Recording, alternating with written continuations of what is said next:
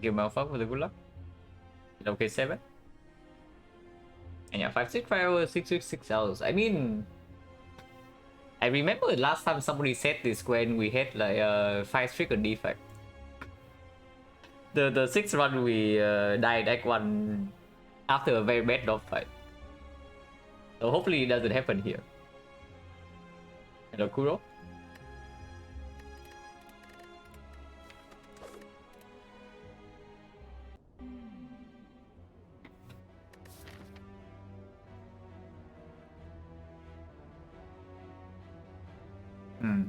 So it's what early elite, yeah? Either floor 6 or 7. Ideally, we would like to take floor 6 elite. This one. Into here, into here.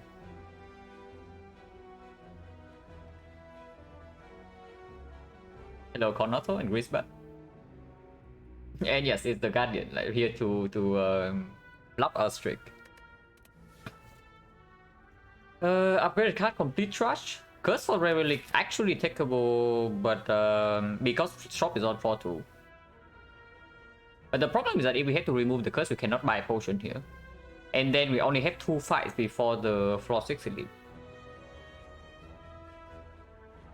So yes, and yeah, elite floor 6, floor 7, impossible for boss squad. Not impossible, but we probably don't do that. So it only means one thing here.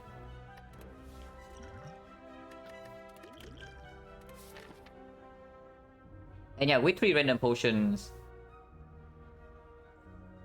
Hello, Circle. Don't understand streams, that's very serious. I mean, today is a little bit later, right? Because I wake up quite a bit later than usual today. Like normally I wake up maybe 30 minutes, maybe 1 hour later than the day before, but today is like several hours. Because I stay up pretty late yesterday to play some Tales of Arise. So I just set for a lot longer. But yeah, with 3 random potion start, of course we never go to this shop, yeah? And we also don't want to take advanced always, and we want to take this elite.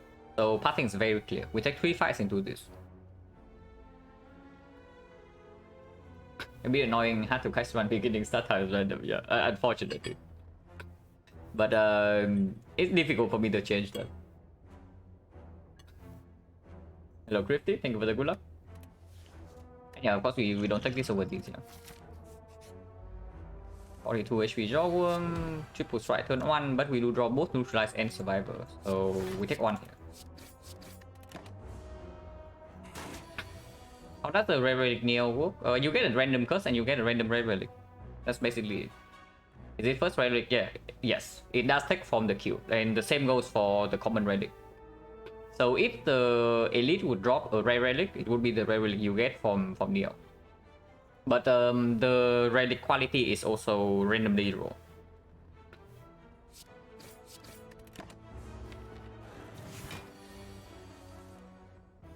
Very rude. Well, we can use this potion right now for 7.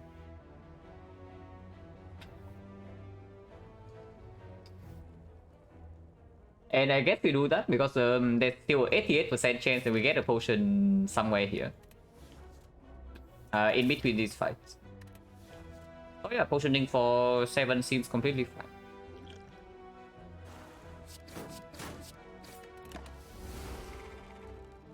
Yeah, potion.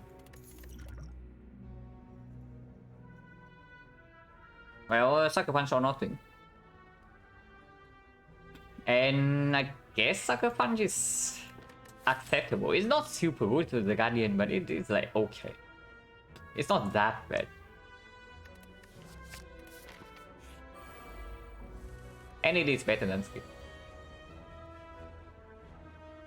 Here we're taking 3. Of course with potion chance being 30%, we are not potioning here, yeah?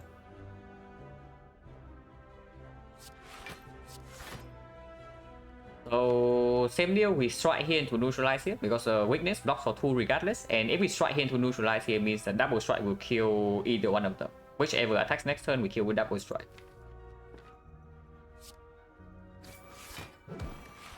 If they both attack, we can still also block because of survivor. Yeah, they don't both attack. So we kill this one, fully block this one. Next turn, this guy never attacks.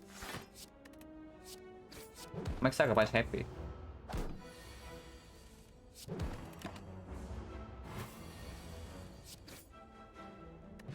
Potion chance 30%.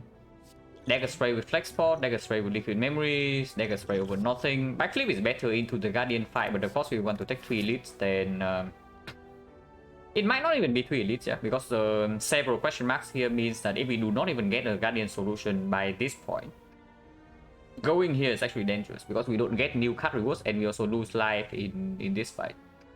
So it might even be intentional pivot away from the last elite, even if this fight can be free, into this fire for more advanced hallways and more upgrades for this fight. But we'll see. Hello Marketo, thank you for the good luck. And yes, thank you for the good luck as well, Talker. And yeah, dagger spray is not a guardian solution, but it's good with both potions. 11 missing HP. And potentially we are only taking 2 elites. And yeah, of course there's no shop here, no immediate remove. It's probably just 5 marks here.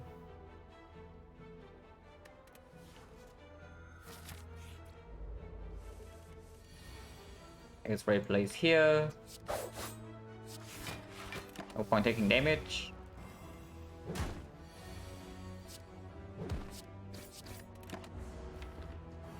Either kill or full block. Full block it is then.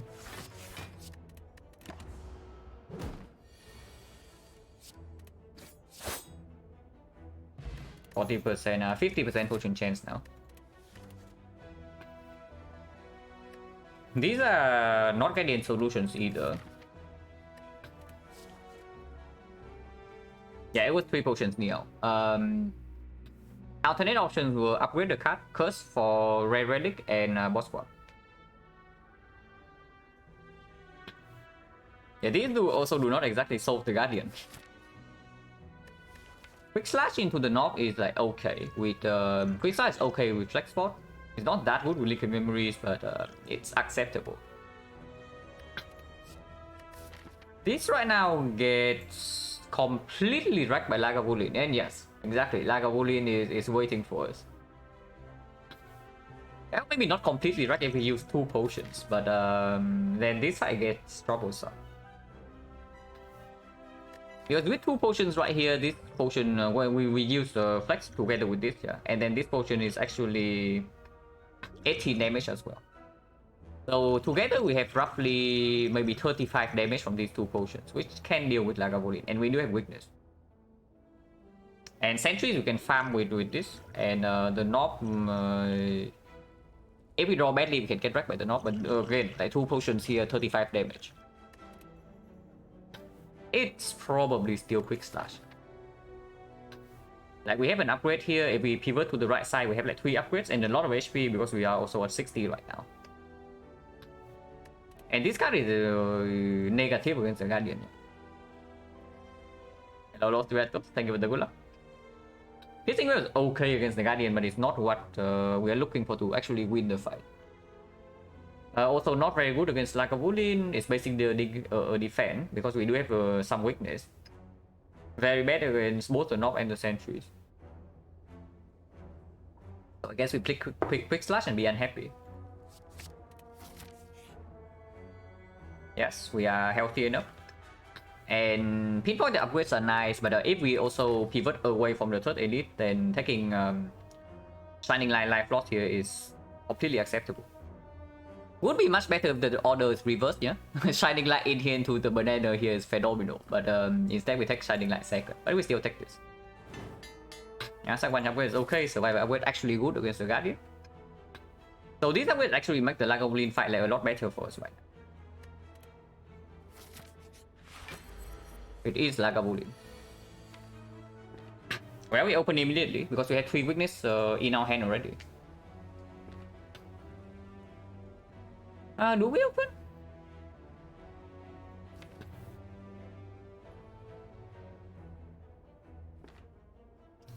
Opening right now means that we are taking...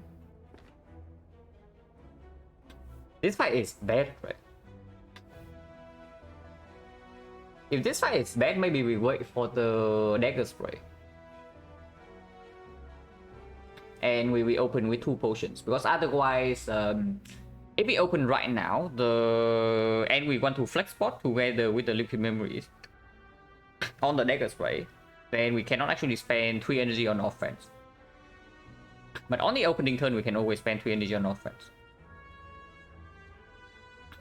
I think I do play quick slash, and then we also. If we don't exactly on dagger spray, now we can still open. If not, I wait. Okay, I wait then. Then we draw into this, we exhaust this thing, and in the reshuffle, we have like weakness and a lot of defense.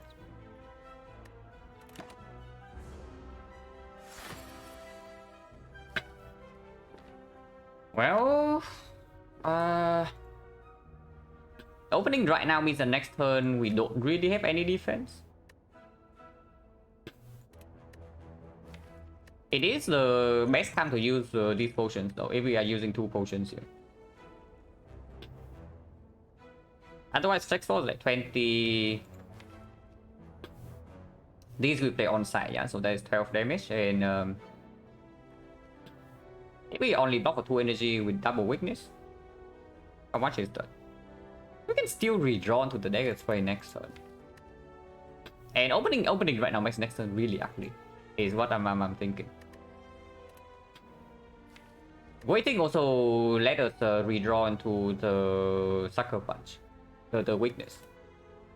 And yeah, we will have more opportunities to do flex for dagger spray after this. And there's no need to rush. Actually, no need to rush. With the weakness chain from this and survivor plus, we can actually block this guy for even in the second cycle. And immediately after there's a fire. And we rest for 21. Don't need to panic yet.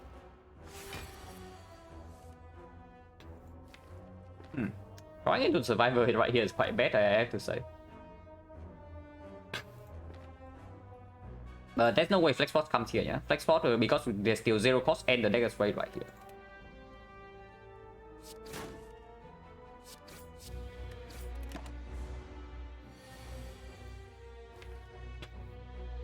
Well, I guess we can triple attack next turn with 2 potions then, because that's what we are drawing.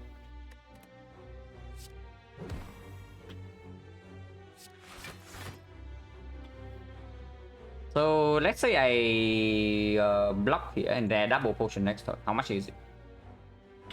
We are, and let's of course assume this is not neutralized, yeah.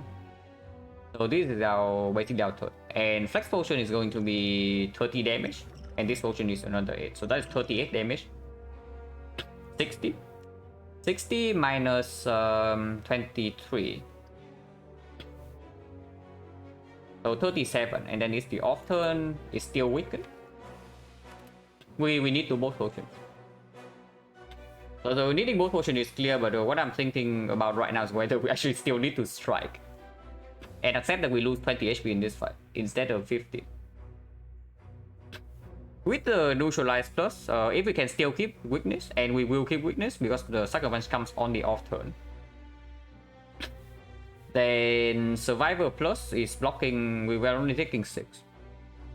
But with quick slash at most we deal, neutralize is 1 damage and then quick slash is another 6. So that is 7 damage you need 1 turn at most. Usually it's like 5. Okay, next turn, double check again, yeah? 21, 15, 15, 23, 23, 43. 43 plus this 18 is 61. 61, this guy's at 37. 37 in the off turn, and then we shuffle out 4 attacks. Yeah, I need to strike here. It's like 31, and then off turn we deal maybe even 12 or 18 damage, and then we try to kill over 2. Actually, we need to strike here because this draw is not good enough. And yes, we do 2 potions.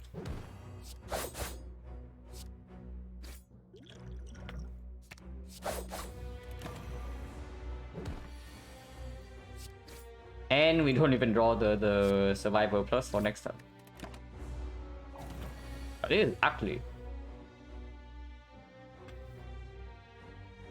I don't actually want to draw any of these cards next turn, yeah? Because if I don't kill by next turn, I die. So, quick slash first. Okay, survivor plus is a very good draw. Can never fail to draw 8 damage next turn. Because the worst possible draw is triple defense, double attack. And double attack is 8 damage. This is also 4 damage, so we can never fail to draw 8 damage next turn. Which means that if I strike here, we have guaranteed lethal. If I defend here, and we draw triple defense, double strike next turn, we take 11 damage. And don't even die. Yeah, we don't even die. So Exit, this is floor 6 lack of lean with no solution. So at least I'm happy that I took the 3 random potion, yeah? Imagine running into this with without the potion start. This is with 2 potion use. From 60 HP. Actually from 39. From 39 because he took Shining Light. So yeah, this is with Shining Light and 2 potions. And then we are still like freaking dying here on floor 6. Well, of course we are not dead, but almost dying. Okay. If I defend here, we take 3, go to 16. And next turn, the only hand that doesn't kill would be this, yeah? Sucker Punch is actually 7 damage. So even with Sucker Punch, we still need 3 attacks. Which means that if whenever we draw triple defense, we are not killing.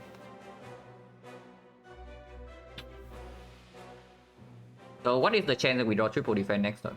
Apparently we need to draw 3 attacks no matter what. If I do not play the strike here. The chance to draw the first defense. Okay, let's calculate the easier way. Because if we... No. 2 defense will still kill. So we need to draw all 3. The chance to draw the first defense is 5 out of 9. And then it's 4 out of 8. And then it's 3 out of 7. So 1 out of 2, 3 out of 14, 15 out of 126. So 1 out of 8, roughly. 1 out of 8 of the time we lose not even 11 HP, yeah? Because if we draw double defense Sucker Punch, we actually block for... we will only take 9. Otherwise we take 11, so on average we probably take something like 10, 1 out of 8. Otherwise we set 3 HP, so expected values wise is correct to defend him. And honestly, if this doesn't draw a potion, we are not taking this either way. So having more HP for this fight is not really a real concern. So yeah, we defend here.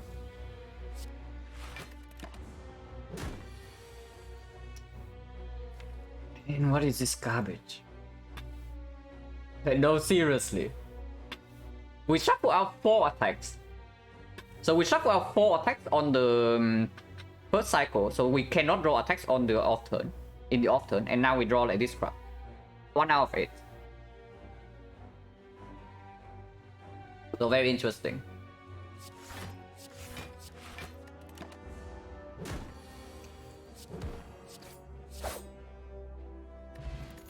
Our Flex Bot came back, Orichalcum. Blade Dance with Flex Bot? Yeah, sure. I'll go here and rest then. And okay, can we take this fight now? Because Orichalcum against Sentries with Dagger Spray Flex Bot can deal with Sentries. And then the North we also have Flex Bot Blade Dance.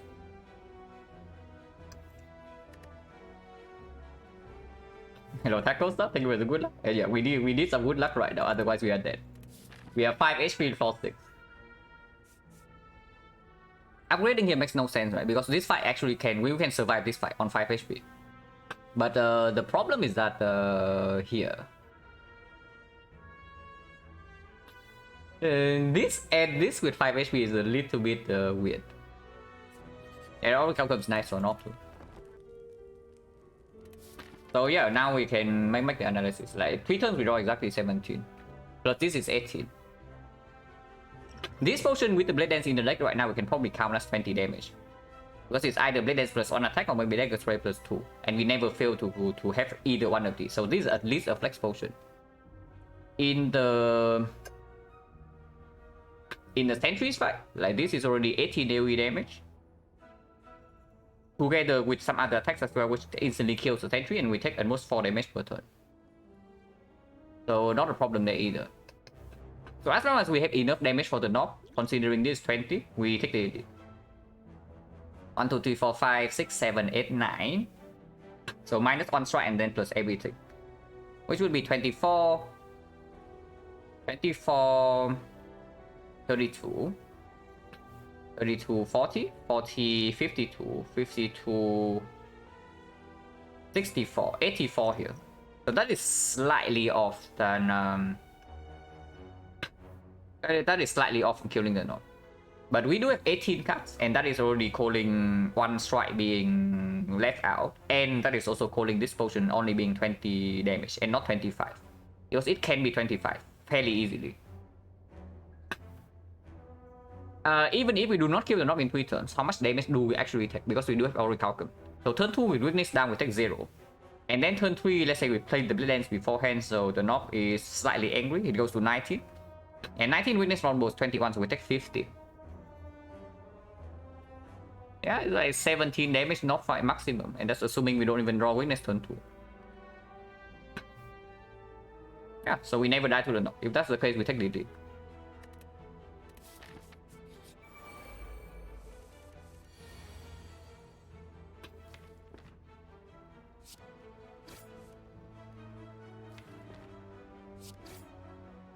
So 4 HP or 6 damage.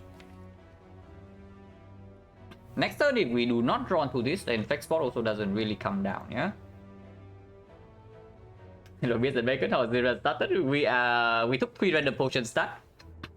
And we have 5 HP on floor 6 after taking Lagavulin. So not exactly super good. But draw order in the Lagavulin fight was like completely atrocious. Lagavulin was already our worst elite, and then we also drew like insanely badly. But for now we are still alive. So if we bottom deck this thing, we do not get to flex here. And if we do not get to flex, 23, this 12, 20. So we need to draw all these 4 to actually kill. Otherwise we take 1 big hit. If I take a hit right here, go put this to 23, and we fail to kill next turn either way, which can happen. And at most we block for like 10. We take 10, we take 4 right now, go to 12, and we take 4 damage per turn. So in 3 turns we die. But whenever we draw into double defense with full block, whenever we draw into this with full block. If we draw into the Dagger Spray next turn, which is 5 out of 9. Man, I actually cannot get over how bad the lack of lead draw was. 1 out of 8 on the final turn, and before that shuffling out 4 attacks. Yeah, before that shuffling out 4 attacks was also another like 1 out of 8 or something. But of course, even if we shuffle out like 2 or 3 attacks, it will still be fairly bad. But the draw order in the Lagavulin fight was probably something like 1 out of 30 or maybe 1 out of 40 low roll. Yeah, 1 out of 8 and did not even get a sucker punch. It's like it's a big insult. Like the spire just spitting in my face here. But for now we are alive. But yeah, if we fail the 5 out of 9 here, the fight gets ugly. There's no other way to talk about this. But if we get this, however, this is 18 AoE. And plus any one attack would be killing on this. If we also draw this, that would be 9 per shift, yeah. So 18 plus 1 attack here into 9 per shift, 27. So we actually kill both of these next turn. If we draw these 2. And yeah, like putting 6 damage here is actually not a real threshold. The only threshold would be Blade Dance and double attack. Before that, I just blocked this 4 damage. Blade Dance not acceptable flex. I mean it is, but afterwards this fight is not super clean. Of course, if we are being attacked by both of them next turn, we don't draw block, we don't draw into this, and we only draw into Blade Dance, then sure, we can flex. I sure hope it doesn't get to that point. But then leaving this on 29 is even better, because it means that 2 shift and a strike would be a kill on this. And then we waste no damage.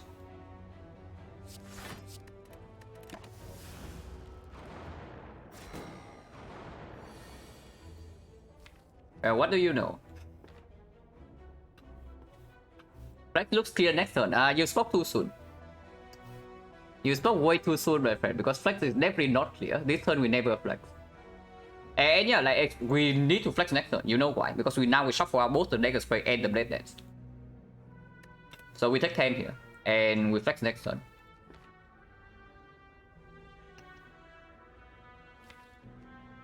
But I mean, that's fine. Take 10 damage and getting out of this fight is okay.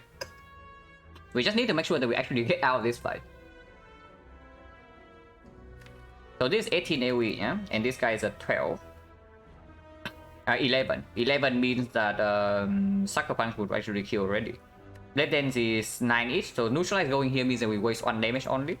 Sucker Punch is 14, it means that otherwise we are wasting 3 damage. So Neutralize going here is probably fine. And then this guy's on 21. 21, this is 14, this is 9, so we waste another 2 damage here, but we kill him. And this guy takes 18 plus 1 more shift. So 27, 16 afterwards. It's okay. So Neutralize goes here and double defense. And then 1 strike can go somewhere else. And we already know that this is 18. 18 plus 18 is a clean kill here, yeah? And then this guy needs to die next turn. So this is 18 plus another 14, 32. 32 plus 6 is not 39, so the strike goes here.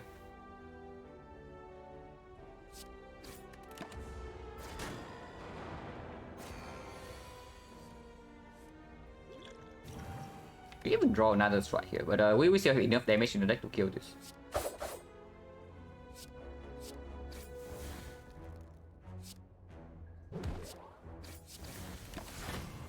At most we take 4 more damage here.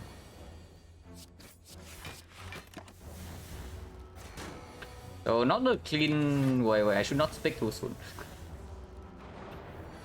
Oh, okay, we don't take 1 more hit here. Oh, that doesn't solve the Guardian. And yeah, here this is a trap. This is a trap. Like, do not fall for this. I fell for this like way too many times already. Like, we get beat on the bone and we go left from here. Like, getting beat on the bone and then going left from here is how the recipe to die to the Guardian. So let's not do that. Because yeah, right now we are still freaking dead to the Guardian. Unless we see any scaling damage or a footwork. Footwork would actually deal with the Guardian here, because then we can even try to block the 36. So another quick shot is definitely it. Yeah, it's definitely not it. If it's a red with no discuss synergy, not interested. And then there's Lawful Ganger. Lawful Ganger has synergy with Orichalcum, some synergy with Mid on the Bone, because taking... Whenever we are hovering around the middle range, then having one beacon to prepare and losing like maybe 10 HP doesn't matter. And yeah, like it's better than skip, and the other 2 are skipped.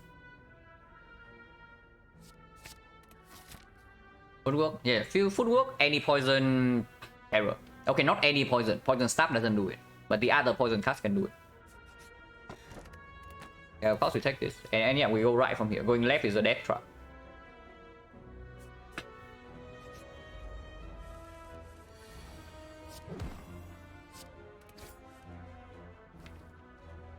That attacks every turn, but we do have Sucker Punch Plus and Survivor still in the deck. So no reason to take 3 damage here. Yeah, that's incredible. Yeah, very good relics, but you see right here, yeah? You just see right here why I say that the left side is a death trap. With these relics, we are actually good if we survive for long enough. But going here drastically increases the chance and we actually die in this garbage fight. So I want to take here, maybe go here, into here to find a Guardian solution before it's too late.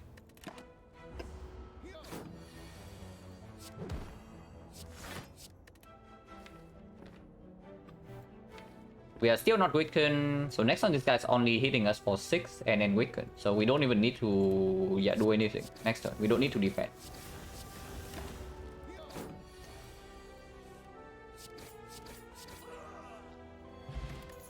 Yeah, boss, good. I just say that with single poison sub does not do it.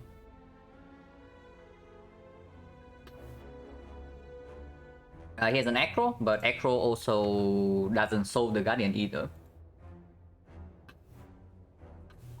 But honestly, poison sub does not do it alone, but it's good enough because we probably are going here instead of here. Acro never here again, I don't care. Before I die that one, I actually click the card that helps me not die in that one. And yeah, poison staff into upgrade poison staff, and then if we see fumes or deadly poison, can still upgrade the thing here. Yes, I take the upgrade first because then I have another upgrade here.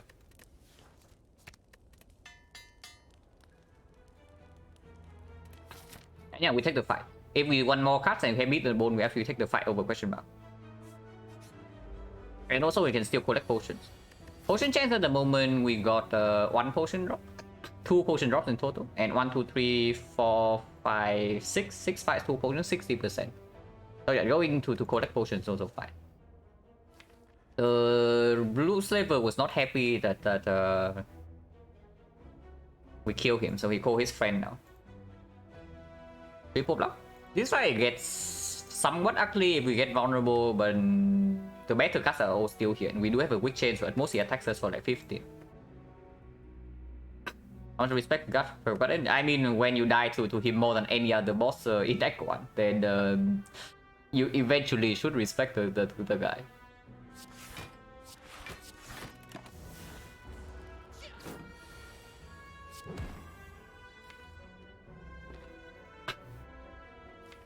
And then say 30, and then we draw +1 next turn, and we can do poison staff, neutralize, defense survivor is full block. Plus the strike as well, so this is already 15, 15, 24, 24, 36, and we already 6 damage the turn after. So it's fine to do this. Wait, do I even need to dock? I don't. So if I just play strike here, this is already 15, 15, 24, and we have full block next turn. Yeah, let's not play top 4 then. Like, what am I talking about?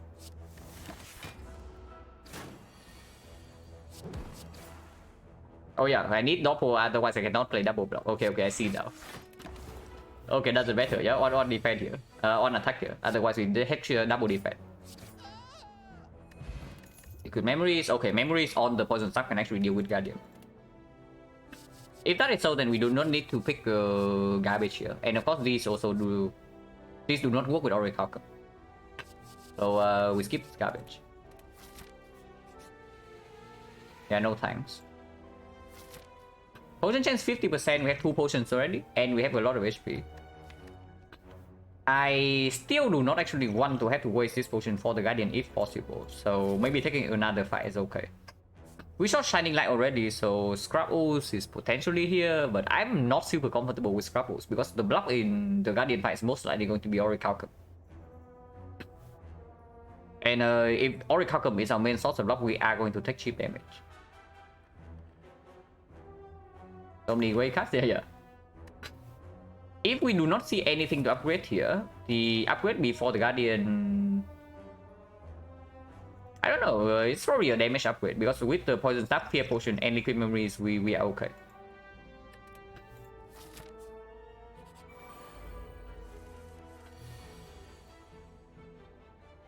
There's 20, so we can kill.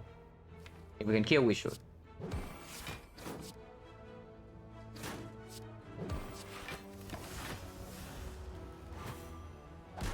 Anyway, yeah, we are not strong.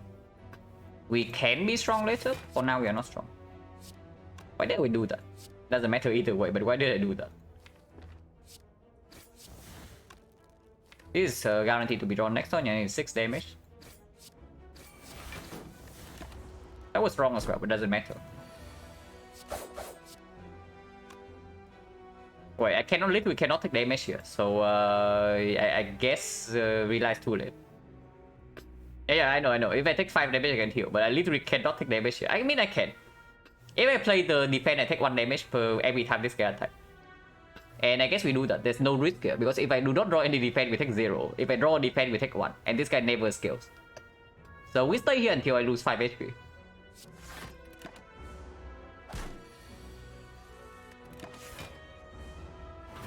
Yeah, there is absolutely no risk here.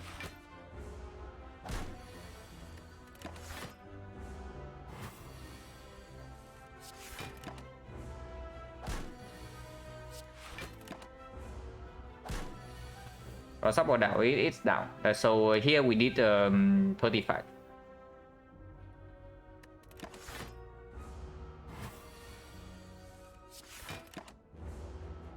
And you see, like 36 right here is not glowing. But 35 now it shows you that it's proccing. 5 is okay, Top is okay too. Dash is worse with the Oracle. Eviscerate with no discard. Not interested again. Top is good with both Mega Prep and the potential Poison Staff cycle that we want to do in the Guardian fight. Yeah, technically it doesn't matter, it's true. Is 5-pot or 4-pot better? 5-pot is better for the very first cycle that we want to prop by 49. 4-pot is better if we don't want to liquid memories to prop the 60. So basically, if we can prop the first cycle without potion, then I should keep 4 potion. We did 49 damage with 6 energy. Mega Prep, poison times 15, 15, 27, 27. The upgrade is probably on Nego's way, by the way, yeah? Like, this upgrade doesn't... This upgrade plays nicely in the Guardian, but we are okay against the Guardian already. I don't think we should overcompensate. And this upgrade plays way better for Act 2. Act 1 is also better in Act 2, probably not really. I think this potion into the avocado or the double tip is way stronger than the... Oh, maybe not way stronger, but into Chosen as well is stronger. Fire potion is better against the burst and better against the baseball, but we don't really want to potion against baseball when we have Oracle commit in the pool. Hello, Grandno? But yeah, Fire generally is stronger against the elites, just because of slavers. It is probably okay to take the 5-pot. Because 5-pot we can always decide when we see the situation. The 4-pot we need to decide like a few turns before. So we don't even get to see our draw.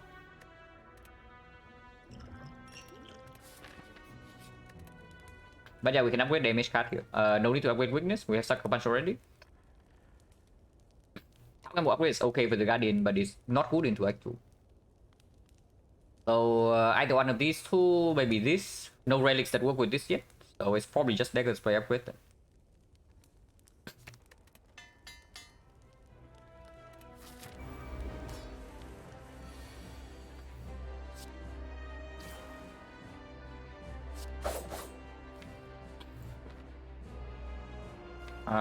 Do this 7 already, so Blade Dance plus Neutralize is the guaranteed prop.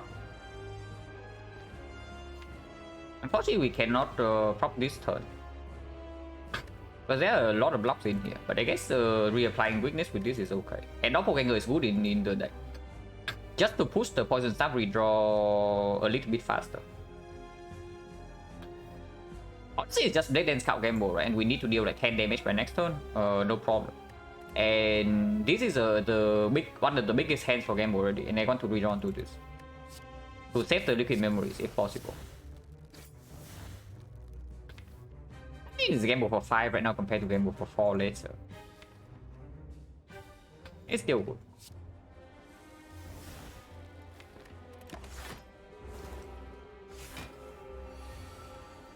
We're not going to Quick Slash, so we are actually 1 damage short. So that's annoying.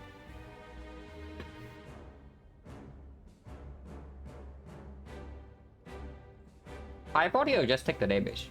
Honestly, taking I'm down to take the damage as well. Potion? Yeah, potion. Right here.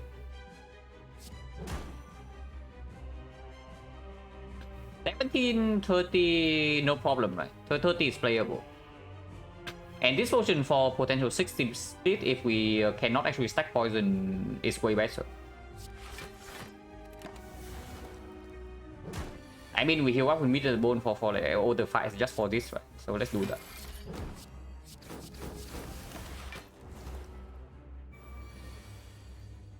I take 4 here, yeah? Actually, I take 5, but I do take damage to put this down.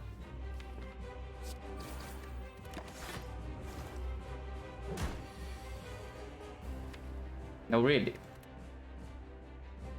But that's pretty annoying. We take another 6. But we guarantee weakness next turn, and then we have 1 turn of like survival doppelganger or something. Right now we are still in no danger of actually dying. Even if we are in danger, this can always bail us up for 1 turn. There's no clean way to do this with Orichalcum, right? So we are taking... Yeah, we were just taking 6 damage no matter what.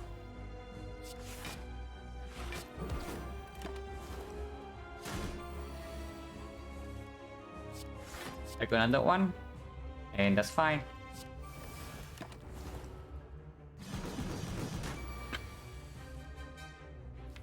Not drawing to poison staff, but weakness is down, and we guarantee the proc next turn. Poison staff bottom deck, but we don't care.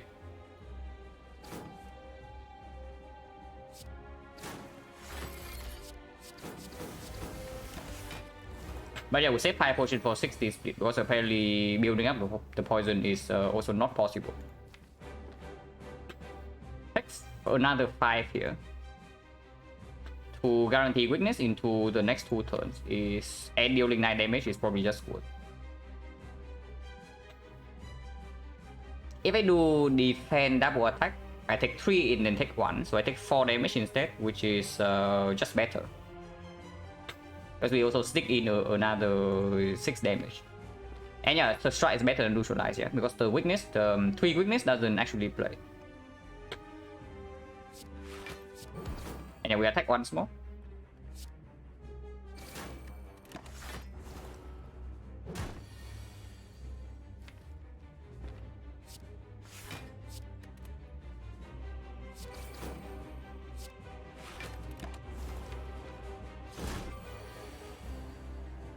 Take 6, but after this should be okay.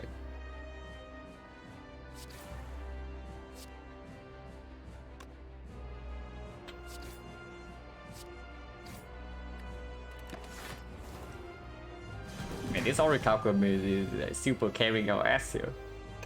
Might still need to 5 pot next turn, but with this there's no risk, yeah. Dealing 18. 18 plus 9, 27, 27... 27, 47, so we need 7 damage next turn, and we never fail to draw that.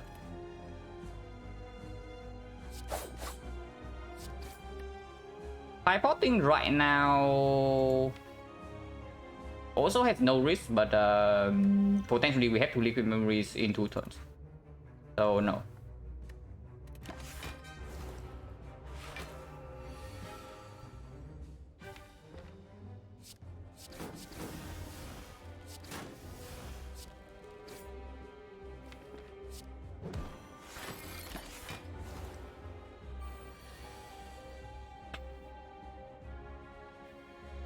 So take 3 and get out of here. And yeah, you see why I respect this guy so much. Yeah.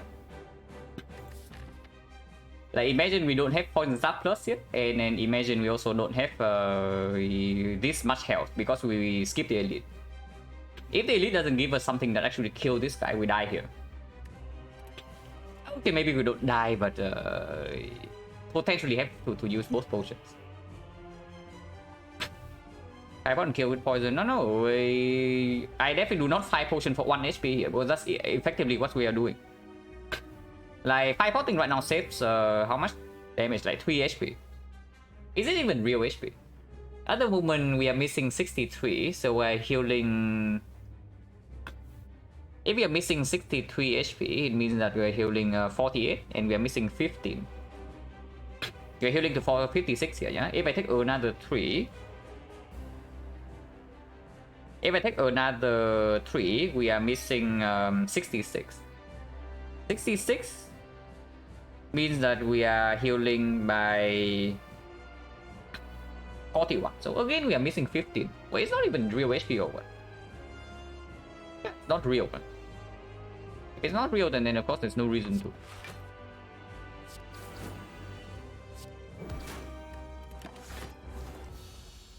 No. This is healing missing 60, so it's 1 HP. It's 1 HP. And yeah, no potion. After image,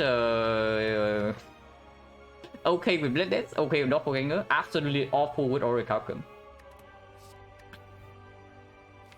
Glass Knife, front load damage upgrade, but that's it. Second Doppelganger is way worse than the first one. Especially since we have Mega Prep now, so the Doppelganger turn 1 draw is not strong. Because if we draw 9 cards, most likely we have something that is worth our energy.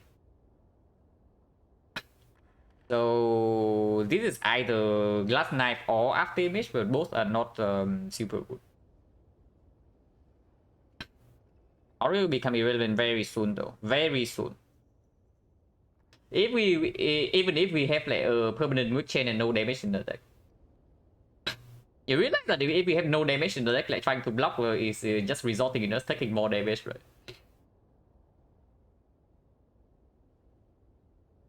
This is just Glass Knife, right? Now that doesn't actually solve any of our issues in the long term. But with the meat and the bone, we also want to take maximum elites. If possible. And the way I see it, there's no way After Image can help us take elites.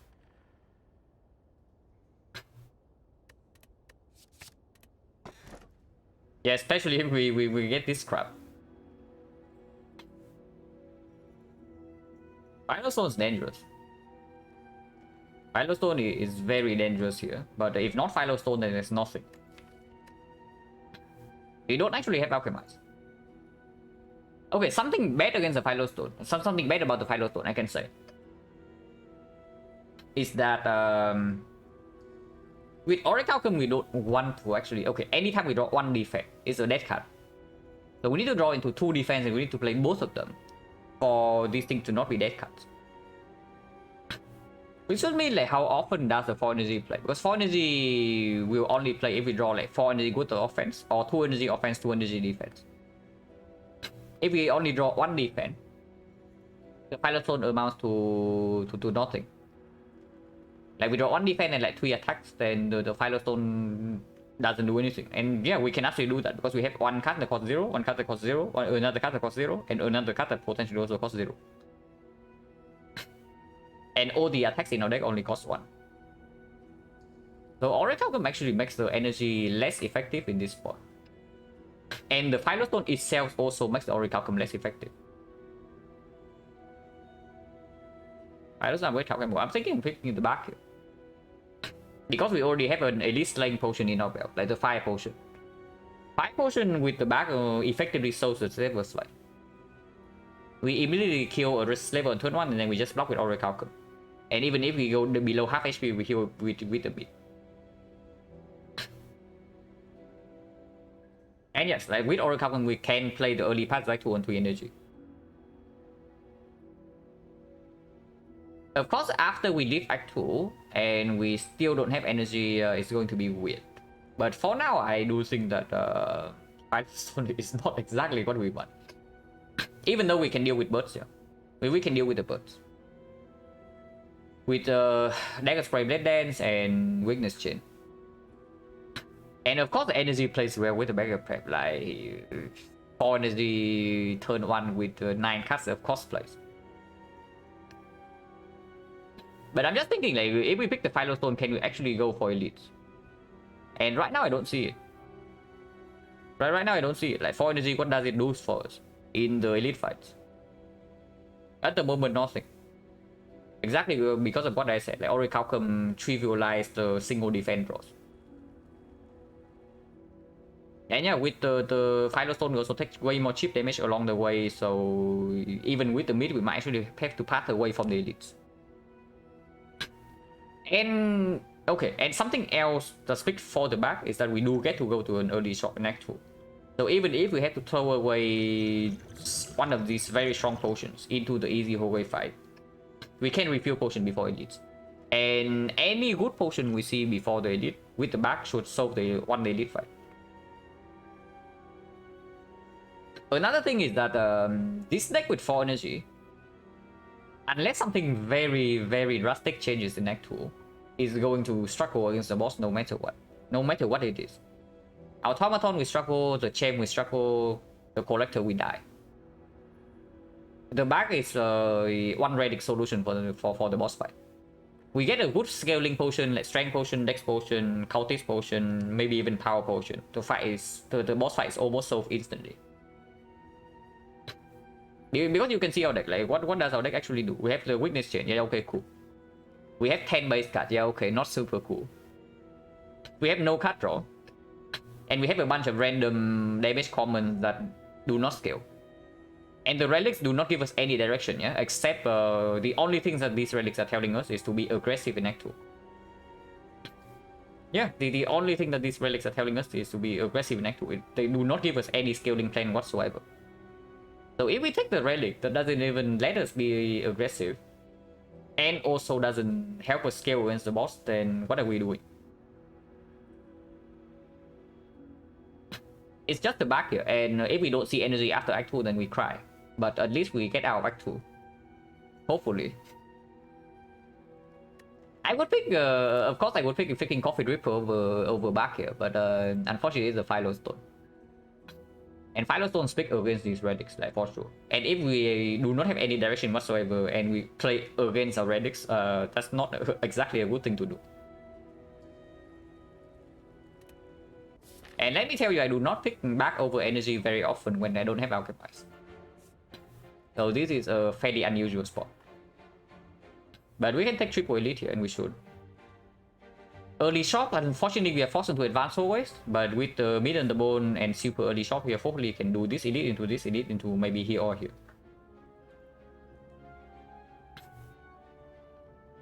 Right side nonsense, yeah. Right side already gives 2 advanced always before the first elite, and it doesn't even give us 3 elites. 3 elite early shop is looking only if we can take the elite, because this elite is forced. The very first elite is forced no matter what. So we hope that the advance always doesn't really destroy us or something. And yeah, Firestone burst. Firestone burst into triple buff turn 1. I guess I am happy that we don't have Firestone. I mean, we can down the bird right here, but this is terrifying. We cannot down 2 bursts yet. Or if we have the Firestone right near next turn, we are being potentially attacked for 36 still. That's probably fine. No, here we can only down 2 bursts, even with 4 energy. If we draw to Dagger Spray or Neutralize, then it's a different story. You can down 2 bursts, maybe even 3. But we don't have those right now. So if next turn we brick, we are taking 20 plus damage. But here we just down a bird and be done with it, yeah? And I do want to have weakness persisting. So I waste a little bit here. Yeah, we can down 2 bursts, right? Actually, with energy, can we down 2 bursts? We can. Yeah, these 2 hits, and then Blade Dance another 2 hits, and then we have 1 more shift. And then we can play 2 attacks, so no. Yeah, we cannot down 2 bursts. We are 1 hit shot. Which one do I want to kill first? With the Poison Stab, maybe we can kill this while it's in the air, but it's kind of a stretch. And this one shots regardless. Yeah, this one shots regardless. We don't actually need to play Glass Knife, yeah, so we can probably start with Quick Slash. Quick Slash, hand still has 9 cards, hand has 8 cards, and then Blade Dance can do. But if we draw into the Dagger Spray or the Neutralize, we can maybe do something else. Okay, I guess we play poison staff then. Do we? Actually, we don't. Okay, maybe 5 potion cups. Maybe 5 potion actually needs to come here.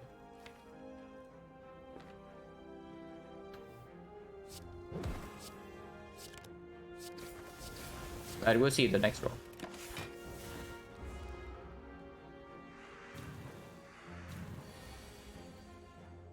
Yeah, swooping.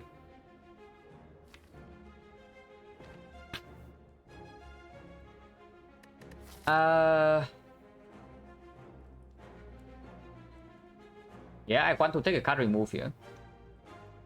So that is 75. 75. If I have to buy a potion as well, which I don't try, because if this fight doesn't drop a potion, it's still 50% potion chance. If it drops a potion, of course, I don't buy potion. So actually, I never buy a potion here. Unless I also see potion belt. But remove 75 and then I have 260. So there's no uncommon relic. If I buy a common relic or shop relic, I still have like 90 left over. So we can buy a card. What do I do if P-Box with all my defense? I'm happy because that's what P-Box is expected to do. Like if I do not, if I click P-Box and do not expect that it throws away all my defense, then I don't do. Then I'm just hoping for a high roll.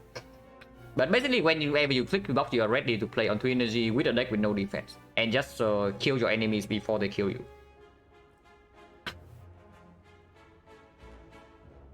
Has been asked this a million times new to your stream. Why Silent my favorite? I'm just enjoying the power curve of Silent the most. That you start off the run way weaker than the other 3 characters, and you work your way up from there. I'm just enjoying the playstyle of being weak in that one, because then it means that you actually need to very correctly judge risk versus reward, and just not jump into the maximum value path possible, because you can do it in that one. Silent cannot do that. Jankovic, thank you very much for the sub and the 6th month. Appreciate it a lot. We mentioned Firestone burst bow buffing turn 1. Yeah, like that is 52 damage, 54 damage turn 2. And yeah, you see it right here, yeah? Firestone, I mean Firestone here we don't super get direct compared to this, but it's still pretty bad. Don't even try to deck this right. Okay. Somehow Defect Act 1 is weaker? Absolutely not. It's not even close. If you think that Defect Act 1 is weaker, you're playing Defect wrongly. Or you can only get out of Act 1 if you high roll. There are the 2 cases. If you think that Defect Act 1 is weaker than Silent. There are 2 cases, yeah. Either you can only get out of Act 1 if you high roll, or you are playing the Defect wrongly.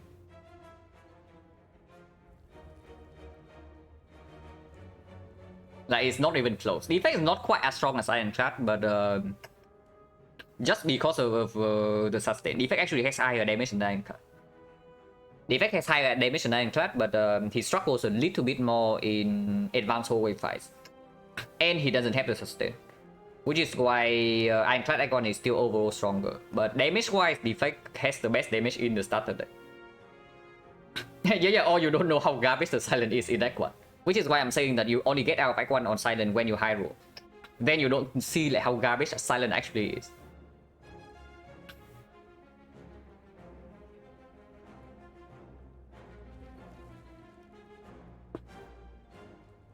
Impression defect is weaker each act. That's really strong. Yeah, defect actually defect Act 3 is quite strong. Defect is like weird. Defect is strong in Act 1, weak in Act 2, strong again in Act 3, and then completely garbage in Act 4, unless you are fairly overpowered at that point. So defect is like up down, you know. Watcher is all up. Iron Trap is start with up and then eventually down, and Silent is start down and eventually up. Kind of.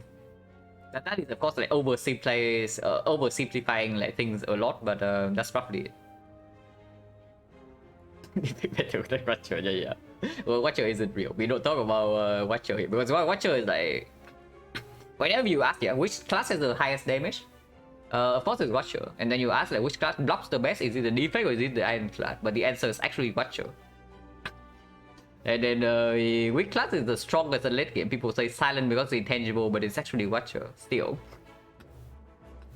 So usually whenever you ask like what class can do this thing the best, the answer is just Watcher. Class Act 2, yeah, class Act 2, the Burning Blood also already falls off a little bit, which is why you need to get like really strong in that one. And it just makes sense, right? The design like makes a lot of sense.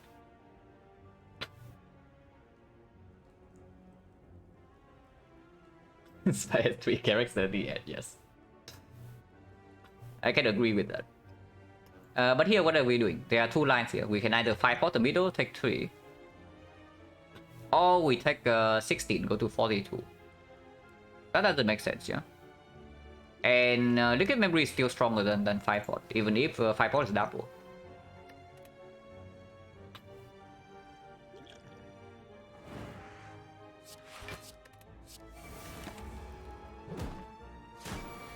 Change is 40% and we do go to a shop.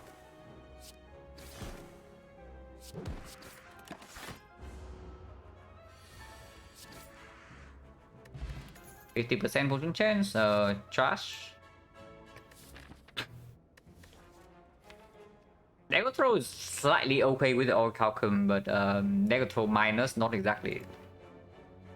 If it's dagger throw plus, I can consider.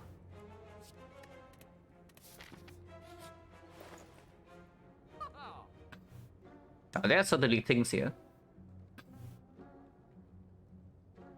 There are definitely things here, I can tell you.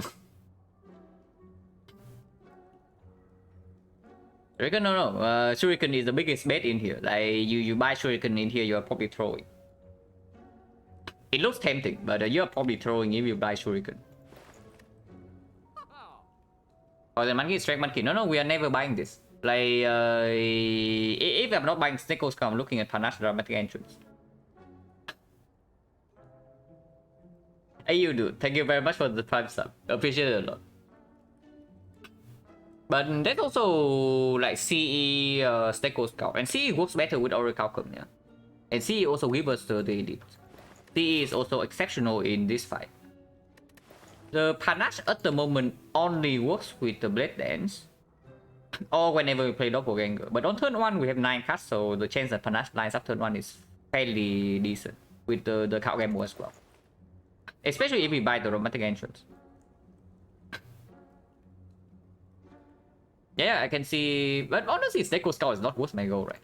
It doesn't matter whether I buy the CE here or not. Snake Skull is not worth my goal. Because right now, what does it do? It gives CE 1 more poison. Yeah, okay, cool. That's not what I want. Because I play CE... after I play CE, I better win the fight quickly. So 1 poison probably gives me like 2 damage in the entire fight. And then this thing again, 1 poison, like how much damage is it? It's like maybe 3 damage. So do I play 166 gold for 5 damage per fight at most? Absolutely not. Well, depends on well, depends. Okay, if I also buy the CE, but in the hallway fights it does not play. In the elite fights it will not play. In the collector fight it's good. But collector is very far away from now. I think the strongest thing in this shop is Dramatic Entrance. And also the cheapest. So we can start with this first. Because we have a Mega Prep or a Orichalcum and we are on 2 energy. So here I can do CE card remove or I can buy the Panache. Panache does get stronger with Dramatic Entrance. It procs with Blade Dance, it procs with Doppelganger. But we are on 3 energy, so it's more difficult to proc than normal. CE, however, also costs 2 energy. Good against, very good against Slavers, very good against the collector, but only if we draw it on not turn 1. And we do have a decent chance of drawing CE on turn 1 already.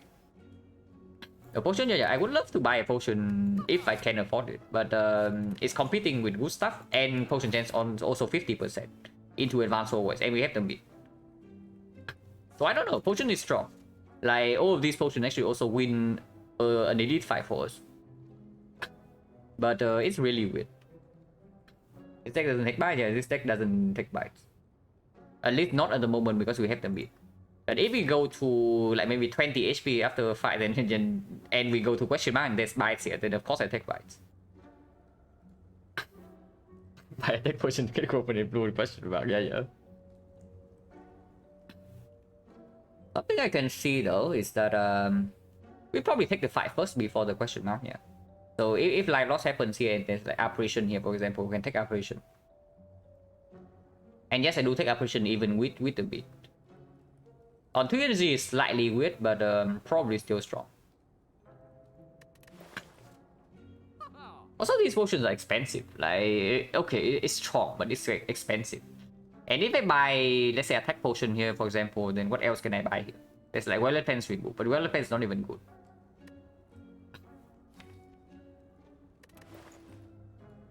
I can buy attack potion and CE.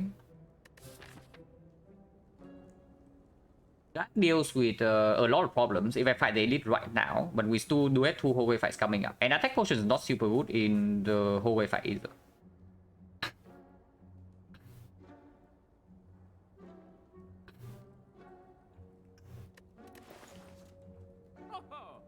Panache is way easier to play on 3 energy, and it's 1 card away from being strong.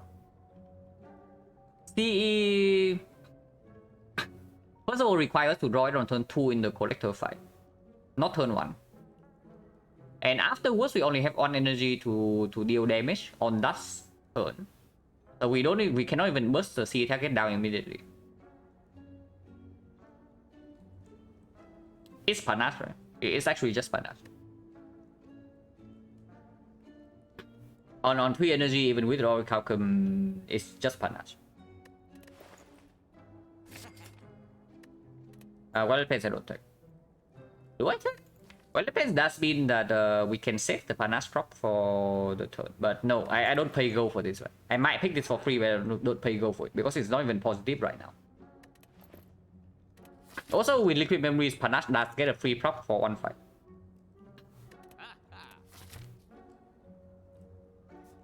Take fight first here, and depending on what happens here, we can take the second fight before getting into question mark.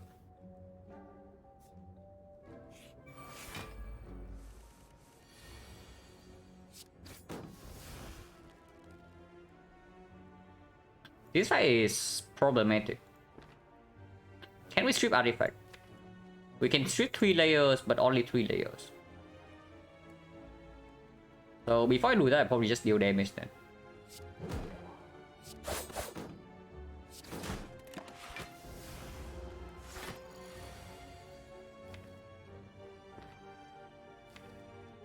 Panache waiting room or what?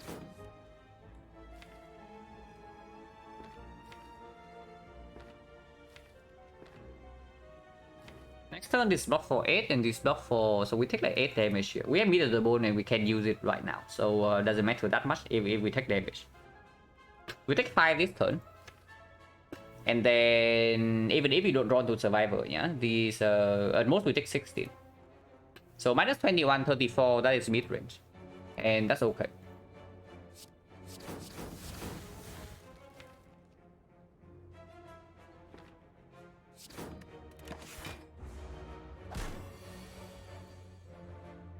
It's not even drawn to Doppelganger, which is slightly annoying, but we do draw into the wood block.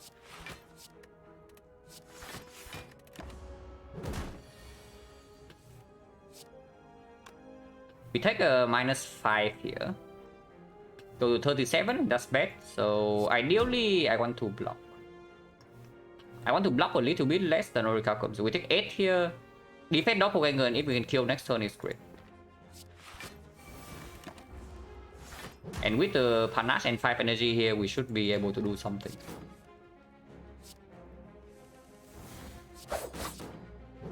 Yeah. No potion, 60%. Well, Panache in the deck. I know we also have Mega Prep, Entry Energy, and the Dramatic Entrance. But with Panache in the deck, I absolutely take the second Blade Dance.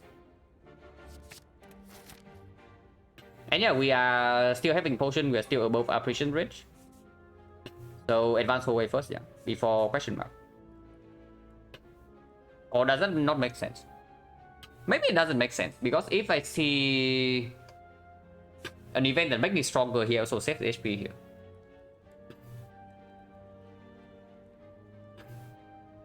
Because with the, honestly, with the mid, we are not going to be that much below half anyway, unless we are literally dying. And if that's the case, I would rather see attrition before, not after. If we buys right here, we also don't really lose current HP, so it doesn't matter. How much HP am I saving with mid? So far, I have still 60. But yeah, if you're asking about like apparition here after the mid props here, then you are correct. Which is why I'm thinking maybe we'll go here right now. Because if we go here right now, Cleric cannot show up. If we take this fight into going here, Cleric can show up, and Cleric is not good.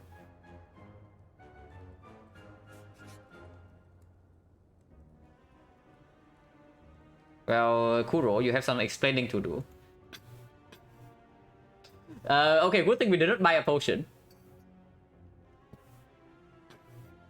Good thing we did not buy a potion.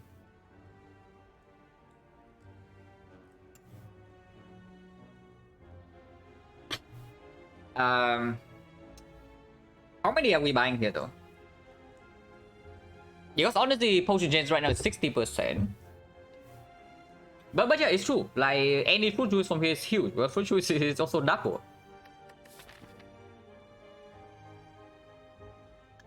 Potion gens 60%. When is the earliest shop? There's no shop here, right? Because this is okay. There's still a shop. Like 20% of the time, this is a shop. If we go for question mark heavy path, there's also potential shop here. But we never have enough gold regardless, right? So I think we buy 3 potions here. With the back, we definitely buy 3 potions. Well, I guess we hope that we do elite fights without potion use. Yeah. Like we find ghosts in the giant, we occupy our potion slot like forever. And exactly what's happening right now. And potion slot second back is kind of bad. No.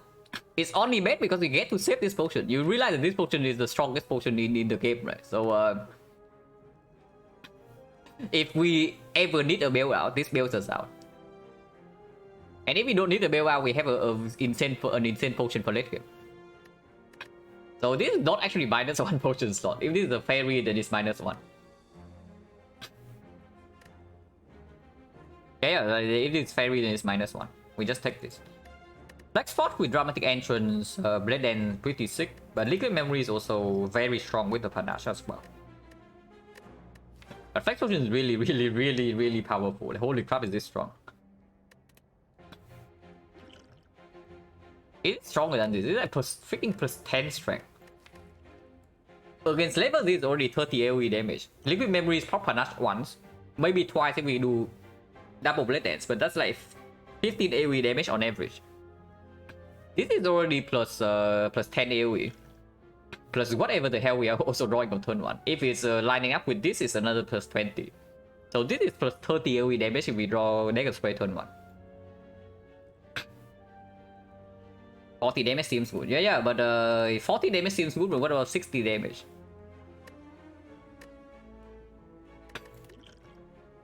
Man, Liquid Memory is so sick though.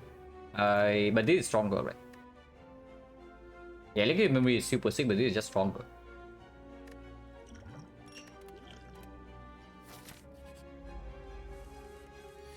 Yeah, like imagine this hand against lepers, we just kill them instantly. Like, yeah, you just imagine this hand with lepers, we just kill them instantly. They are dead. Of course we don't use it here, even if potion change 60, because 60 is not 100. And this potion is exceptional.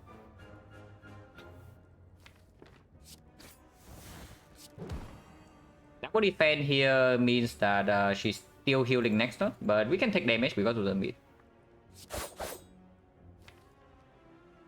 Honestly, just play this.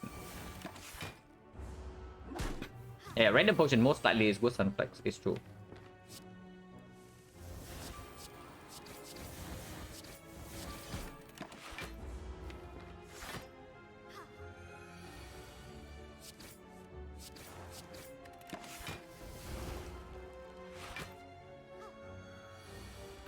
Wow, they are pissed. How much damage do we need to take? Like 7, right?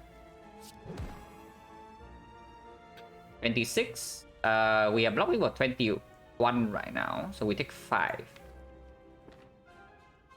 If I do not play defending, we take 10. But she's at 13, 13 weakens to 9, 9 is easy to take 3 days, so yeah, with Orichalcum, as long as she doesn't buff. And we might actually be forced to take more damage from this guy afterwards, so no reason to get into mid-range yet, if we know that she's easy to control.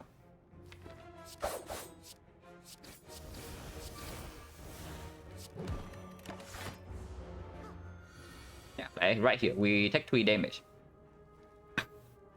We take 3 damage, go to 34, and we heal back to 46. This does not kill, and we kill next turn. 7, 7... It's 16, 20, so yeah, it doesn't kill. But she's guaranteed to die next turn. And you see what I talk about the Orichalcum and 4 energy, right? You see how often the 4 energy actually plays here.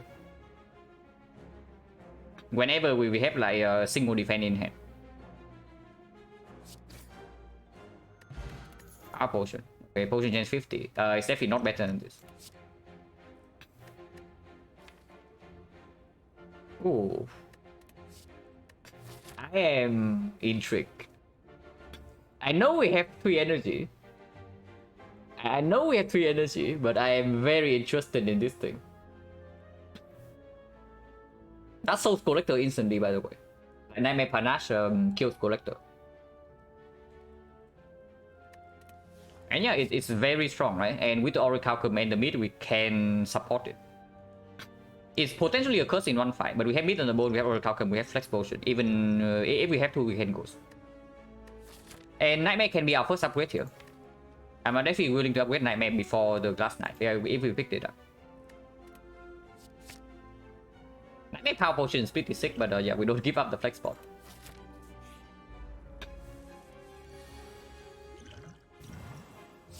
Now, Slavers. Can we fight, guys? Very scary. And you got Final Stone, yeah? You're just saying you got Final Stone.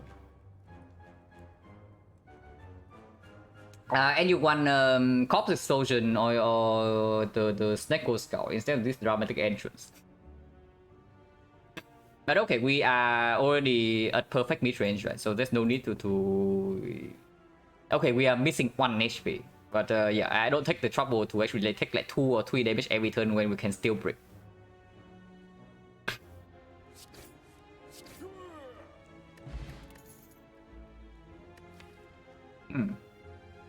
Pretty good.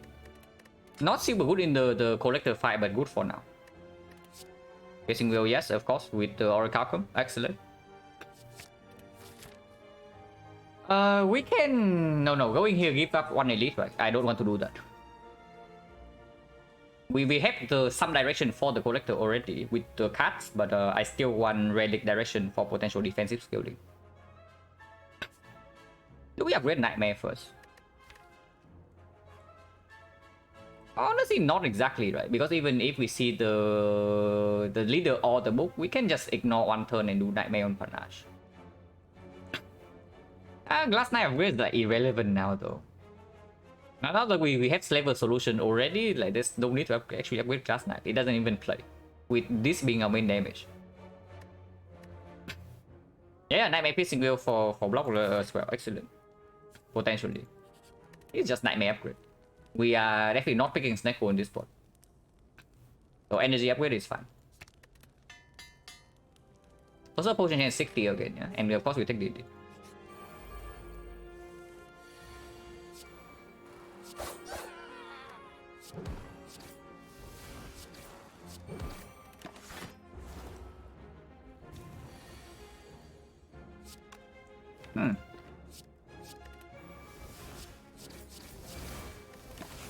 So I'm just saying, but we do have Panache in play. Wait, this doesn't even kill. This looks nice and all, but it doesn't even kill, right? It's like 36, 56 damage, so we are 2 off. Unfortunately. So I guess we are taking 18 damage to our face, but we heal by 12.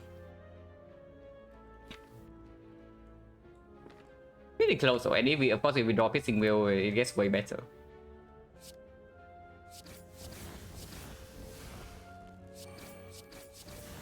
Could have double defended, but probably double defend was better. But I don't care.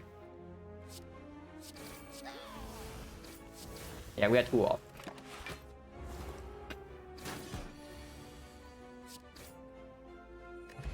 Dreamcatcher. Potion chance 50%. Wait, these are sign, guys. It's just a sign, guys. We pick up Nightmare. We upgraded the Nightmare. And now we get a setup plus.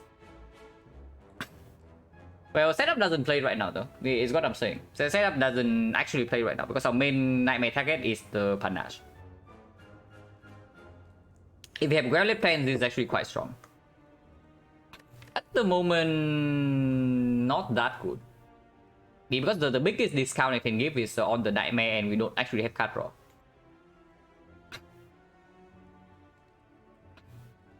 Was there any way to get more damage on turn 1? I double... Not really. I play all the best damage card and I also get the 2 props from Akabeko. So I don't think so. If there was any other way to get damage, it was from the Cow Gamble. Because I did not waste any single point damage on the minions.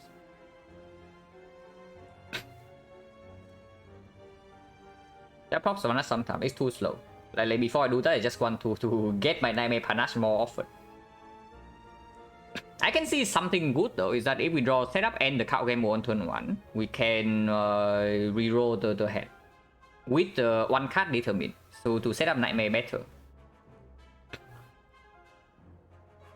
Yeah, setup can... but setup at most right now give us 2 energy. And we have 0 card draw.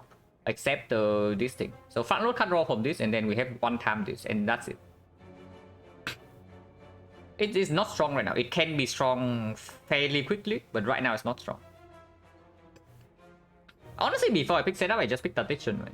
But I don't even know whether Tatition is accurate, is positive or not. Yeah, it does have some synergy with Quick Slash. It's okay.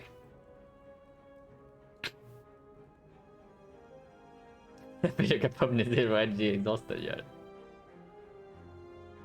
No, exhaust, if it makes it exhaust, I guess exhausting would be quite strong. Silent doesn't have a way to exhaust cards. So exhaust actually would be a positive. Set up Nightmare Quick Slash into 2 more mana. Yeah, but you realize what you need for that to happen, right? You need 3 of the 5 cards in your hand to be these 3. And then you also need the Nightmare target to be in your hand as well. So you are drawing exactly 4 cards. You are drawing 4 of the 5 cards being perfect. And then you are still not having a card for defense. So you are taking a whole hit to your face. Only on turn 1. But basically setup right now is only for turn 1 and nothing else. And I don't think it's good. Then there are definitely times for the setup, especially with the Nightmare in the deck, but right now it's not good. We don't have the draw consistency to support it yet. If we actually have the pyramid, then it's a different story, yeah, but we don't have it. Partition is a way that we can kill. What about Clone Dagger, really? Well, what about Clone Dagger? It's a block card, not exactly super good with Orichalcum, but potentially strong with the back if we see Dexterity Potion. And eventually this we will stop working. Yeah, for now it's still working with the mid for sure, but eventually this stops working and we need to scale our defense somehow. And yeah, football is potentially one of the ways we do that. If that is so, picking Dexterity block card is okay, and it's already proccing Panache. I don't mind it too much. It's another upgrade target as well. Did I see Lagos 5 Grand Finale? Not really, but that sounds like a blast. Yeah, like if you have so there are a couple of ways to land Grand Finale. You can either have a deck that draws the entire thing every single turn, or you can just move force by adding many Grand Finales to it. And most versions work. And the second version is, of course, like more fun to play.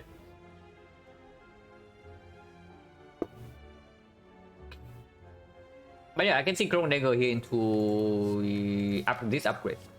If we see any ninja relic, of course we miss Shuriken already. Shuriken we don't need because we already have the damage from this. So any kunai, any fan, any nunchaku, any penip. Penip is not that good, but penip akabeko is still a real combo. Then the clone dagger can perform. We do not actually get an upgrade on it though. So whatever card we are taking here, we are running into this elite with that version only and nothing improved. Attention is good, be good if we are stuck on 2 energy. Okay, I can actually see setup though, because with this deck we are probably picking pyramid. And if we don't get, if we pick pyramid, yeah, and we are stuck on 3 energy, like energy generation will be necessary. And setup plus would be premium there. Setup plus is already sometimes playing, not very often, but it does allow us to pick up more card draw. Attention also allows us to pick up more card draw, but it's straight up worse right now. Also demands an upgrade. Setup is upgraded already. Clone Dagger good? No, Clone Dagger is not good or outcome, but I'm saying that this thing eventually falls off, and Clone Dagger works with Panache already, and it scales with the things that we want to pick up later. So it's okay. And we already have a speed potion, yeah, but for now it's not that good. But I can see, like, if we are hedge picking for the future, then maybe setup just better.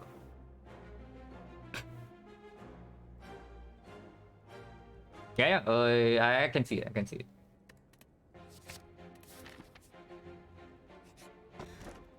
Howling Mask, the remove cost. We didn't even remove a card in here, right? So removing it saves like 25 gold right now for one shot.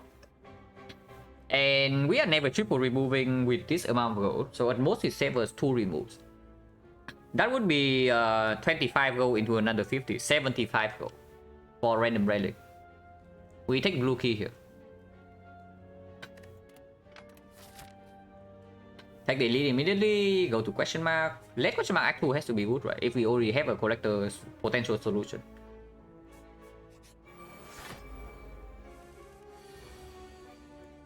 Yeah, that's the setup of Nightmare that we can do.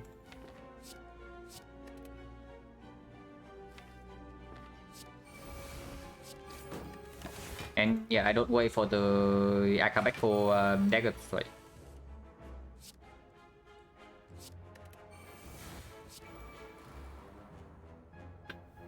Nightmare Panache is in play, and we want to take 5 damage here. Next on Nightmare Panache is 40 damage AoE. It drops at this one. So this guy is already dead.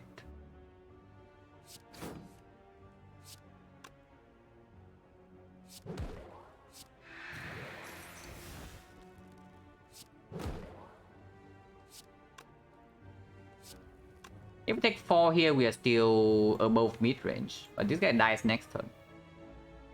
Maybe I should not have willed this then.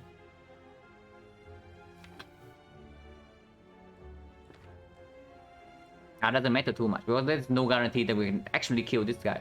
If we bottom deck the Blade Dances, we also cannot kill this. So I just full block here.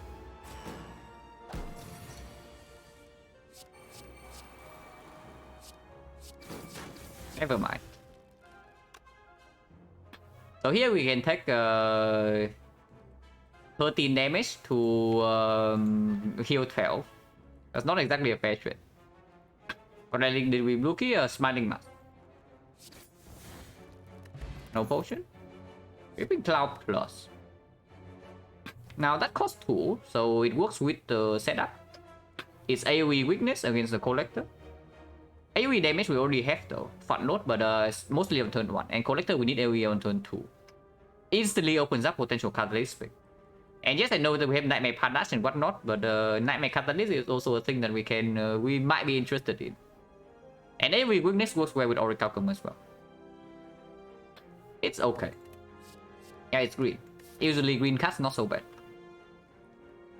Potion chains 1, 2, 3, 4, 5, 6 here. 6 spies, and we got the first potion from here. And the second potion from here, so 60%.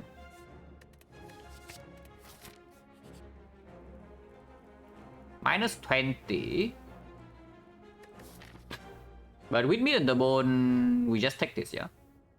If this is levels, we don't care. If it's a book, we do have one piercing will, then we might be able to Nightmare and we can definitely use this potion, 60%.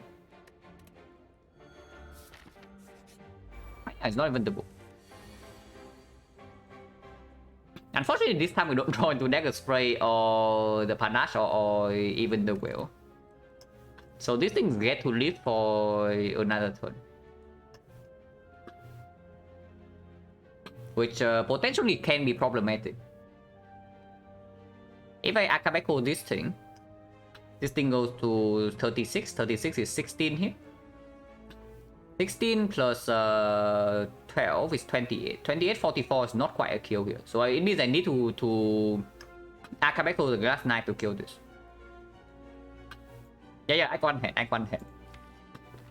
Yeah, we always have this, yeah. But if possible, I want to get out of here without using this. If possible. And we need to spend all energy here, so we take 14. So far, okay. And yeah, I do take 14 here.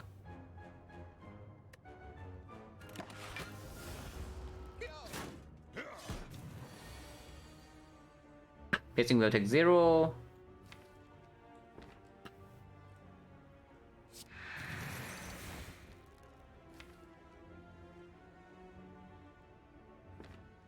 No more piercing will though, so next turn we either kill this guy or Speedboat can be used. But we only have 2 block casts left in the deck.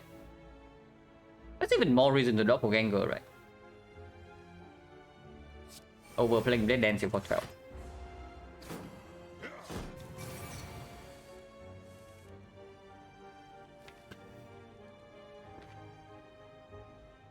Gripping Cloud, this guy goes to 7, this guy goes to 9.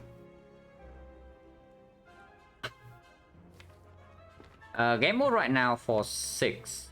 Can miss a defense. And we are floating energy like crazy in that case. Damage wise, this is 8.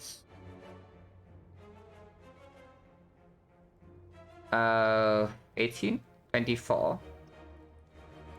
24, 30, 20. It's not nearly enough.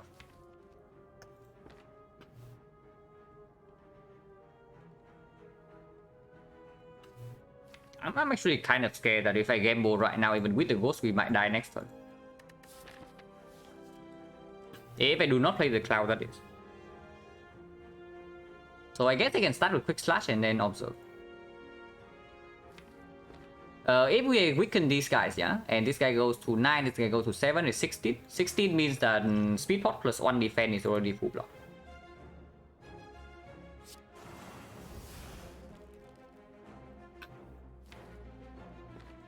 Ambo for 5.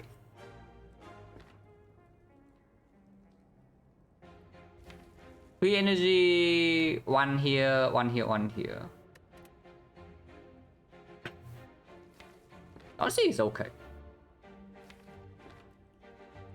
And if we gamble for 5 right now, we can technically miss both defense. So Quick Slash first. Quick Slash first will never break. And potential setup.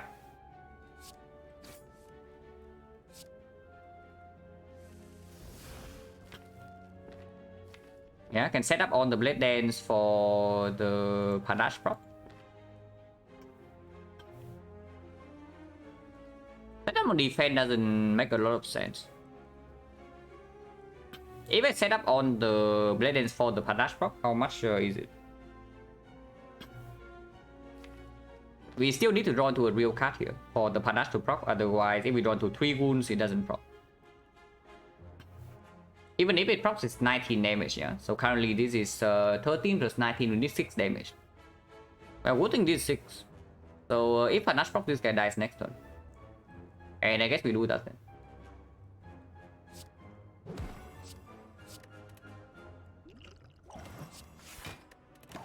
Full block.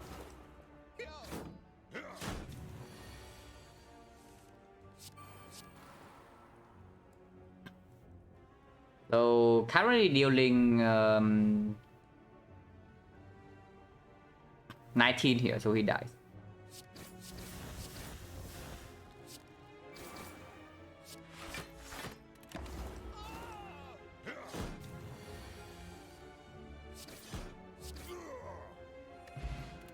Strawberry. Energy Potion. So Potion Chance 50. Infinite Blast without Panache. Okay, that's pushing it too far, yeah, so probably not. Also, did we see like 2 unloads in a row or what? Because I remember the unload was right in the previous floor, and now we see another unload.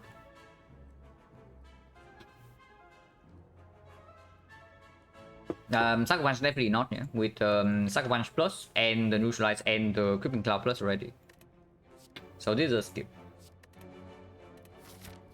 Question mark before, question mark after.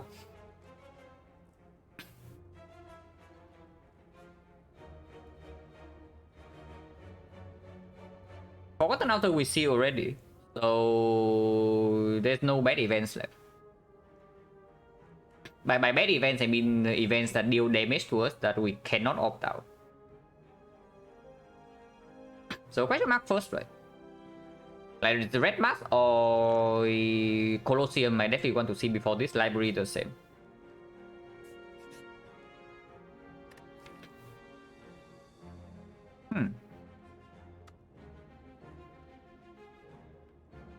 This is actually a very tough spot.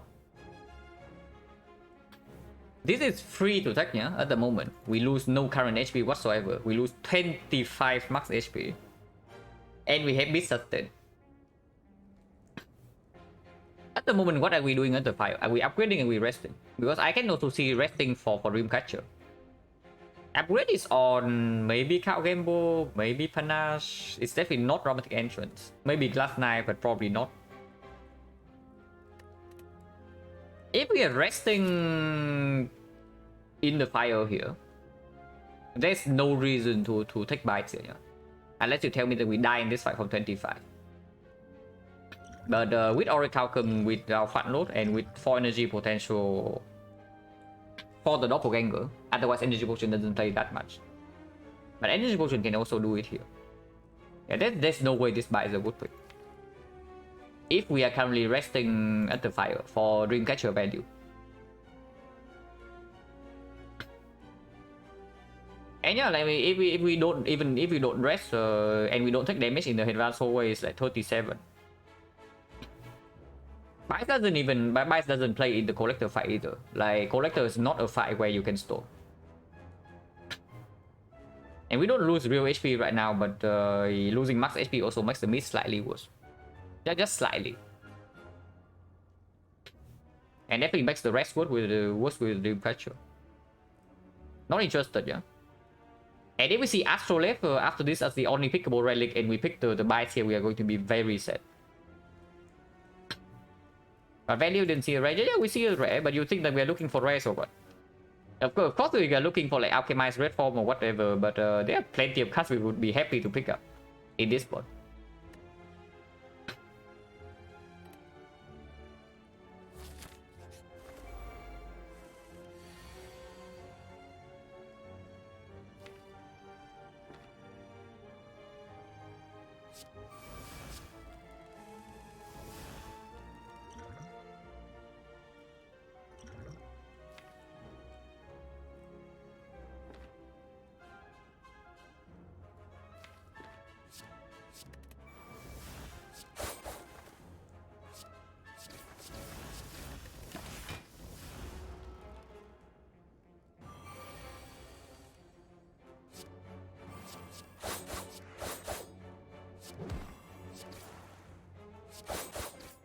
We take 0 damage here. Of course we use potion, but this fight is fairly nasty. Yeah, Tactician is back. Again, this upgrade setup, we still have no card draw. And we are resting, yeah, even from 37. Because if we don't get Nightmare Panache quickly in the collector fight, it's going to be very ugly. If we don't have the HP buffer. And resting also gives Dreamcatcher value. Also, we see 3 uncommons, and we literally cannot get a rare now in Dreamcatcher. I mean, maybe not literally, but very, very, very small chance. But none of these uncommons are good. Yeah? We still have nothing to support this Tactician.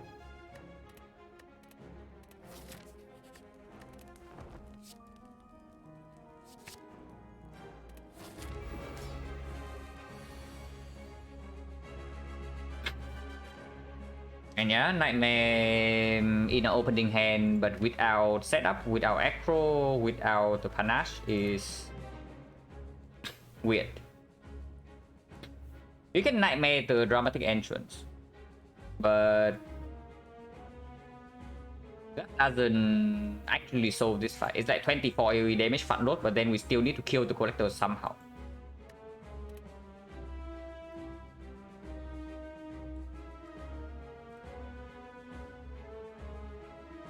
I don't actually think I should waste the Nightmare here. Nightmare Spray? No. Healing the minion is not the concern in this fight. Our concern in this fight is dealing 300 damage to collector before we die. And at the moment, I don't see the Nightmaring entrance or Nightmaring the Dagger Spray can do that. Our damage actually does not really scale, yeah? Unless we get a good Nightmare.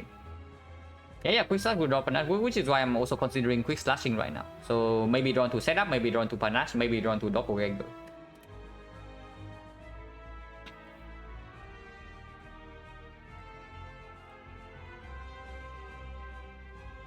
Is that not enough damage? Like, let's say I do Dagger Spray opener here. Alchemist cannot give food juice. Exactly because of the reason you stated.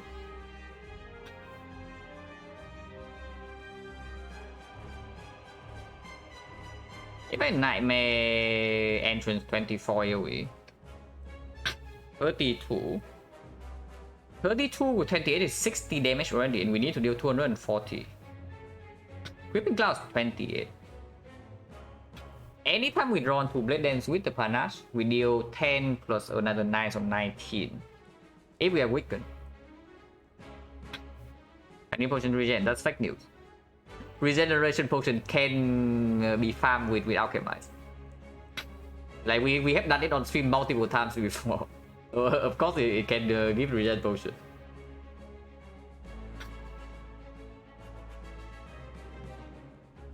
But that is a little bit weird because other forms of healing usually cannot be generated. But Alchemist can give you regen potion for full heal.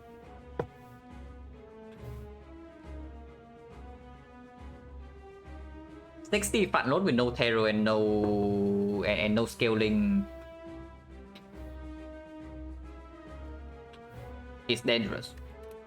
If I play quick slash instead, we are losing 12 damage only, but I have more information. Yeah, so I start with quick slash, right? Okay, useless.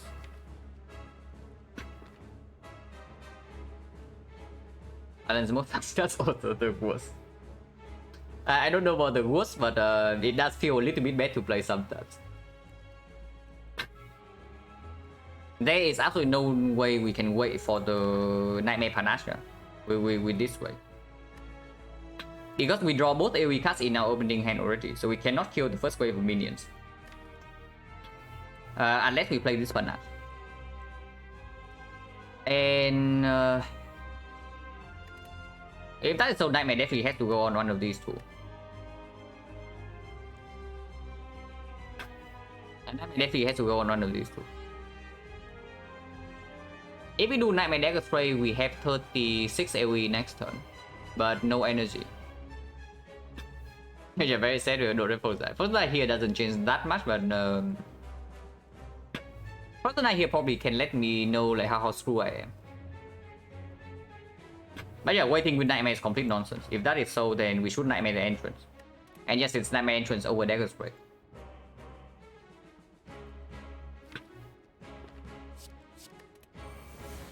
And we can just play this right away, yeah. This is not a super good redraw. This is dangerous, we can absolutely die here.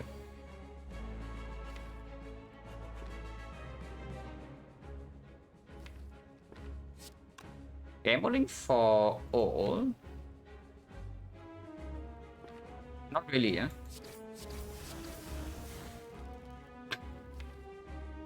But here I can see gamble because we do need to push into these cards like fairly fast. Even if we have to take a full hit here because weakness is in here, or best block cards also in here.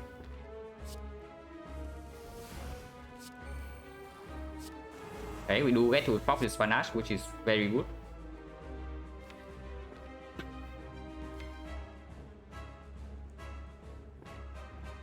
I'm willing to take 10 this turn just to disable the resummon. But if she's not resummoning and she's buffing next turn instead, I guess that's fine. Yeah, I take this 10 damage to deal more damage to Collector and make sure that we never get screwed by the resummon next turn. Resummon next turn is not even bad. What am I talking about? Resummon next turn is actually good. And then HP in this fight matters, like, for sure. So why am I so eager to take 10 damage? Yeah, there's no reason.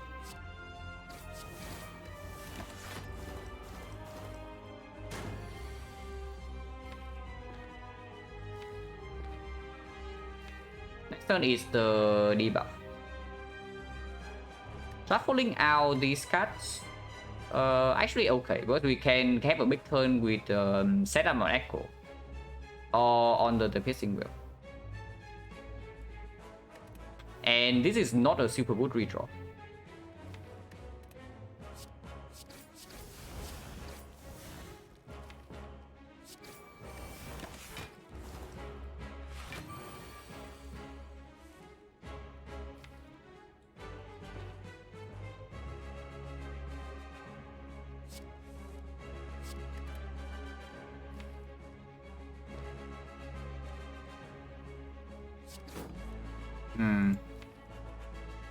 Definitely not set up on Piercing Wheel, yeah.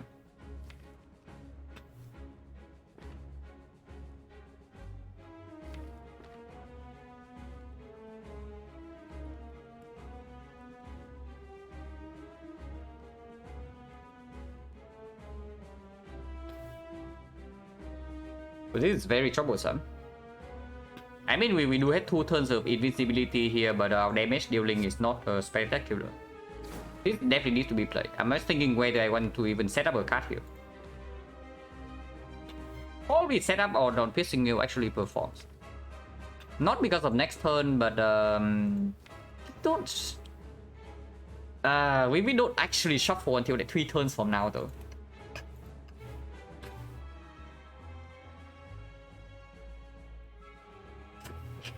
Yeah. Okay, compared to top level players on Ascension 10, the Amas is not good. I will say it like straight. But but he's also not like super serious about the game either, so it doesn't matter too much.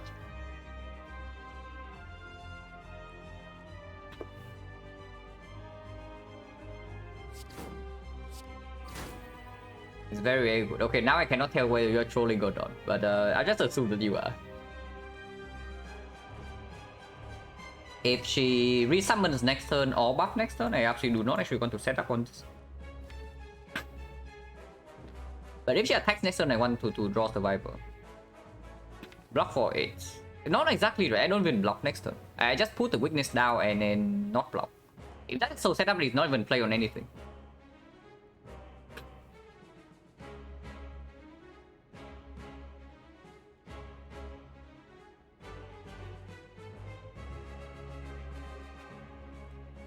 Yeah, no. Okay, how long can we hold out with this Ghost Energy? If she attacks next turn is for how much? She has 26 base, so we are facing 39 damage, but 26 with weakness. 26 with weakness is going to be 29. 29. So we cannot 29, but we are blocking for 6, so we can take 2 full hits.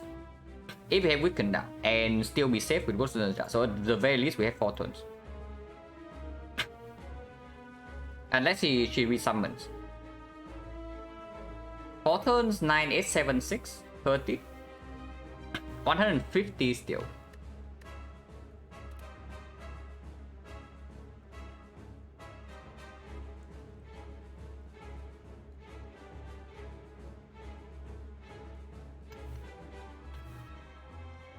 That doesn't work. So we need to survive for longer than 4 turns. Somehow.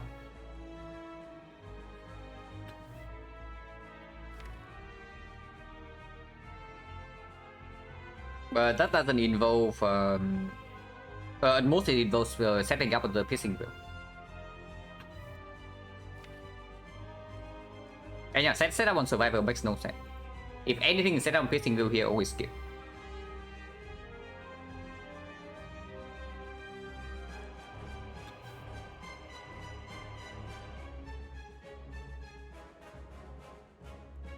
They have set up on the freaking echo or what? There's no way, right? Because we also need to draw into the... Yeah, we also need to draw into the blade dances, otherwise this fight gets nowhere.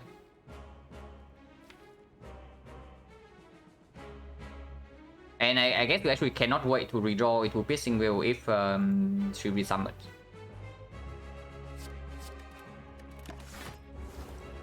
So if she attacks this turn, we just block with piercing wheel then, in case we don't draw into weakness.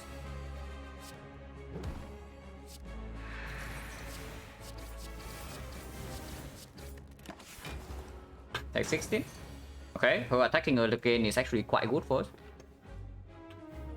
And of course this block are negative, yeah, so we just go all in with damage. And we take 33.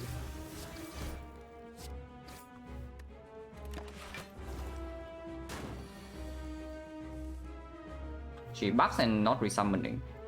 Which means the next turn if she attacks again, we are forced to ghost. She attacks. So ghost needs to be played here, otherwise we die.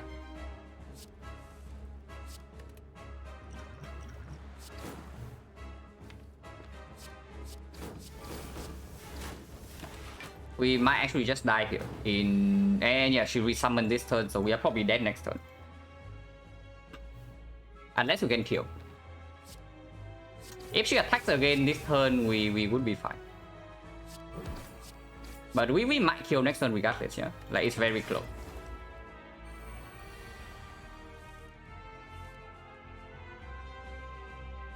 If I do setup here, if I do setup on the defense, we quick slash into the thing, and then we play the defense, we play the strike, we play survivor, panache procs, and we deal 24 damage. She dies.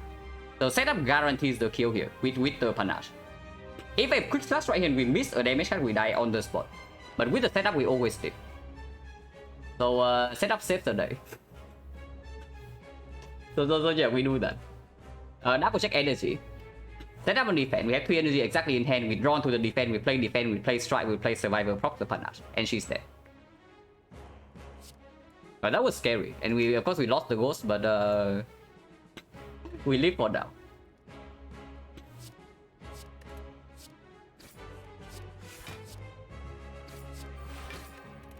And we overkill by 3 damage.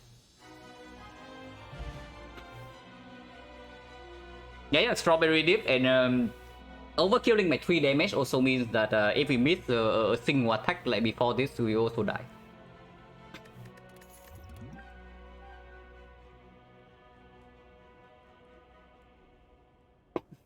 No legend, thank you very much for the raid.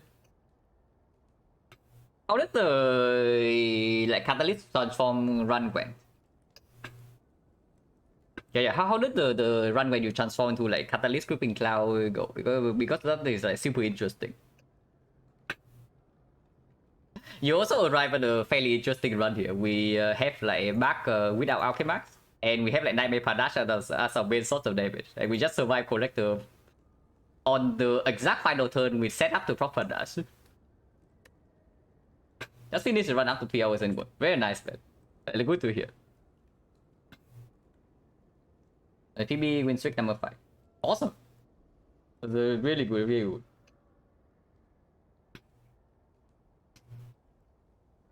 And yeah, I can tell you that the elite fights went way better than expected, but the boss fight did not go as well as we would hope it to be. But we barely got there.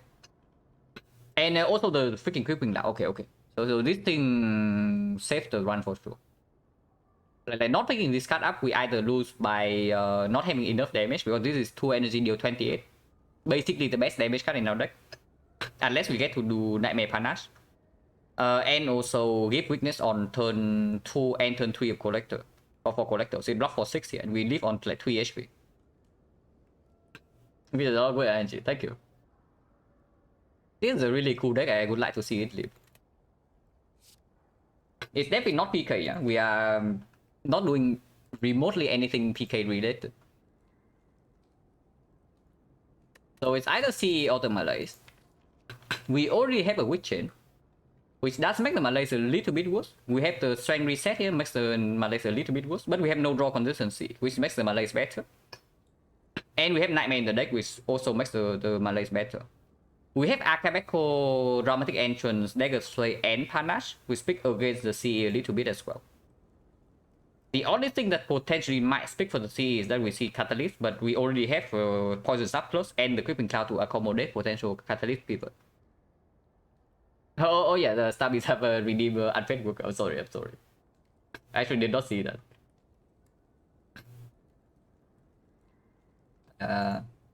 Yeah, we have another one. At some point, this chart is going to be like full of moderators. Like this is going to plan next to the pyramid. But yeah, pyramid we also have are not out of the woods, yeah, because we have 10 base cards and no energy generation. But of course, pyramid would be great. But in this one, it's definitely Malays over the sea.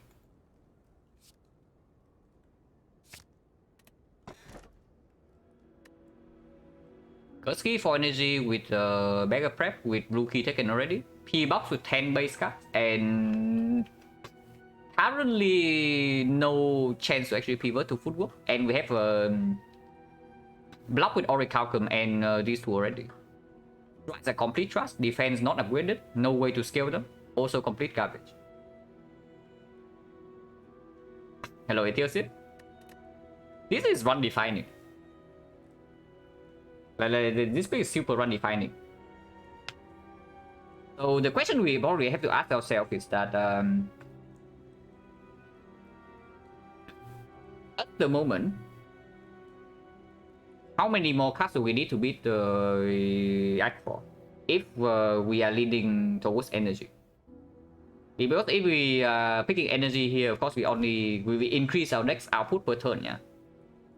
But we have to find the cards ourselves. And right now I can definitely tell you that this does not beat Act 4 unless we get the Silver Wood potions.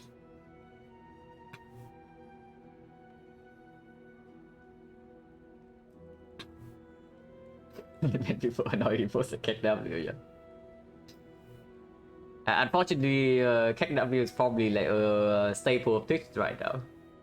Like a staple of Twitch right now, so it's difficult to get rid of that.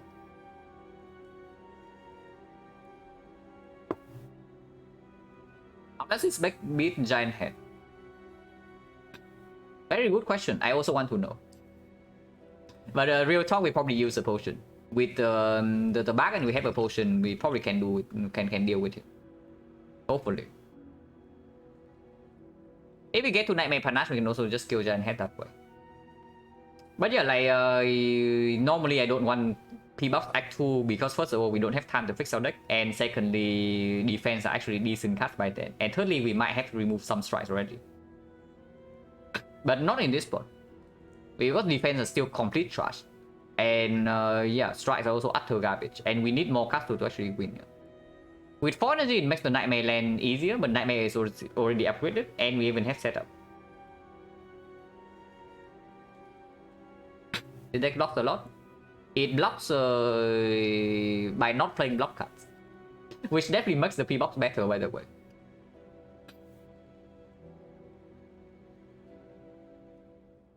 We don't have any X. Yeah, we don't have any X whatsoever.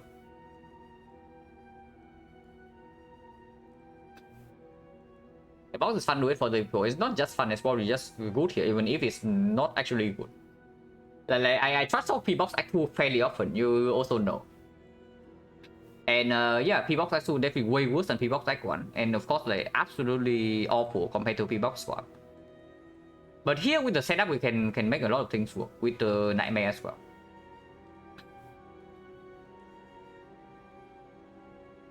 And yeah, like energy just doesn't cut it, right? We don't have enough card draw yet to even use the energy. One Acro, yeah, okay, cool. If we pick energy, but we still have like this deck, it doesn't go anywhere, right?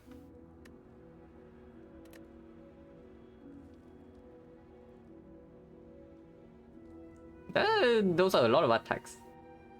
But we have Grand Finale now, I guess.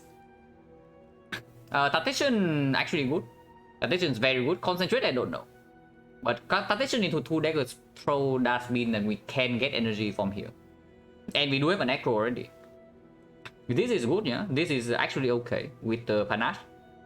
This I don't know without Retain. This is potentially complete trash, but we do have poison cards. This is garbage. Maybe not as garbage with the Akabeko, but it's still bad. So this is probably the worst card in our deck right now, the Skewer. We just like collect it again, yeah. Burning Elite is forced here into 2 elites. We can go to early shop. We are forced into early shop. I guess we don't have a choice regarding this X part thing because it's super forced. We have to start here into this shop, into this fight, into here, and then from here, of course, we take elite over advanced always, and then here we probably just take elite again. So our X part is already predetermined. But yeah, we do that.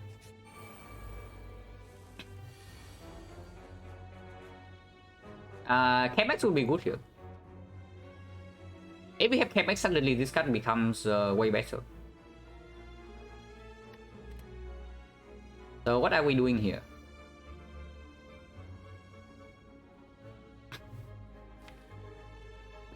And Nightmare the Dramatic Entrance. Can play the card Rainbow after Dramatic Entrance.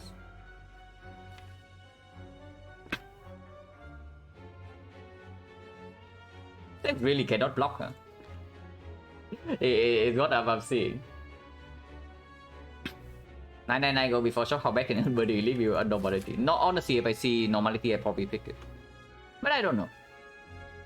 Because tuck bandages can also solve a lot of our problems. Like instantly. Incense burner, of course, as well. Who's the boss? Don't deck. If we can Nightmare Panache, the fight is okay. How bad is gambling right now? 4-8. Honestly, not too bad, right? Drawing into this is good. Drawing into energy is good. Drawing into Panache is excellent. Drawing into Equipping Cloud is okay too. And Deck Spare Echo is fine as well. Yeah, I can see gambling for 8 right here because I don't even want to deal this damage.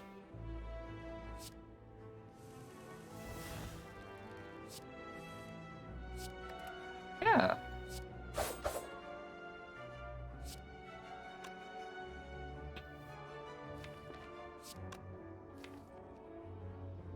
Also in 2 turns we can Grand Finale. If I don't play this deck, I throw. Wait, we can set up on the Grand Finale into the deck throw on turn 3. So discard 3 cards. And we have 4 in hand, we can play everything. Probably means the Sucker Punch goes in and we kill this guy.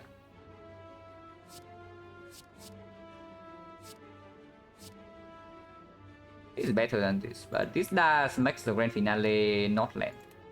We don't care about that yet.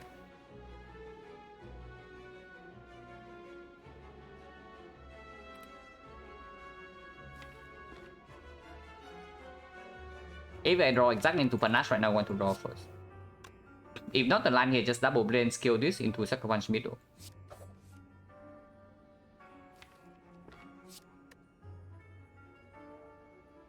Maybe not Sucker Punch middle actually.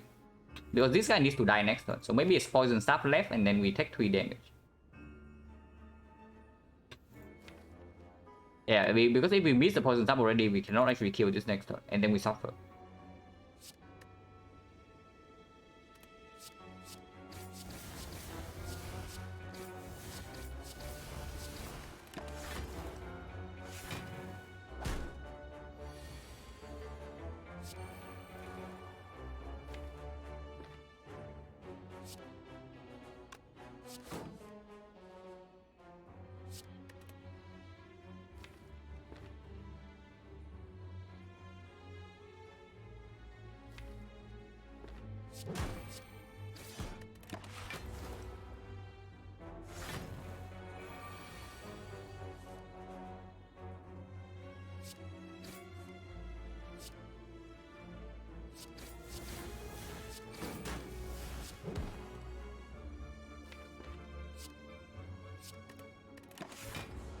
X2.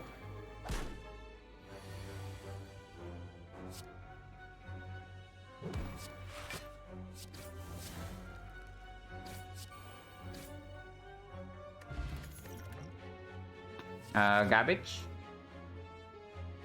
Distraction plus I would actually take. Distraction minus never. Not in this board.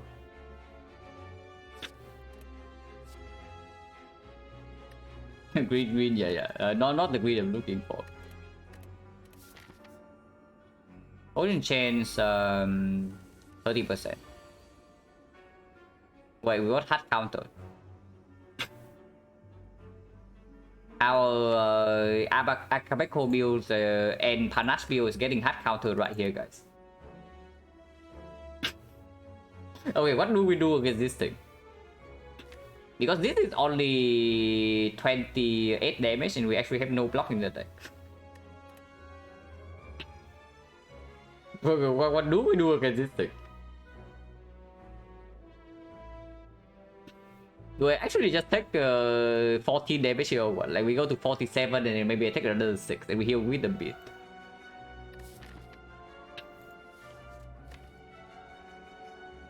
I don't seriously, what are we doing?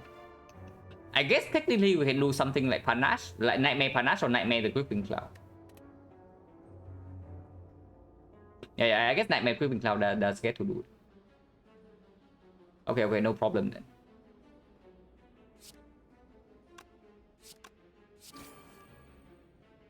Setup on what?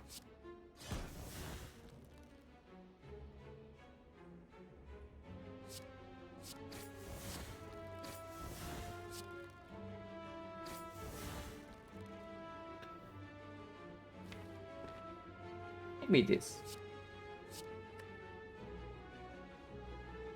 It takes 3, this takes 1. No, it's on this, yeah. Okay, they draw Panache next turn, and we can actually pop the Panache ones here.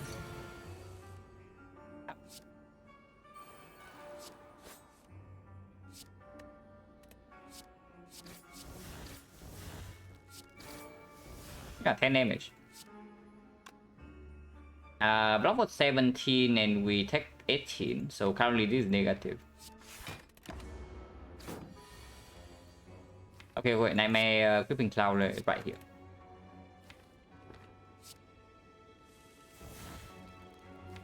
Okay, Nightmare Creeping Cloud next turn.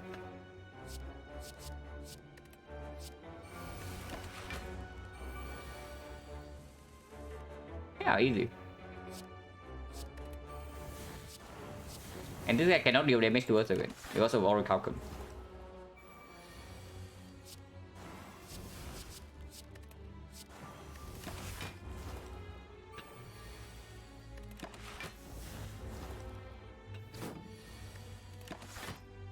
Could have landed Grand Finale.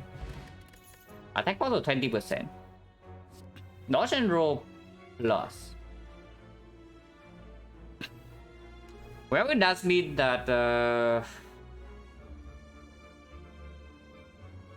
maybe a kunai can be something.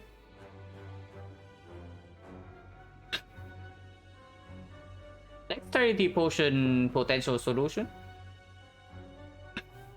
Yeah, it's like Orichalcum for 2 turns, and we do need to scale our block at some point. This will be This actually can still perform here, yeah, for a few more floors. But when it comes to like maybe this point, actually we need some other block. And this is okay. And attack is still better than speed. Well, right before the shot. Upgrade the card. I can actually see Tactician upgrade, Malaise upgrade, Concentrate upgrade. Transform 2 in this spot, not too interested. And we still want to have enough gold to spend here. And yeah, Tactician upgrade the Dash Blade. How many upgrades do we have in this set? 1. Yeah, Tactician upgrade allows us to pick up a second Necro as well. It's good. And it's Tactician before the Concentrate, yeah.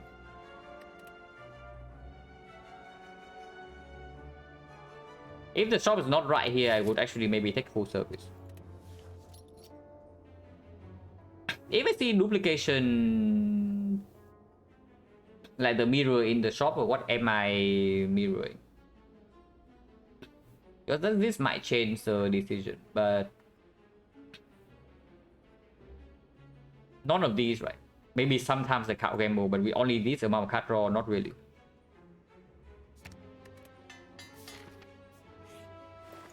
That is not Chemex, but that is a catalyst. Unfortunately, catalyst is also not upgraded. So we need to spend an upgrade on that. Here. We can take card remove though. And other than that, this shop sucks, right? Like, Hatzo is nice and all, but it doesn't solve our problems whatsoever. I can see a card remove into Catalyst here. And if we do not actually see... Yeah, it's damage scaling and a nightmare target, absolutely. If we cannot block, then we need to try to kill enemies before we get Mega, right? Like Giant Head, for example. If this shop does not have KMX, then Skewer goes. This is by far the worst card. Maybe not, because it does prop panache for free sometimes. But it's still very, very bad. Oh, the card draws and sometimes land Grand Finale. This actually refunds its energy, so it's not too bad. Ben... Okay, Ben is really bad too. We don't even have any strength or anything. And it's only strong after we get poisoned, but after we get poisoned now we want to do better stuff, right? Like Nightmare Catalyst and whatnot. And yeah, it's just skewer, because even if we see Bonfire Spirits right now, we can still toss away a rare card, either Glass Knife or the Finale. Also, Catalyst is on sale. Definitely don't need the blind, definitely don't want Deadly Poison. Waffle is cute, but card remove. Well, Waffle doesn't increase the chance of us actually winning this run.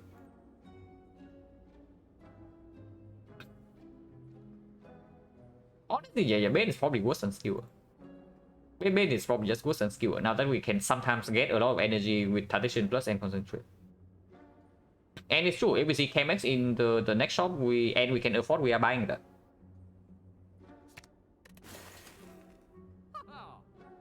Not buying potions. Yeah. Potion chance only 20% right now. These are somewhat decent. Not that good, but somewhat decent. This side is troublesome if we cannot block.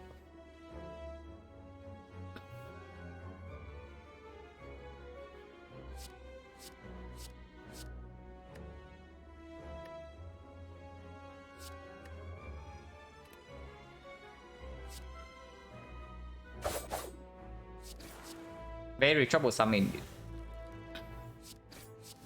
So I don't know what the hell we are doing here, but we are probably taking some damage, if not straight up dead.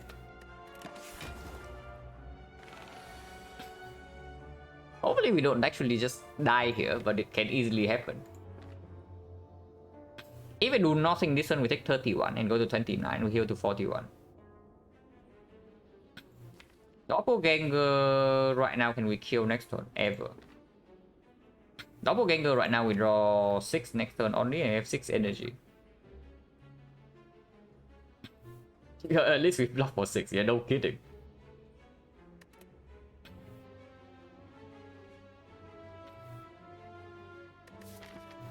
Attack version is better next turn, yeah. Choke finisher can work with this. I think we just go in with the Doppelganger. And we draw 6 next turn. We have 11. Can we ever land Finale? No, right? Because Scout Demo is in our hand right now. So Finale definitely does not happen. But this is still better next turn and not this turn.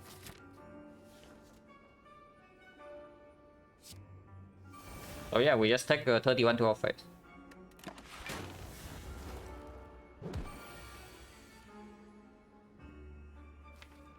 Nightmare Panache right here is way too late.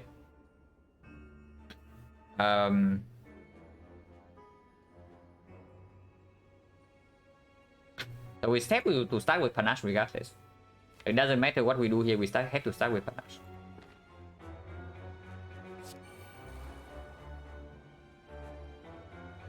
We only need to block for 30 this turn though, so this turn we can block. Maybe Nightmare Panache was not out of the question, but I want to have more information first.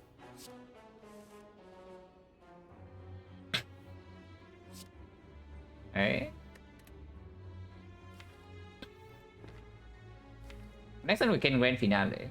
So this turn if we block for 11, if we block for 11 this turn and we are only facing 24, right? So we take 30, go to 28. And then we fight Burning Elite, but we preserve potions.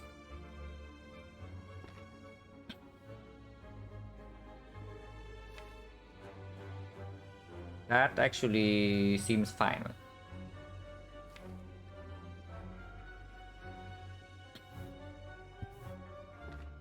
Or do I potion for 13 here? Because this potion is not coming back and the Elite fight is Retroman, so I absolutely want attack potion. Honestly, even Giant Head. Giant Head we probably use Cultist, but Nemesis maybe attack potion can bail us out as well. Yeah, just take the damage here.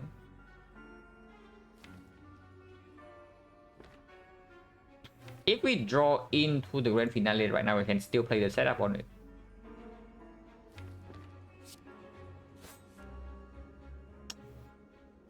But now that's 1 out of 6. If we bottom deck Quick Slash, we don't get to Finale next turn.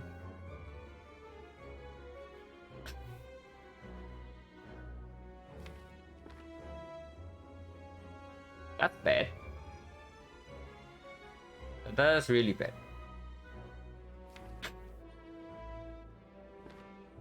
If we bottom deck the Quick Slash, and let's say I do Nightmare on Blade Dance, and we have Flying the Energy, is that sufficient?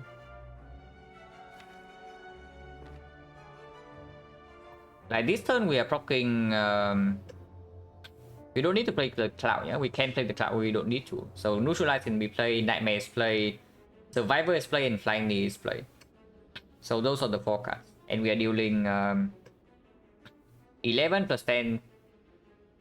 11 plus 10, so 21. 21, 27. 27, and we need to do 79 next turn with Nightmare on Blade Dance. We can Nightmare Finale, yes.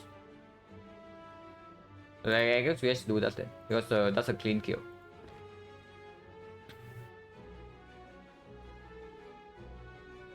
Yeah, we can just Nightmare Finale. There's no line to block better, there's no line to deal more damage. Yep. Yeah, there is. Like the Quick Slash, we bottom deck Quick Slash, we fail to do that. I guess we just Nightmare Finale, take this damage and get out of here.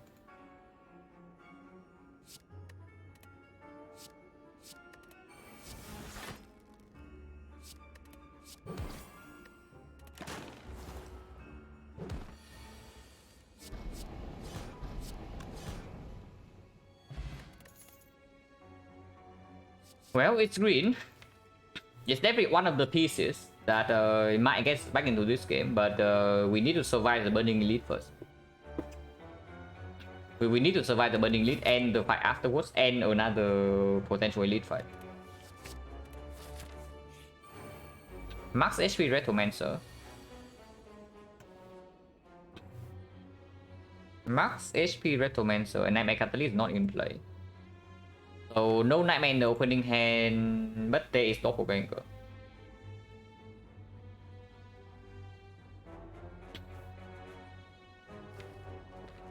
Also, max HP means that we actually need to spend a little bit more energy to hit these guys. Potion chance at the moment is 30%. I'm willing to spend both here, like 2 potions. Dramatic Entrance probably the Akabeko, yeah? So 16, and this is another 11. We need 15 more. Blade Dance and Backstab alone is not enough, right? Glass Knife, yeah, we need 2 energy to kill these things. I need more. I'm just scared of dying even with 2 potions. Like next turn especially, which is why I'm thinking of potioning attack potion this turn. Is there any way where the line here is taking 12 damage and playing the Doppel for 03? Only if she multi-hit next turn, yeah. Otherwise we go to 15, we fail to kill these new daggers, and even if we kill the daggers, we die to her anyway, so that doesn't make sense. Attack potion comes right now, because I do want to maximum Doppel. By right now I mean after we play one card. So this thing giving us 2 copies also means I cannot even do it right away to get Akabeko value, because yeah, we don't have enough hand space. Dodge and roll is completely worthless to play, yeah, so we don't do that.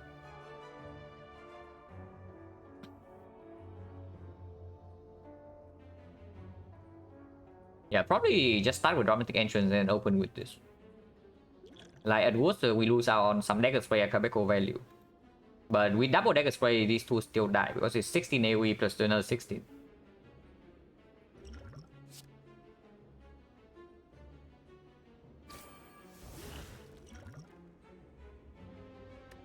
These let us do the Doppel next turn.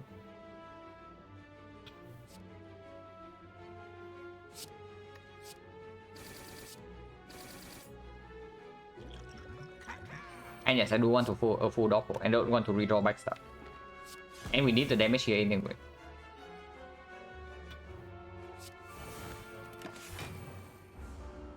We might die this turn.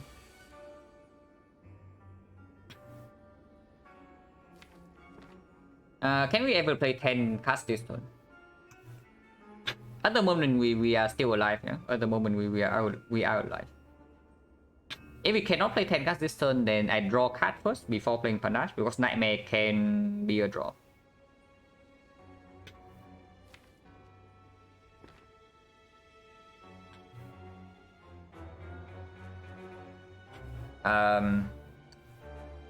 Yeah, 17 blocks, so at the moment we are only taking 17 here. 1, 2, 3, and then if we draw into this is 4 cards. That's 7, and we need another 3 energy. So 6 energy is barely enough to play 10 cards. Very barely. But there's only 1 Blade Dance in here, and then it's also 1 Nightmare. If we draw into Acro, we might actually play differently. I want to see first. I want to draw first. That's a good prop, yeah. So 1, 2, 3, 4 already. So quick slash first to fish here does not hurt anything.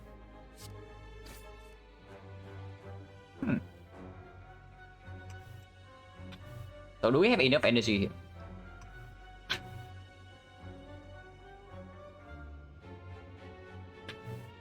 Nightmare Panache, 3 energy left, and then we do Panache, 1, 2, 3 cards, and another card flying me to kill this.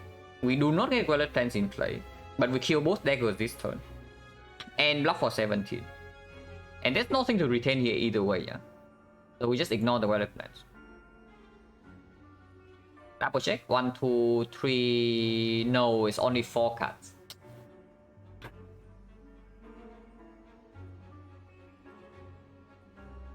It's only 4 cards.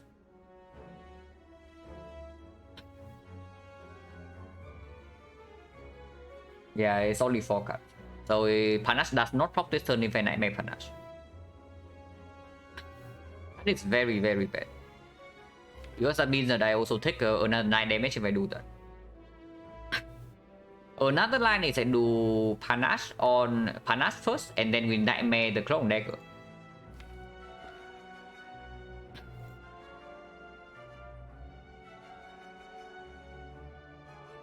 And next turn we have guarantee 18 block. With that way we also kill this and this, and Nightmare Clone Dagger we play 1, 2, 3, 4, 5, 6. If we draw to Blade Dance it's 10 cards, so it's another 20 damage. And this turn we take 17, we go to 10. Next turn she attacks for 32 and we block for 18. So we still die.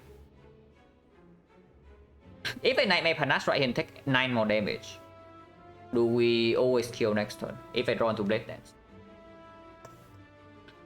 Not really.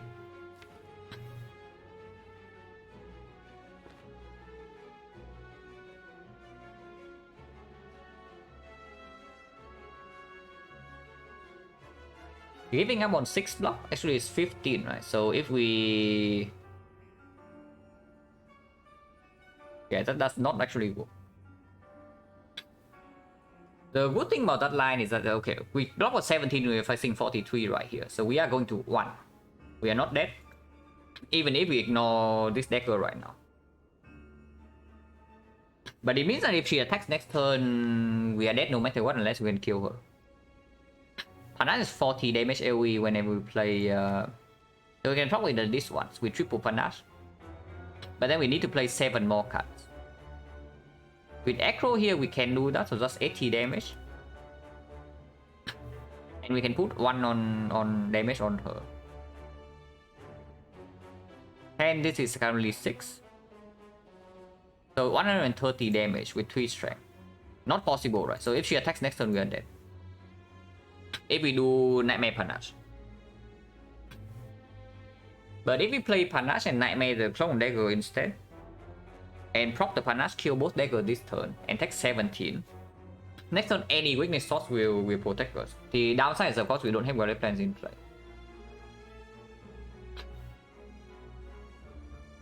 It's another line where we just hold the Nightmare instead, but holding Nightmare means that we are Nightmaring something like Blade Dance. Regardless, if we do not play Panache right here, we are done for, yeah? So we have to play Panache first and we cannot Nightmare it.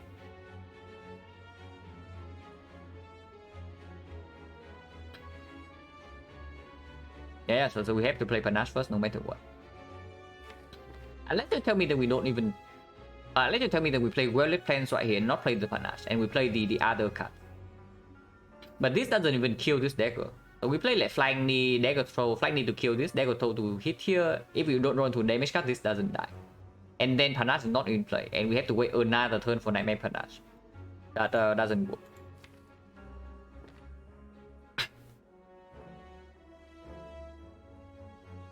So I can probably just see Panache into Nightmare Clone Dagger. And that's just the line here.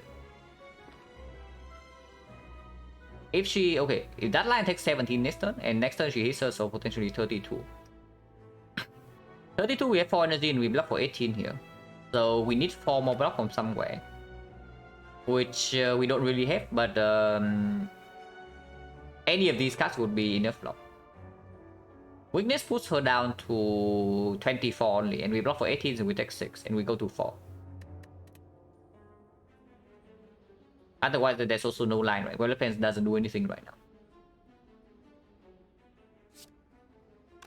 Nightmare Survivor, we always leave next turn.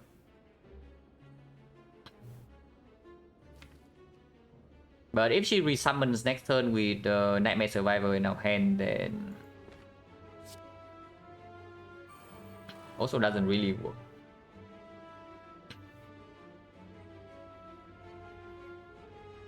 Nightmare Survivor means that we take 0 damage next turn though. Even if we don't draw into weakness. And afterwards we have Cultist in play. So let's say she attacks next turn.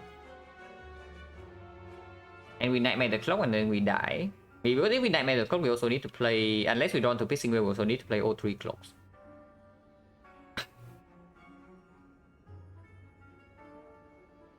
But Nightmare Survivor doesn't proc Panache. So we also lose out on 31 damage. Yeah, in this stage of the fight, there's no way we can do that. So Nightmare Clone Dagger actually just had to happen.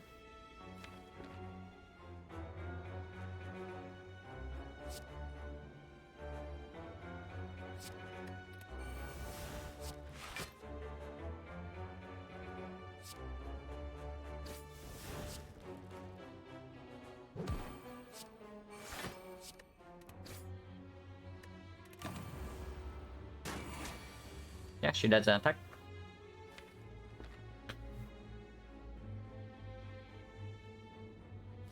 which might or might not be a good thing.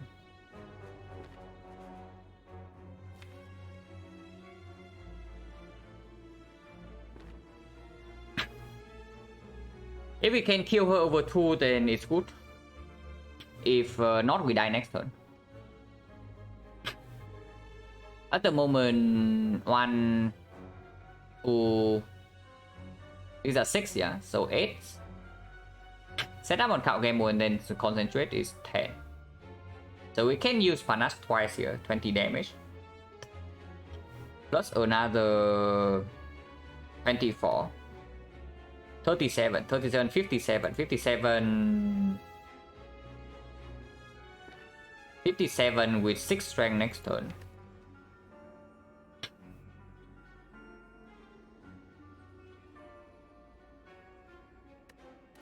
Actually, there's no way, yeah.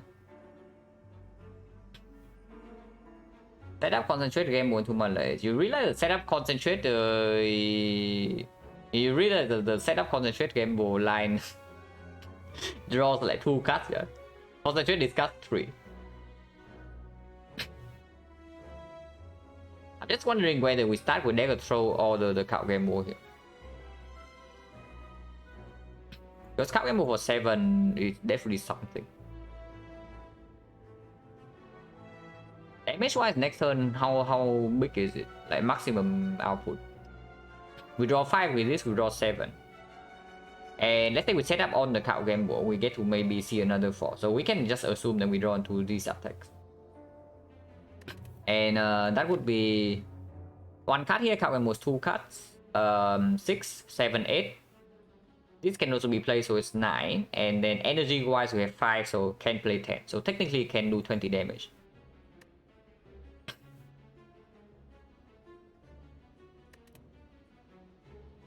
Draws 5. You play concentrate and then you draw 5 with the game board. Ow. Oh yeah, you are saying set up on the concentrate into the game board. That doesn't work. If she big hits us next turn, we are dead. Even if she multi-hit, yeah, how big is that? Let's say we even get a huge Malaysia. We set up on the card game board, set up on the concentrate, play the card game board, and even if we draw 2 Malays, which is not even guaranteed. That is 6 energy. We Malays for 6. And multi-hit is still 14 damage, so we are taking 8 even if nothing else attacks. Big hit, we die. So I don't know about like not dealing damage at all during an off turn when we are dying next turn.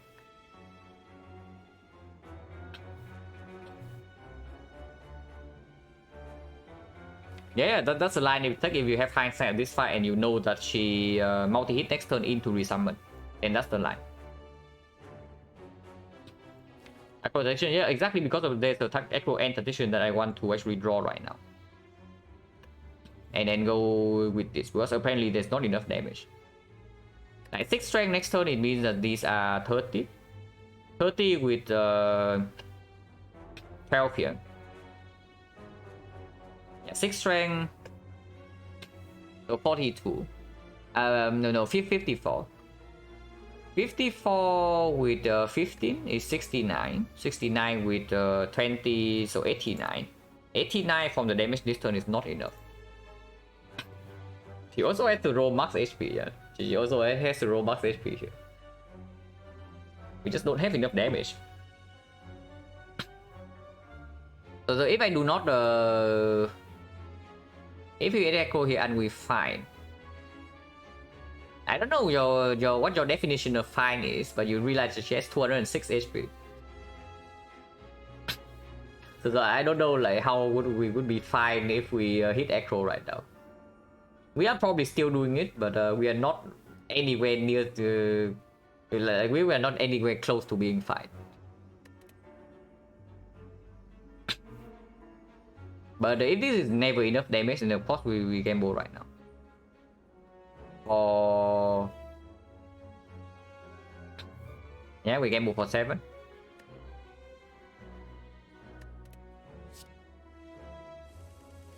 We did not even draw the echo, by the way.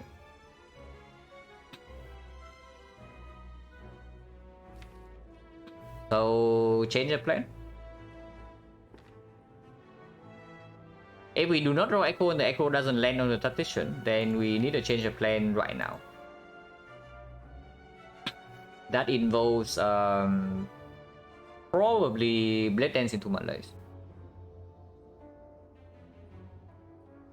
Blade Dance into Malays prop the panache and also give her 3 strength down, 3 weakness. So multi-hit is going to be 13 weakness to 9, so it's 18.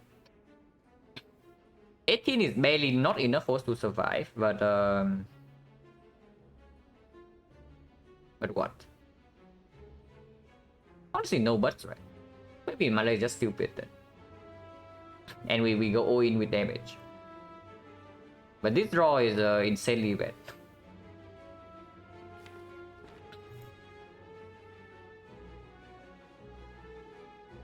Blade Dance. Sucker Punch, Dagger. Right. If we go all in with damage here, she's still weakened next turn.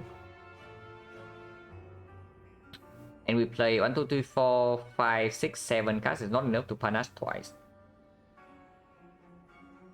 Malay is for full 4.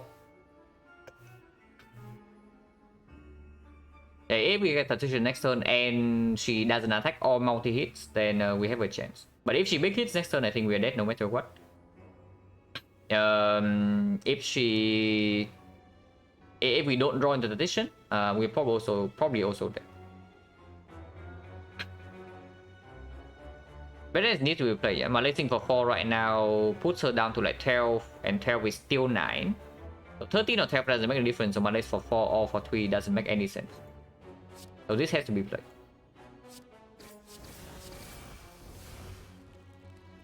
This is 20 damage. This is 13, this is also 13. It gets out of the deck. So do I want to redraw to Creeping Clown next turn?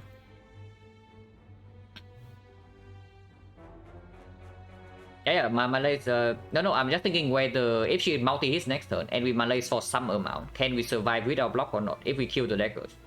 Because otherwise we're just counting on her not attacking next turn, which is not super realistic. But apparently like none of the things actually meet the threshold. So we need her to not attack next turn, or we have to draw into Pissing Wheel either way. And yeah, next turn we know that we have like Echo Ascender Spade. That's not exactly super nice. So do I want to redraw this or not? If I redraw to this and she does not attack, the daggers right here attacking us for 9 plus 9. No way, yeah? There's no way. There's no way this is a good redraw. So we play this right now.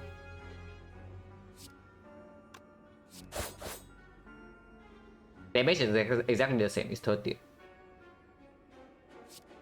The only difference is that with Sucker Punch I can exhaust Pissing Wheel, but Pissing Wheel is a good draw next turn if she multi-attacks.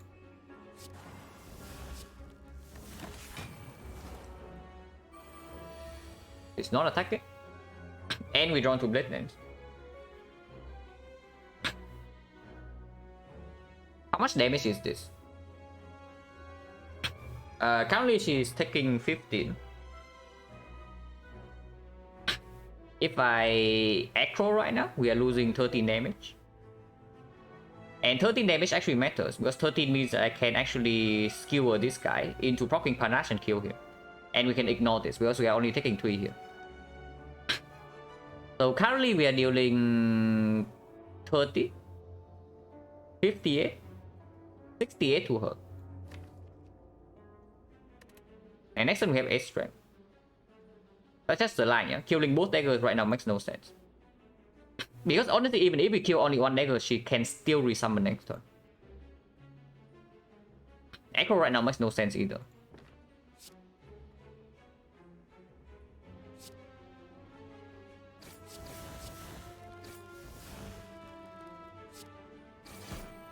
And yeah, if we do not kill this dagger, we die, yeah? So we kill this dagger.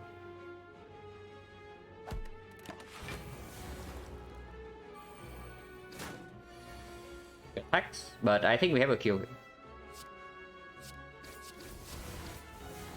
We do not. We are 8 damage short. So we are dead. 8 damage.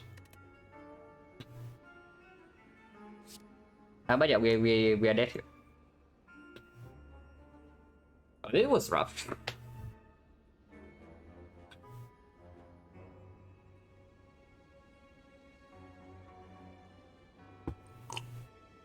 This is even with the counted turn 1. And pretty sad as well, because if we redraw into the riddle with holes, we actually kill this turn. But we are 8 damage short here. So if she did not roll max HP or strength, we win this fight. Because one, I mean, kind of, almost. Like, we see no direction whatsoever, and the cards are also not good enough. But you can see that Panas like way outperforms the CE. Like if you buy CE in the Act 2 shop, you probably don't even make it past the collector. Because like the elites are also more difficult.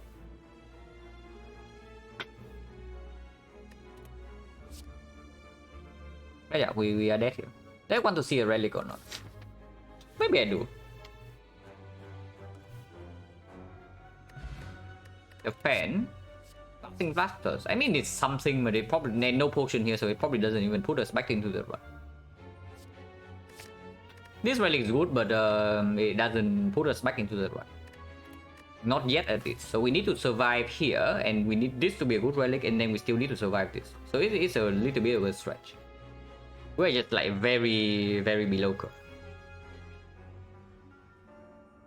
So 19.8 and back to 0. I mean, it's fine. The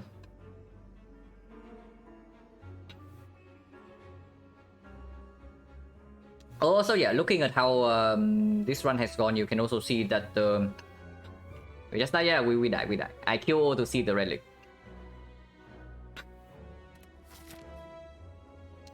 You can also see that the Philostone in Act 2 would also not do it. The Philostone in Act 2, like the immediately starting of Act 2, you run into bursts and then you suffer. And then Collector, you still don't have answers, yeah? Because 4 energy, you can also see how well 4 energy would do in that fight. Basically nothing. So back over Philostone is definitely correct. But I wonder about this thing. It was not very good, but I really wonder about this. This one's definitely correct. This one into Maximum Elite Act 2 was definitely not the wrong call. But this I don't know. Yeah, it's a bad box, but it's expected, right? Act 2 box, you don't expect Act 2 box to deliver. The moment you have to click Act 2 box, it means that we are relying on high roll.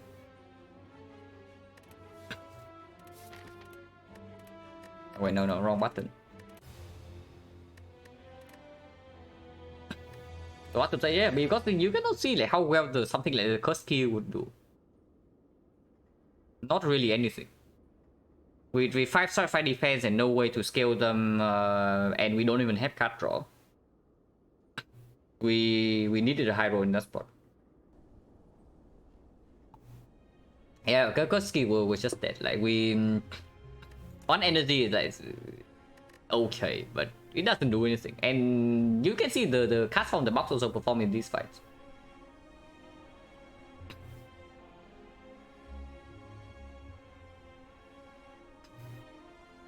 This fight is funny. We just literally cannot block. Yeah, box on average would be bad. Like, I know. But if it's not actually a bad relic, I would not trust talk it so much after Act 2.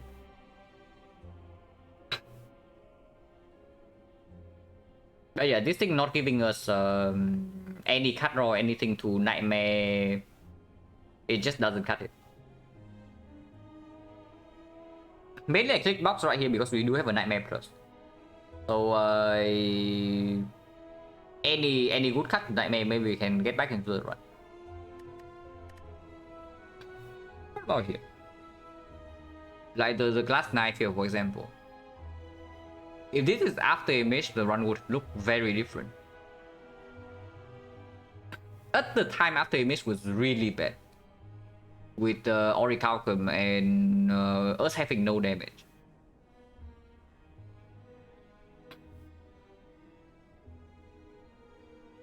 But I don't know, maybe Glass Knight is bad enough that Maybe Glass Knife after Act 1 was bad enough that this is just after image anyway. And we accept that there's a curse in our deck. For the short term. And yeah, back right here is super clear.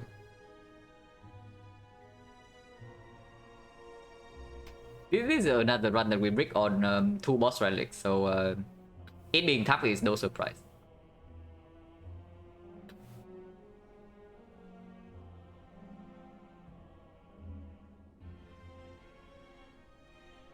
Yeah, but you heard my reasoning. My reasoning is that the relics do not give us any direction, so we need to take Elise to see direction. And you can also see like in deck 3 this deck does not come together at all. Because the relics also do not scale like whatsoever, and our deck doesn't scale either. And if that is so, we have no damage after we leave Act 1, yeah. And if you pick the AI here, we cannot even go hunt edits. It is my main concern. And with relic starting like this and we cannot hunt edits in Act 2, we are just going to die. Even though that the shop right here has like dramatic entrance panache. Okay, so if this shop would have been good, then maybe we would have compensated by with a bad card right here. And it's not like Glass Knife and Wind is super good either. And I know that it's going to be useless for the boss. Because I after image that we did not pick it. Because this deck in Act 3 with the after image is very different from a deck without after image. Like, yeah, like after image instead of the Glass Knife in our deck, it looks very different. And then we get like Onen to fan after this fight, and we have the fan plus the after image, and that can block for quite a lot. Like on boss relic, it was the Bark, Philostone, and Tiny House. This one I have like no doubt about. Looking at how Act 2 play out, it play out exactly as I thought it would. Like Act 2 play out exactly as I thought it would. So this thing is completely correct. It's just this card. It's basically just this card. So now I'm questioning whether I'm underestimating the mid and the bone a little bit. Because if I think the mid and the bone is like super mega overpowered, that it carries the entire Act 2, then I would just not click the Glass Knife here. And say that we solved the hallway fights with the mid and the bone, and we solved the boss fight. We solved the... No. We see the cut before the relic, so we don't even know that the back was coming here. So that line of reasoning makes no sense. Yeah, that's also a chance that I don't hit early shop. There's a chance that the shop bricks, and there's a chance that the boss relic doesn't give me another elite solution, like the back here. If I know that I'm getting back, then maybe I can see that Glass Knife is not the pick. But here we don't know, because we see the cut first. So maybe this is not too bad. Yeah, maybe this is not too bad. Like the reasoning is sound. Even though it ends up like not playing that much after maybe these fights. Also, this is nasty. We also did not actually see good events in Act 2. The run is under curve. We brick boss relics. Elites do not actually give us good things. And we also brick on the event. So overall, this is just a very tough run. And even in Act 1, yeah? Even in Act 1, you also see like avoiding this elite right here probably just freaking save our life. Because of how bad this fight actually is for a deck like this. So even in Act 1, I don't think nothing was wrong.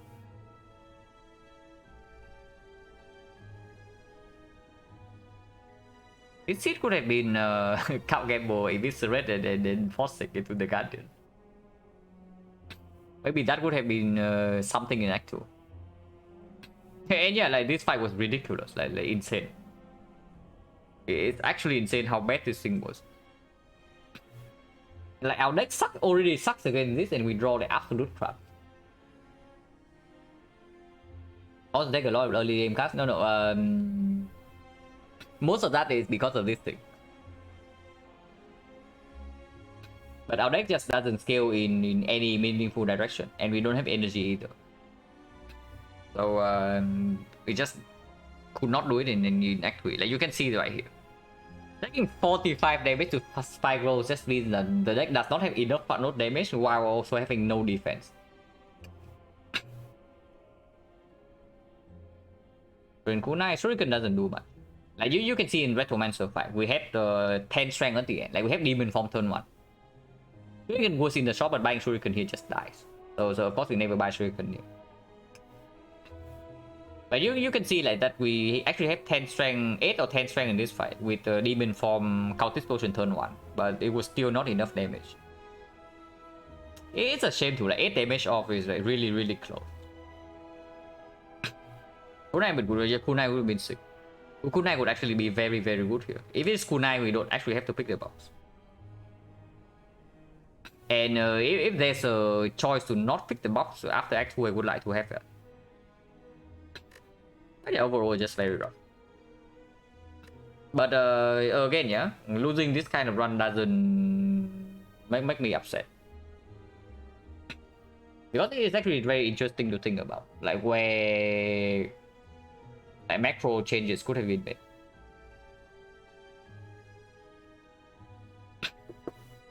And then losing these kind of runs actually hopefully make me a better player in the long run. Honestly, not too bad.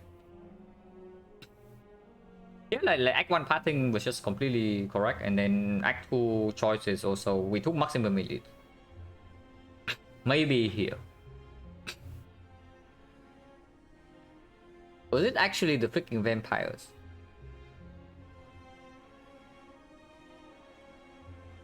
The thing about the bites is that it just dies here, no? Like, that doesn't make it bites just die in this fight. We rested? Okay, so how big would the difference be? If we pick bites, we would never rest here. Yeah, if we pick bites, we would never rest here. So the different playing line would be taking bites into not resting. And we are at 37 HP. Yeah, we're just freaking dead here then. Okay, so no bites then. Yeah, if we pick the bites, enter this fight with no Nightmare Panache, we're just dead. This is even with the Ghost in the Jar use. So yeah. Probably just this then is the main thing, or maybe something that I cannot see on this screen, like relating to pathing. Yeah, like we still need a lot of wood things. Okay, I can tell you what would recover this one instantly after this. We have Ornamental Fan and the Bouncing Flash, yeah, and we see Advanced Always. We survive the Advanced Always. It can give us whatever, and then we see Question Mark. The Question Mark is like Bonfire Spirits or the Moai Head. Ideally, the Bonfire Spirits. Okay, never mind. Yeah, it was another Advanced Always. So I guess we actually need to see good cards and good potions then. Because we cannot rely on Question Mark to bail us out. Yeah, this was a try. Was it actually transformed 2 here then? If that's okay. If our deck is like so complete crap that we get super mega wrecked by the Advanced Always. Was it actually transformed 2 here and hope for another high roll?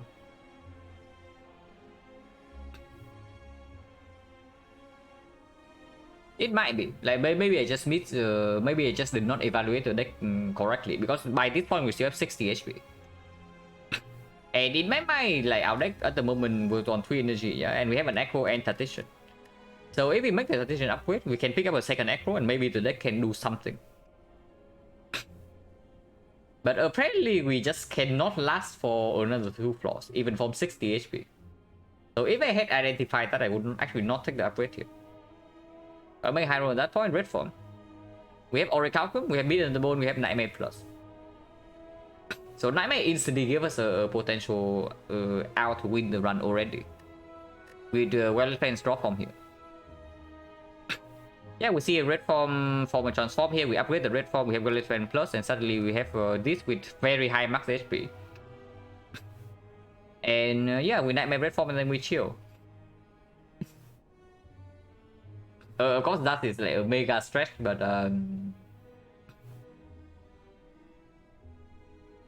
yeah, probably get probably I got tricked because we barely took any damage in these easy hallway fights.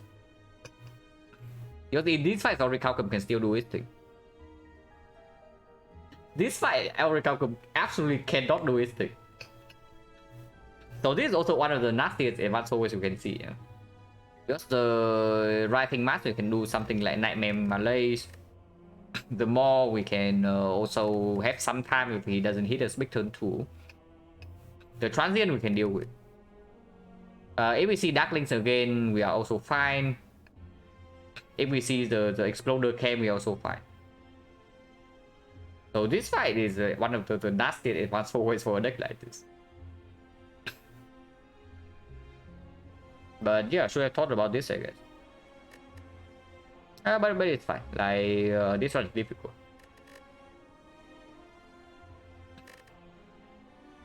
Alchemize is only different in that fight with children. No, it's different. If we have Alchemize early on in the run, we would be quite a lot stronger here. Because at the very least, we would have a Ghost in the Jar. If we have a potion to prepare with the Alchemize in this whole act, we just solve Collector with one potion. And then we save the Ghost.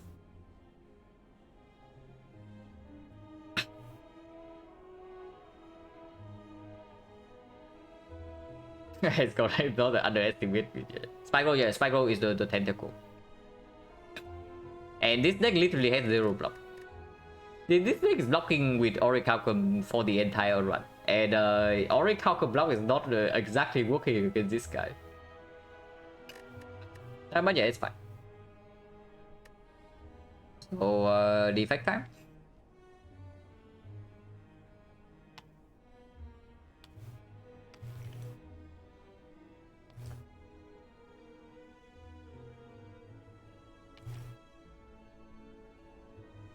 And yeah, be right back in like 3 to 5 minutes. And then we do the effect.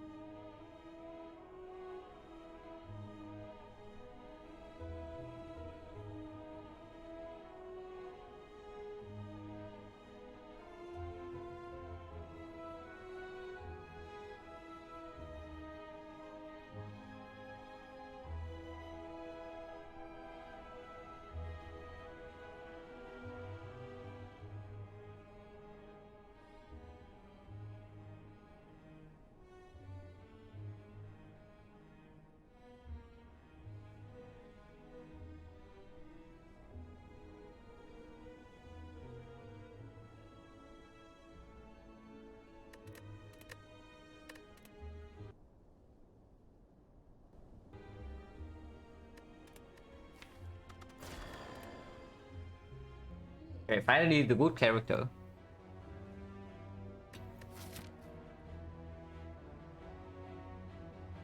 Only 2 elite maximum. And it hexagons.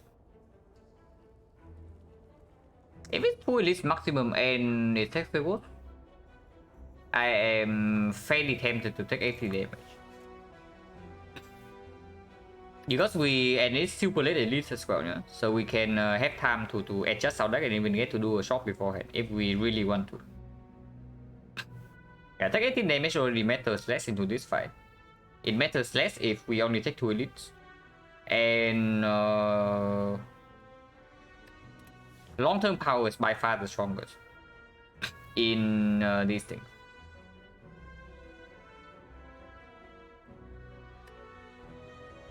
Uncommon Catalyst is quite good, but if we don't need the power immediately, some of them performs very well later on, yeah, the Impatient, like Dark Shackles, and maybe the Blind. Discovery sometimes too, but at least in my experience, Discovery is not quite as strong for Defect. Because Defect does not have Burst, it does not have Nightmare, doesn't have Exhume.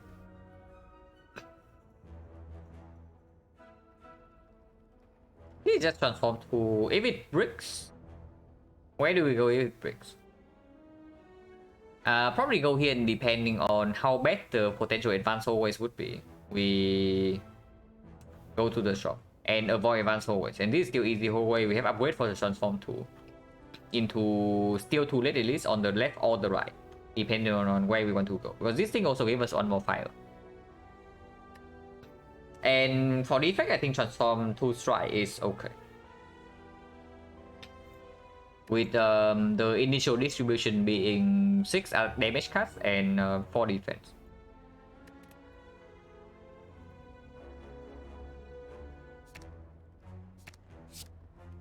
If that was okay. Hello World is okay next one. Pretty decent against this guy. Not super good against Nob, but it's performing against both Sentries and Lagavulin, yeah? And against the Nob we already have this. Not too bad. This is not actually worse than a strike in the whole wave fight. For if it's a fight that we can block.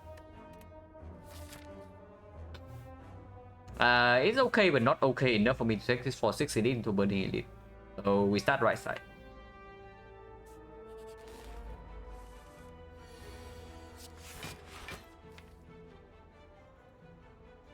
This is 13 damage right now. Losing 3 damage per turn. This fight is going to go longer than 3 turns, right? So strike here is more damage than dual cut. Yeah, beam sail after remove 2 strike, but we are adding more attacks, so not too much problem. And what is this Scrap Advocate in the chat? Like, why do you want to scrap so much?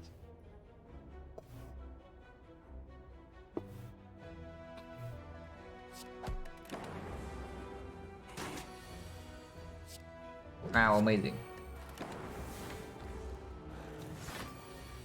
Yeah, the deep.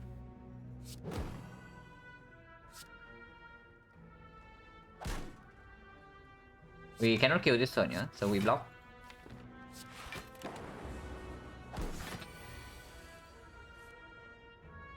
Wait, what is this crap? Okay, we kill next turn or what? So I do a cast here. It's dealing 60. And this guy goes to 10, so it's 19. Yeah, we do have a kill next turn. So no problem.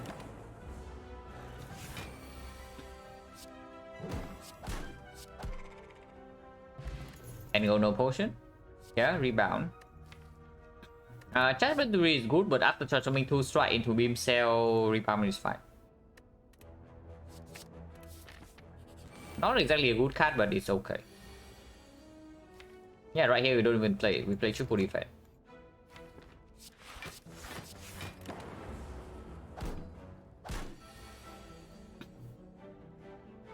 Fish with this. Like 3.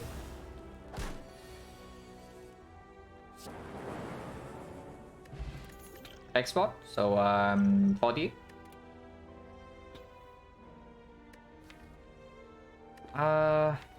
Ooh. These are weird.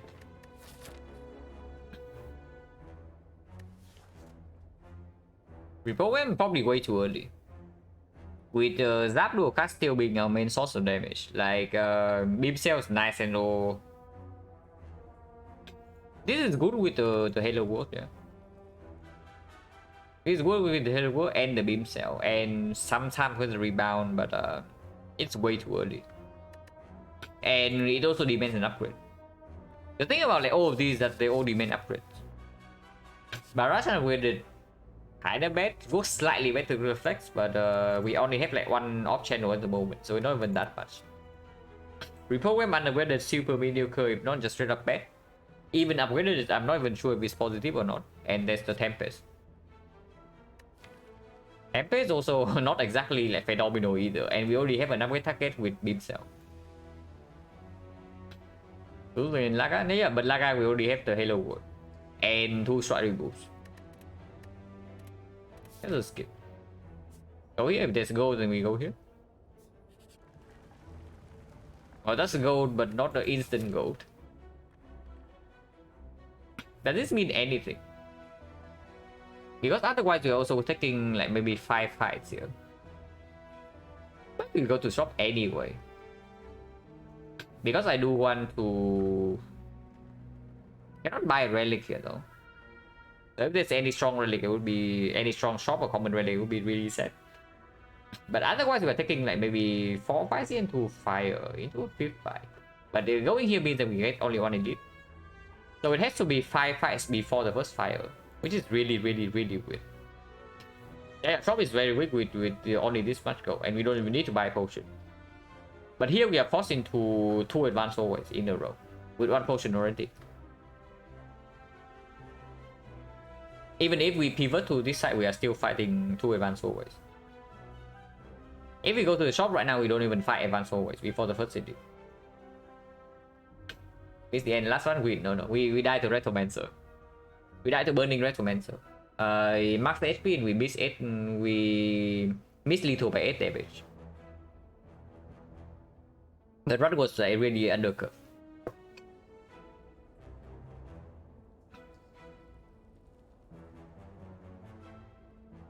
Okay, we take this first.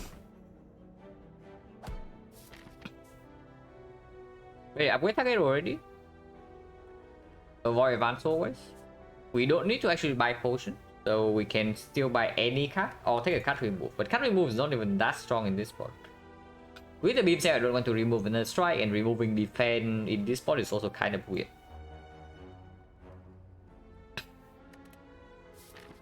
If we go here and get wrecked, what happens?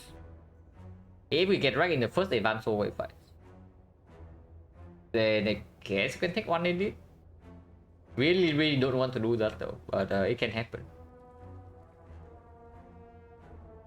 Top is basically accepting a death fall. With Golden Idol, the fight does get a little bit better as well, but not by much.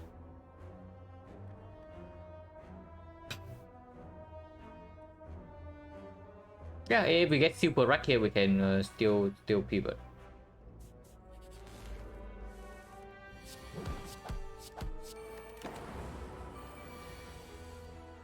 I'll rebound into rebound. Amazing.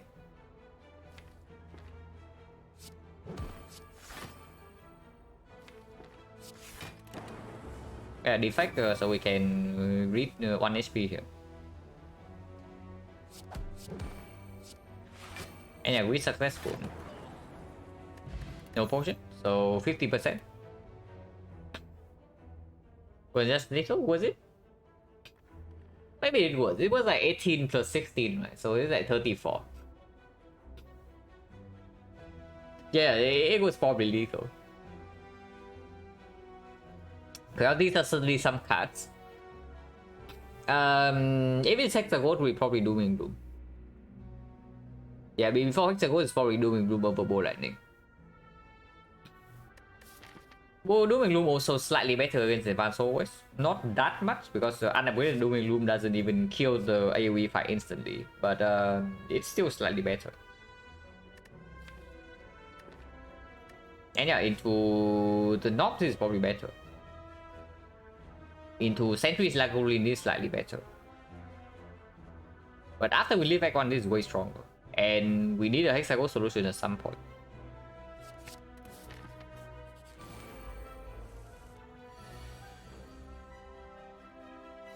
Dual cast right now doesn't make sense. Yeah. Do I want to defend in my hand next turn? Not really.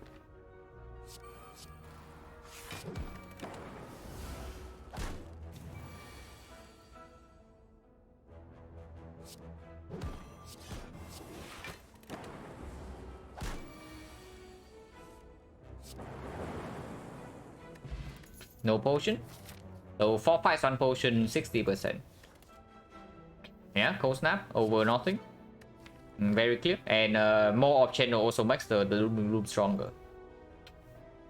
Because the main problem with this thing is that we cannot evoke the Dark super quickly at the start of the game. There's a Frost Sword to help with all 3 elites, and also, yeah, we can push the Dark to evoke. Also another attack with the Beam Cell. And yeah, if we go here, this shop is a real shop. It's 180 gold. Into here. So yeah, we do that. I wonder what the upgrade would be though. But I don't know, maybe we get Super Mega Wreck this fight and we rest here, but hopefully not. Because Beam Cell upgrade is nice, but Doom and Gloom upgrade also like really nice. Maybe just because we are better against the Knock, we should just upgrade this. And it plays against Hexa as well.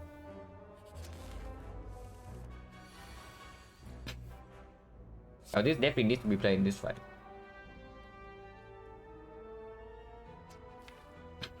And this fight will be long, right? And we are weakened, so even with the strike here, we probably cannot kill this too quickly. That probably tells me I should zap. Of course, we can also do zap into striking here, but that doesn't make sense. If the lightning ops decide to hit this, that play is just terrible.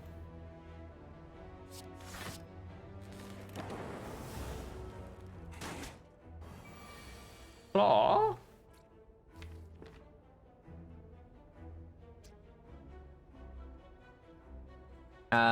We can.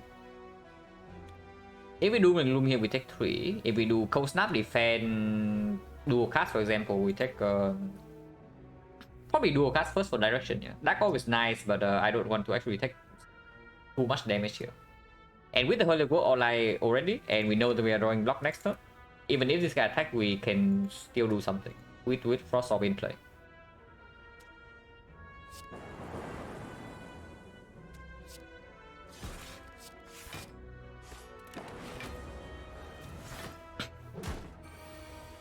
Steam barrier, like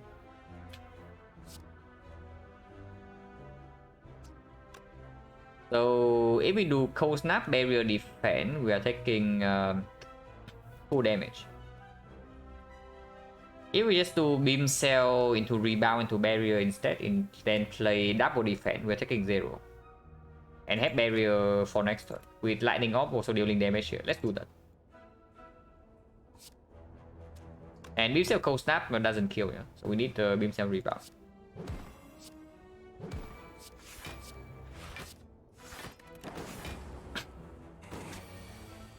Second claw for claw next turn.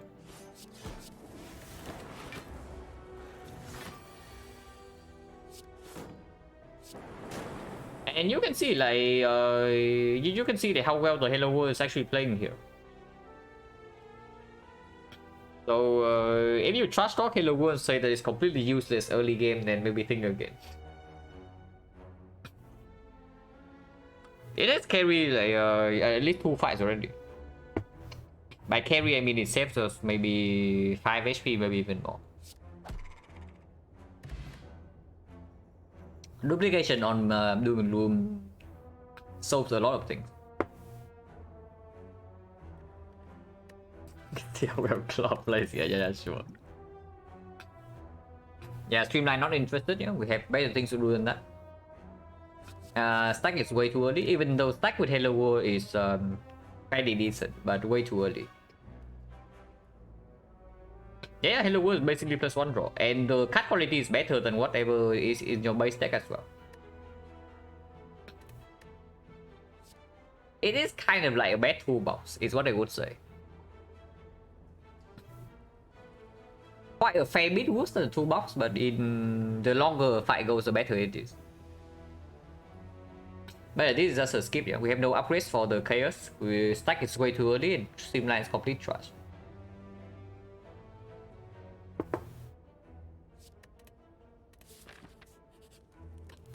So we definitely upgrade here on 32 into hexagons. The question is whether it's beam cell or whether it's doom and gloom. Duplication potion does make the doom and gloom upgrade more appealing. Beam cell unupgraded is going to be a burden in mostly a burden into this fight though. Whereas the doom and gloom upgrade is not that necessary in this fight. And yeah, Dark Orb alone doesn't kill hexagons. The Dark Orb that actually kills hexagons is the Darkness Plus. Not the Doom and Gloom Dark Orb. And yeah, Beam Cell upgrade is better against the North.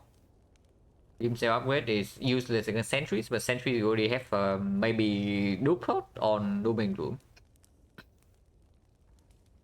And Lagavulin, I guess Lagavulin the Doom and Gloom is slightly better because we always want to open with this. If we have a choice.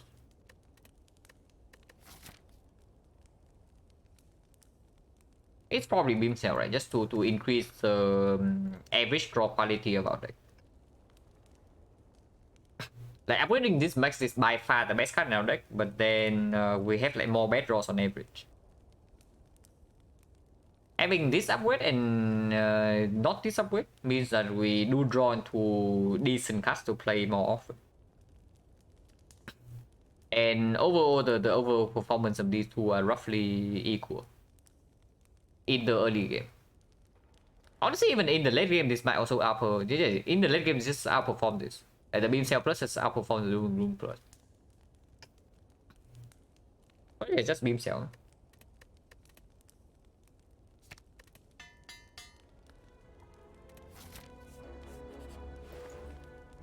Speaking of toolbox.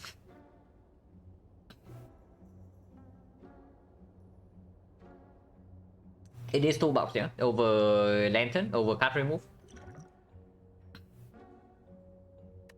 Loop with Dark Orb is interesting, but we don't have an upgrade for it until here. So not too interested. And we don't really have focus for the Frost to fully block Hexaghost yet. So if we actually have to loop the Dark Orb, then we're also turning off like some cards in our deck. While losing, while taking chip damage constantly. And before I take card remove plus something useless, then okay, it's not useless. We can do remove plus Dark Shackle. That is quite strong. But there's toolbox. Toolbox is just amazing.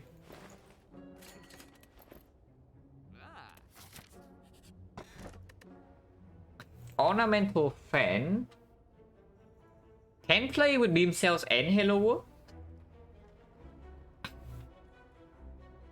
It's not that good on defect most of the time, but it does perform right now a little bit. And it can be good later. It's not a guarantee that we are off monkeys yet. With Beam Cell Plus, with Hello World, we can absolutely pivot. And then this performs. It's just a good relief. They roll very high HP. I have to say these things roll very high HP. HP range 39 to 45. So this guy is the maximum, this guy is the maximum, and this guy is on-off maximum. This actually mean I pick like Apotheosis into duplicate Doom and Gloom or what? Maybe that is so. If I draw Doom and Gloom turn 1, I guess I just ignore this. Libra is not stronger than this, yeah.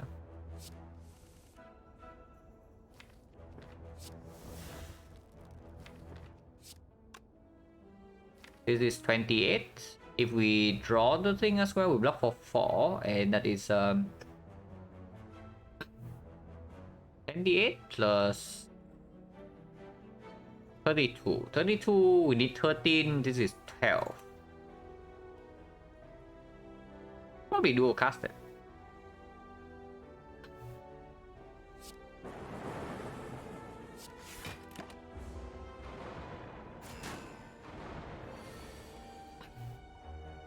And yeah, we duplicate doing do.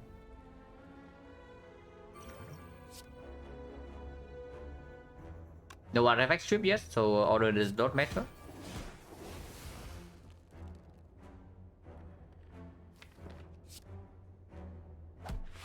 And yeah, the fan already blocks so far. And we just have lethal over 2.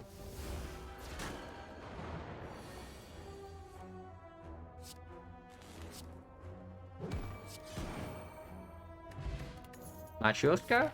After the chest, that's not very useful. Recursion for this Dark Orb kills Hexagons, but it's pretty bad in every other fight. We just fought the Sentry, so the next elite can be knocked, which does speak for the Bow Lightning a little bit, but there's also Aggregate. Aggregate gets better with the Halo Wood in the second deck cycle, but we start with Transform 2 and we have not added too many cards, so right now it doesn't play that much. And of course, we don't have a draw yet. It's still early enough that Bow Lightning is pickable because the Knob can be coming and we do have 24 HP only with 1 potion. Potion chance how much? We got 2 potions in total, yeah? So 1, 2, 3, 4, 5, 6, 60%.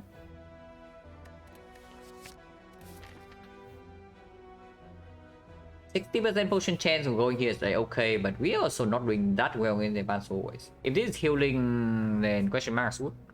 Life loss with XecnaR. Chest is super good. Question mark is probably okay. Cleric, we can still take the heal. Healing.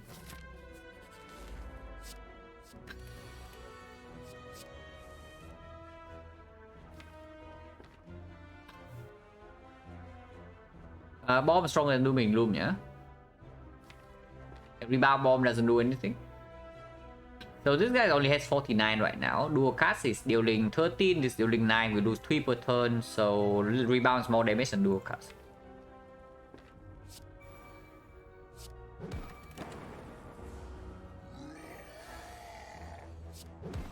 We know that we have exactly this next turn.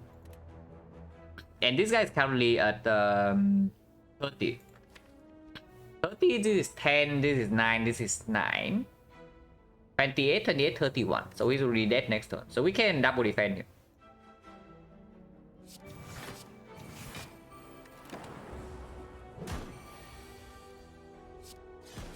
And yeah, beam set upgrade plays here. The fish. So exactly what we need, guys. Amplify doesn't do anything right now.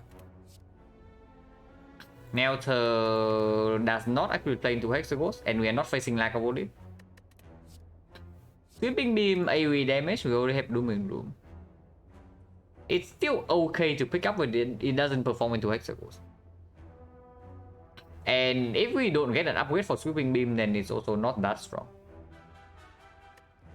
Yeah, we can amplify Halo World.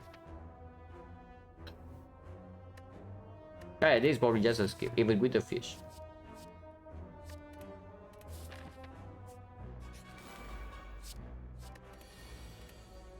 Sadistic Nature does do 5 damage, but Discovery is probably better.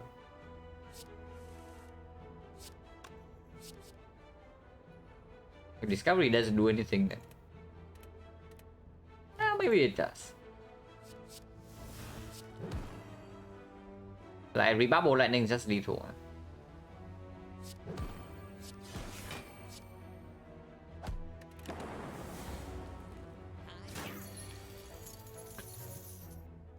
Hello, Cash 1, 2, 3.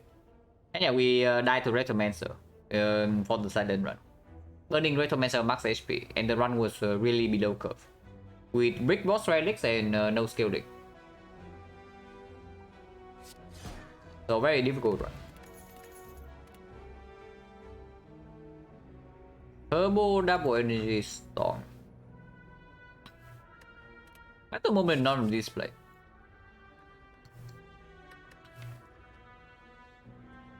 Turbo plays better with the Halo World. Yeah, Turbo plays better with the Halo World, and it's okay with Doom and Doom. It's not good into Hexagons, but it's gives us 9 gold, and it's a hedge against turn 1 we have 2 boxes as well, so if we draw Turbo turn 1 it also plays. If we are stuck on 2 energy after this act, it also plays. It's acceptable. I am slightly worried about Hexagons though, but hopefully Dark Orb with potion capacity is enough to deal with that. And then this thing as well.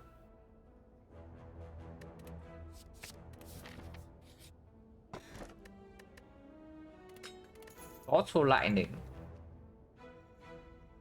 At the moment or nothing. I let you actually say that we bottled Turbo for the 2 box.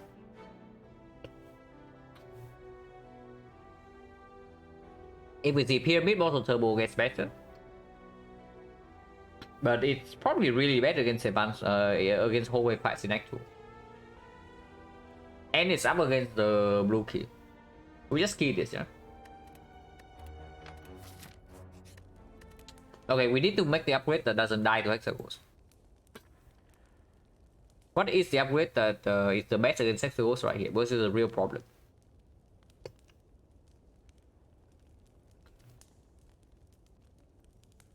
Boarding is +3.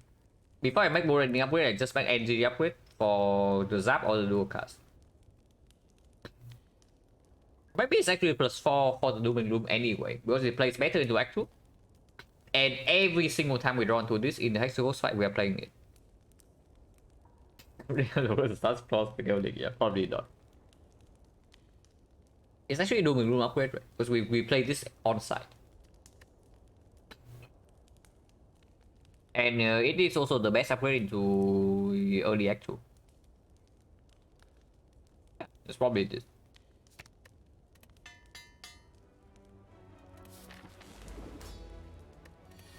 Magnetism. Sure, with the turbo. Finesse doesn't exactly do much. Deep breath with opposing eye, it does mean that we can manipulate shuffle to get Dark Orb faster. But if we draw Turbo turn 1 or if we are floating energy, then this also plays. Okay, we are doing some random deck here, yeah? Because I see Halo World Magnetism as our opening turn. Cold Snap, nice and all, but before I do Cold Snap, I definitely play this because this fight needs this fight is going to go 9 turns. Like this dead branch, this deck needs to actually survive this fight, and right now I don't know how. I guess we'll find out. Yeah, we rebound Doom and Gloom, that's quite good. With the turbo coming up for the random card as well. Like Steam Barrier, rebound Doom and Gloom, take some damage. Or we do Discovery. We do Discovery and single Doom and Gloom only. Maybe that's okay. Discovery is quite strong. Yeah, machine learning is better than the other two. Unless you tell me Fusion is actually good with 2 random cards per turn, which I can see. And machine learning does get worse with 2 cards per turn. We will play 2 cards per turn. Yeah, it's actually Fusion. Yeah, it's actually just Fusion. So order. I'm most likely using potion capacity here, yeah. So do I want to evoke the Dark first or do I want to evoke the Plasma first? Probably the Dark first, right? If we have to rotate like this Zap might not even be played. If we don't even play the Zap, then pushing the Dark Orb in front is not going to be very fast. Dark first into Fusion.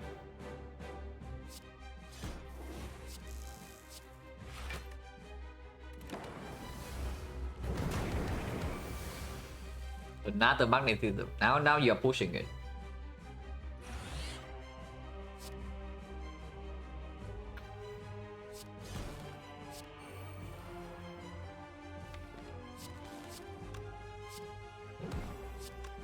This block for 4, this block for 5. Will reduce 9 damage. I trade for sure. Actually, wait, I can play both. What am I talking about? Oh, this deck certainly took a turn, I can tell you that.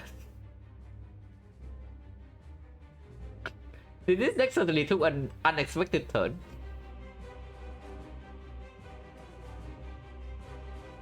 Again, purity into impatience here. 0-1 would be nice. Yeah, 0-1 would be something. Do I want to play Cold Snap? Cold Snap gives us Frost. It puts this in front immediately and it makes these things dead card. Honestly, not right. With the Halo War and the Magnetism giving us bluff, and this turn we're also not taking damage. I don't see a reason to actually play the Cold Snap. Definitely, I don't actually see this. Defend, I guess defense is okay. Yeah, this lightning I can see. It deals damage.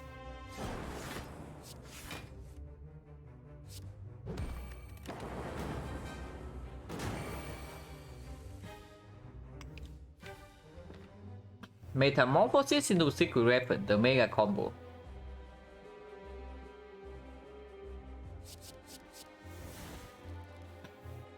I get more random cut. Exactly what we need right now.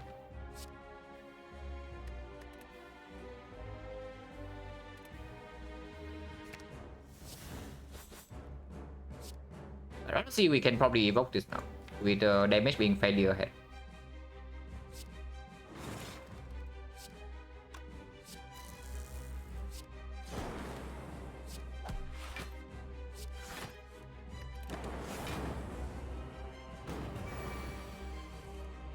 All random cards.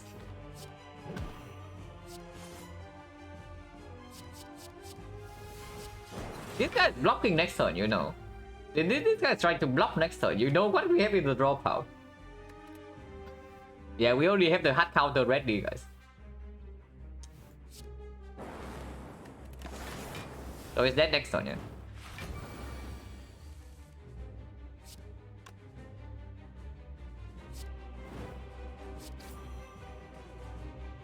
Set up Immortal.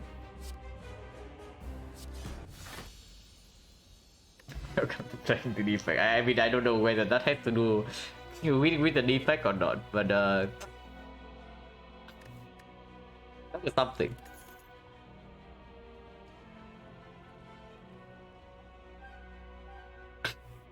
Getting to play random things, yeah. This is probably bias call. With Halo War and the toolbox already giving us something to do. Bias call with toolbox occasionally giving Panacea also means that we are super fine in any of those fights. But yeah, bias call with potential toolbox from this. If it's not bias call, this card is mediocre. With the Halo War, it gets worse. With this, it maybe gets slightly better, but not by much. Buffer demands an upgrade, which right now we don't have anything to do with, to do yet. But this can also be upgraded, and if we happen to find a card that needs to be upgraded at some point, then this upgrade can wait. But this upgrade probably wants to be made. Yeah, machine learning gets a little bit better with turbo, a little bit better with immortal, a little bit better with toolbox. But it's competing with some pretty good cards here.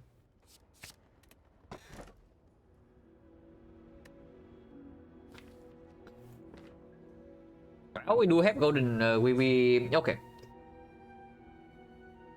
You might not see it yet, but we do have Bloody Idol Ceramic Fish synergy.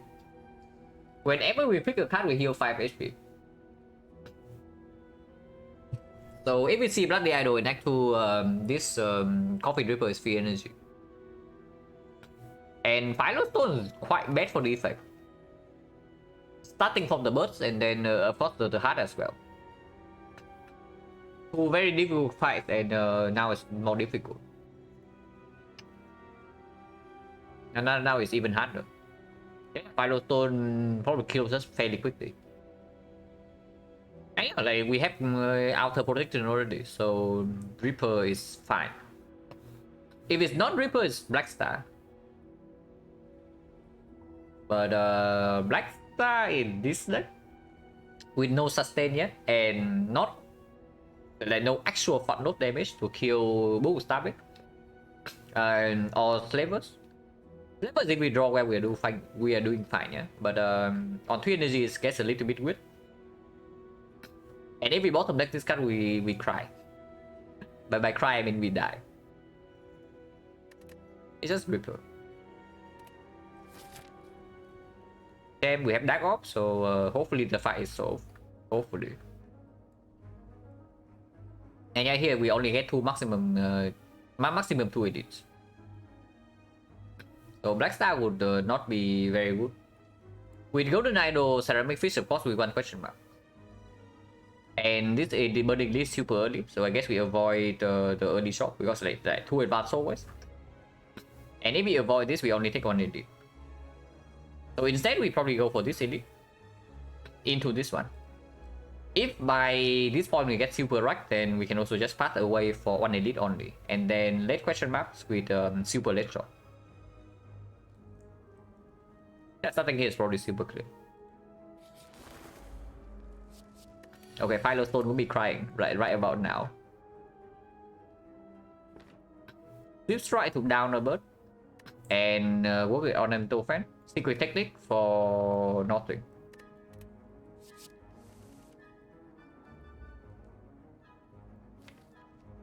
Downing a bird is not that easy, huh? Yeah, like right here we cannot even do it. If that's the case, then I want to try to kill Beetle next turn.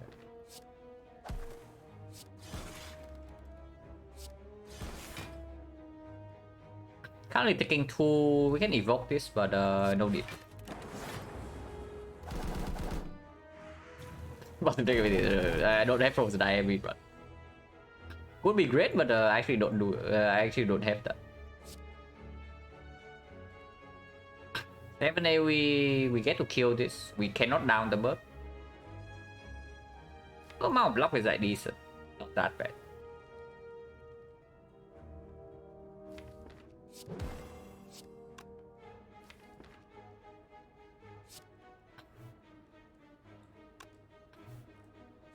Don't actually want to hollow the Dooming Doom. Because if the lightning hits here, we can also do rebound or something else. X6.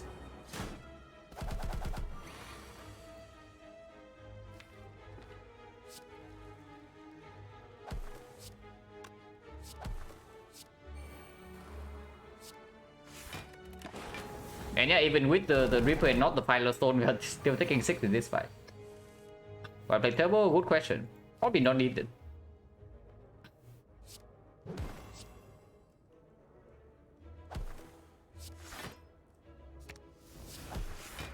This guy dead already, so play one more card. But not rebound to Doom because maybe I want to draw block next turn. And we do not need the rebounded Doom damage to kill them. It's not an instant kill, and I might want to draw into actual block. Second Doom Darkness minus not good enough. Second Doom does get slightly better with the 4 energy. But I don't think I want it. I think if I can want more ops right now, it would be Frost Orb. Darkness for upgrade them. Yeah, if we pick Darkness, we're probably upgrading that. But I don't know, because it's not necessary for this fight. And it doesn't even help us in the immediate edit fights. Is that okay? But if I want current help for the edit fight, just pick another Dooming Gloom. So good against book, yeah, but then I just picked this because it's good against the other two as well. If we want some help for the book. And against the book, we do have Thorn's Potion now. It's not that bad.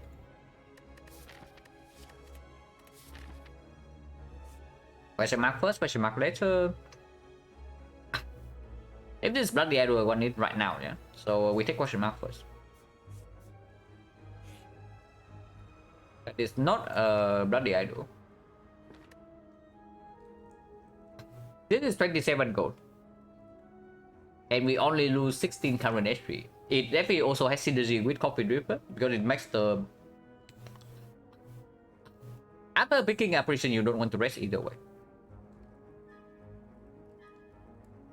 We do not have Echo Form at the moment.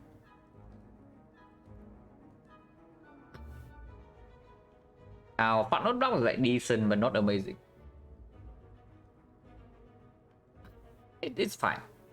And yeah, has synergy with the fish, has synergy with the Dripper, has synergy with the fact that our deck doesn't have like weakness. It doesn't have huge blocks like maybe Leap Plus or something, Steam Barrier and whatnot.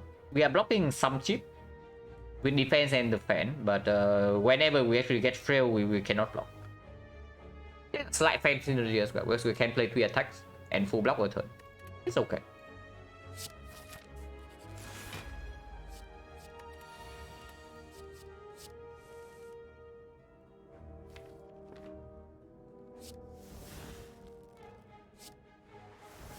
It already performs here. The 2 don't know, it's 27.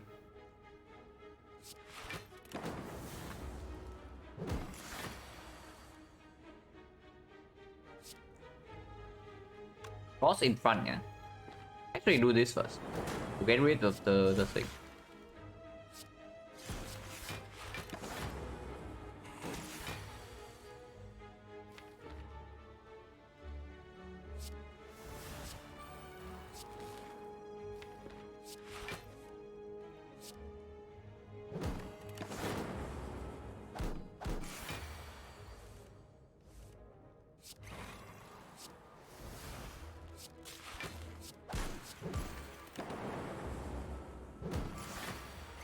If I don't know, I know it's from enemy drops only.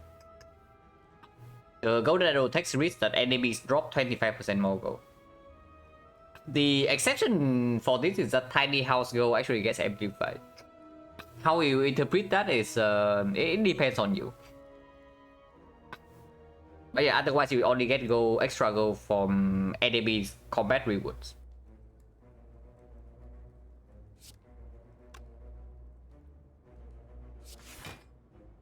Yeah, operation value was insane this fight, like for sure. This is killing, huh?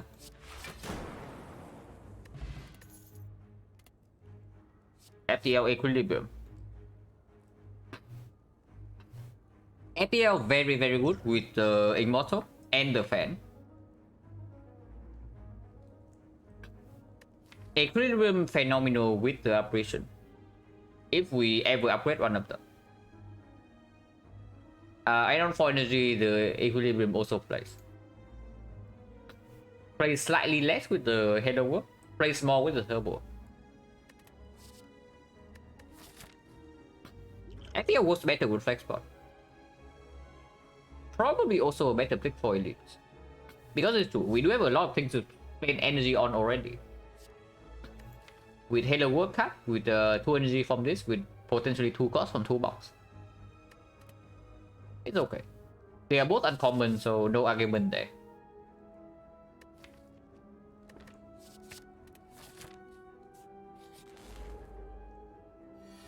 Equilibrium maybe would be slightly better here. Mayhem.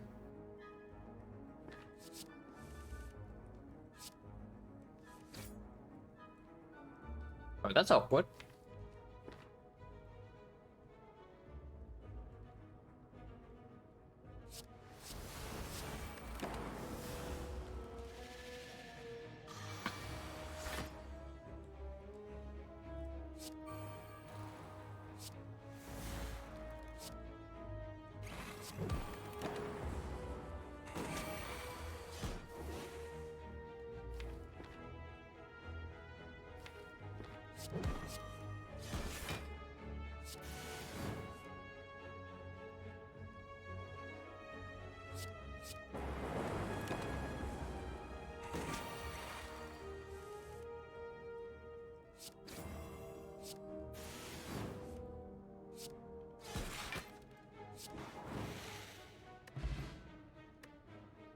When it's operation good with such low smash HP, break couple of times die instantly.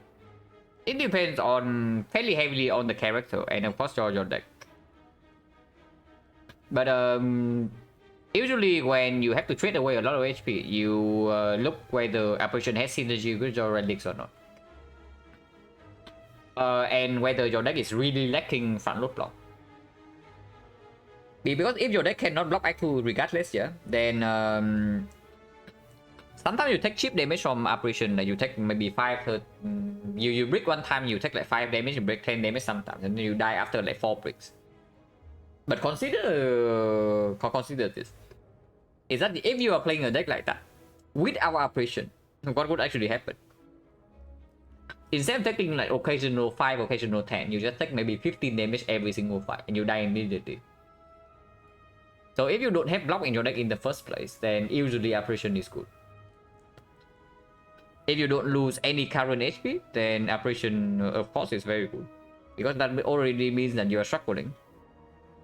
And yeah, of course you don't even lose something currently. If you have Coffin Ripper, it gets better. Because you don't want to... You cannot rest in the first place. And the operation also tells you not to rest. Yeah, with Toxic Egg is also very, very powerful. On the effect, I don't think it's as strong as on Silent. But it's probably not as bad as on the Ironclad. Unless you have like Barricade or Feet or something. But the effect does have fairly long setup. Yeah, the effect does have some decks that need like a couple of turns to set up. And also has Echo Form to build the operation with. The effect is also a class that likes buying Spoon in the shop. So that does fix for the operation a little bit. Here we just pick it because of the Coffin Ripper, because of card draw, because of the fish. And because our deck doesn't have like actual front load block. Hello Byron. This is garbage, yeah?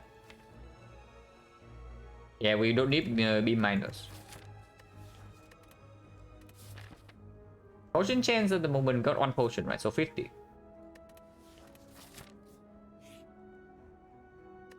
That is definitely not what we need.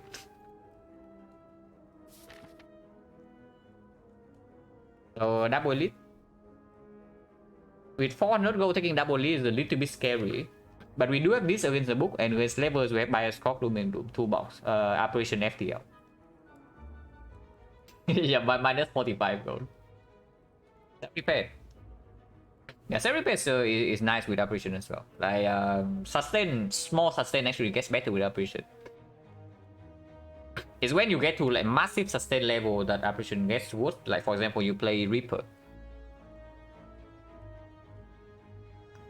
A good effect player flick. Reason why to recharge feed 5 body slam dodge and roll second win. Yeah, I really wonder about the Shadow effect. Yeah, if you're playing reprogram, then Shard's probably quite good, right? I'm actually wondering. Because the defect, the defect's own kit actually doesn't have that much synergy with the hologram, with the reprogram, except like hologram. But other card pools actually have a lot.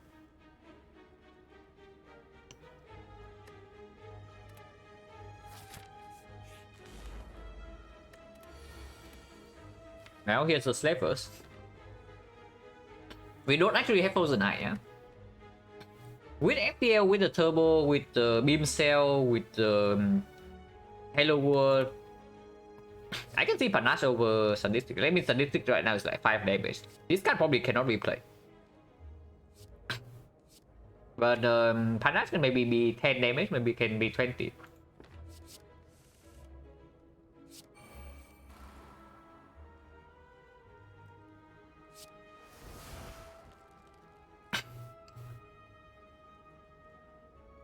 Export doesn't come here, yeah? So Hello World, Doom and Gloom enter and take 3.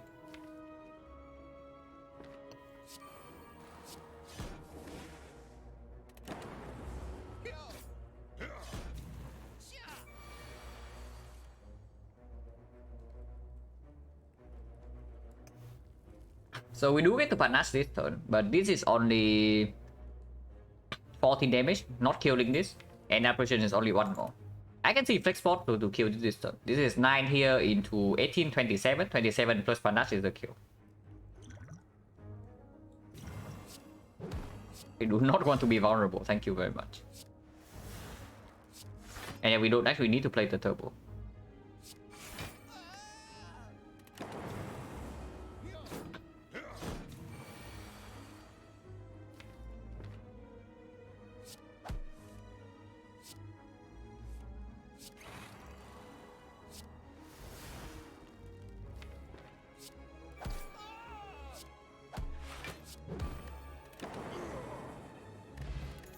Or exactly what we need. Double energy doesn't perform at the moment. Resist complete charge, rebounds unpickable. So another skip. We have not been picking a lot of cards. We picked like 1 FDL since the start this second. How many fights already? It's like 1, 2, 3, 4 here. That's not very good. But none of these actually do anything. Maybe double energy, but with Ripple already in this energy minus, not really.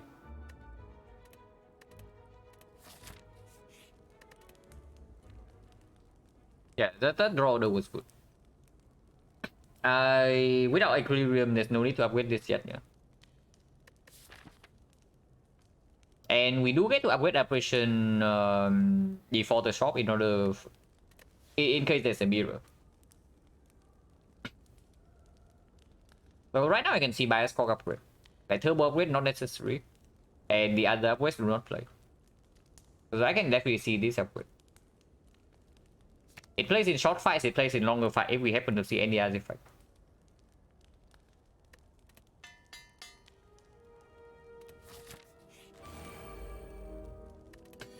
Well, Panache again. And then Panache definitely can play in this fight.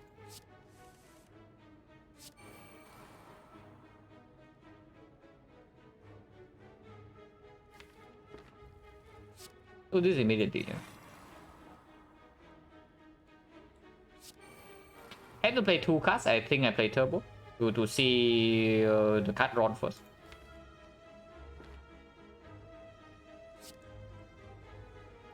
Where does this go?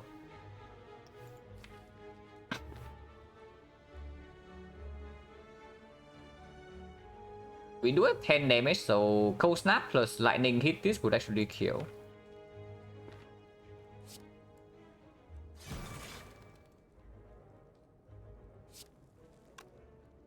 And we don't actually need to block this guy still. If it doesn't kill, she attacks next turn and we don't draw a patient, we are going to cry. But not like there's anything we can do. Of course we still play this for the Immortal, yeah. Beam Cell plus Taunt's Potion does not kill this.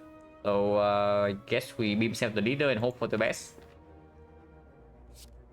And we can Beam Cell here. If we Beam Cell here and the lightning has 2 or 3 targets to maybe not make her angry next turn. And if we draw into double operation, we can still force her to attack turn 3. Yeah, 66%, but also doesn't deal damage to leader, right? We cannot stay in this fight forever. But I guess, okay, Beam Cell is a lot of damage, but Halo War is also in play already. So it can give us like other Beam Cell. Wait. It would actually kill. Oh, okay, better register that, like write it down. And then not forget the again. But it would actually have killed this guy with the Taunt's Potion. Because of the boot.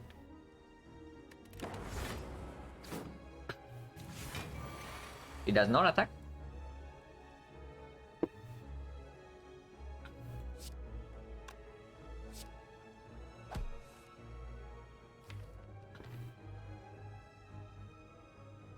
I do not want to rebound anything, man.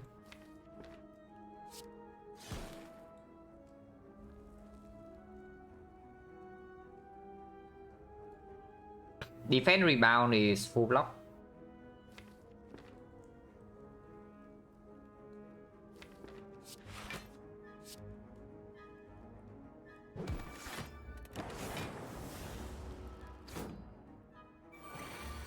It does not attack, so we completely missed the things. We completely missed the apparition, yeah, which is very dangerous.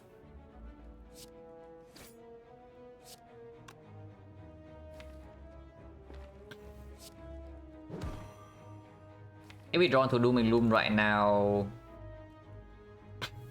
one strike can go here.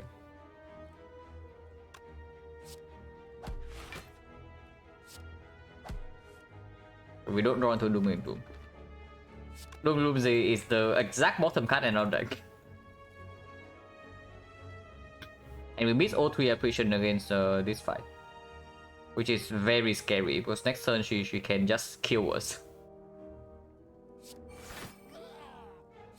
And of course we advancing bottom.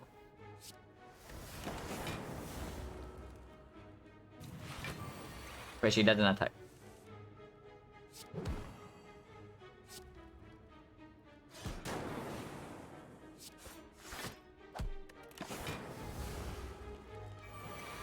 He still doesn't attack, so I guess we are fine.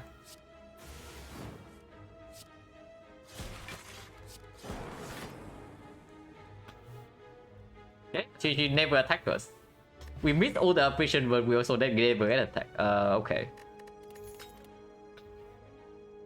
With this already, there's no way we fix and repair, yeah? And we are also fading the HP as well. And here's a hologram.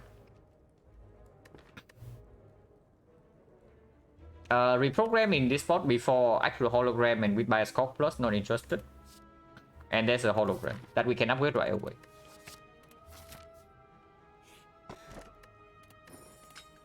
Hurricane. Well, it does make the FTL stronger.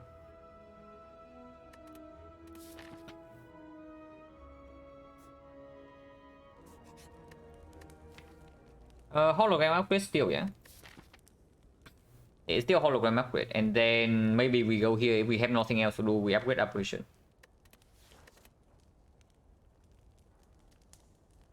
Upgrade apparition hologram in the deck? Not yet. Here I will, if I have nothing else to do.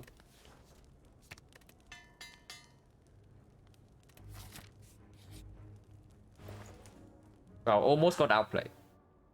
But this seems good. Relics are super strong, yeah? But there's also freaking Core Search with Bias Cock Plus in our deck.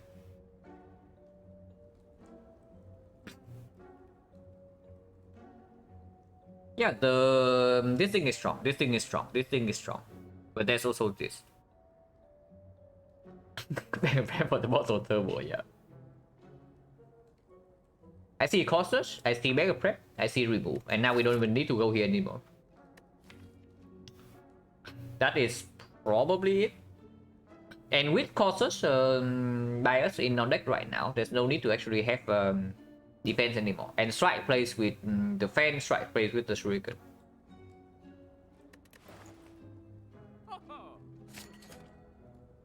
Back always go for that. No, this is the strongest thing in the shop, and it's not close. We have a freaking Bias Cock Plus in our deck, guys. So of course we get a Core Search. And it's probably a back remove.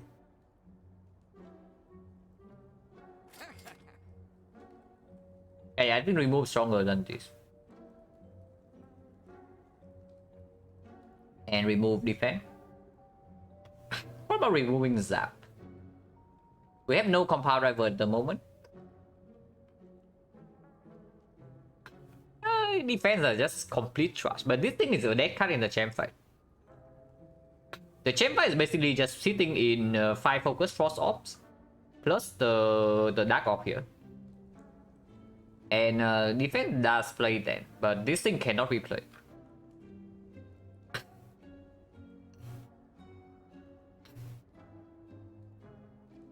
Yeah, that one ability is just not good enough. And who knows, maybe after this I will pick a P-Box. With 4 energy already, if there's nothing else I can absolutely see a P-Box pick. Because P-Box is still plus 54 gold. Yeah, capacitor would be nice. Less slots would be nicer, of course.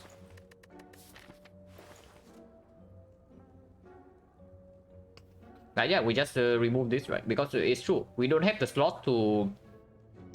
So this is only 14 passive block, which means that right now we do get wrecked by the champ if we don't do defend every turn whenever he attacks for 27. And that even speaks for this removal even more.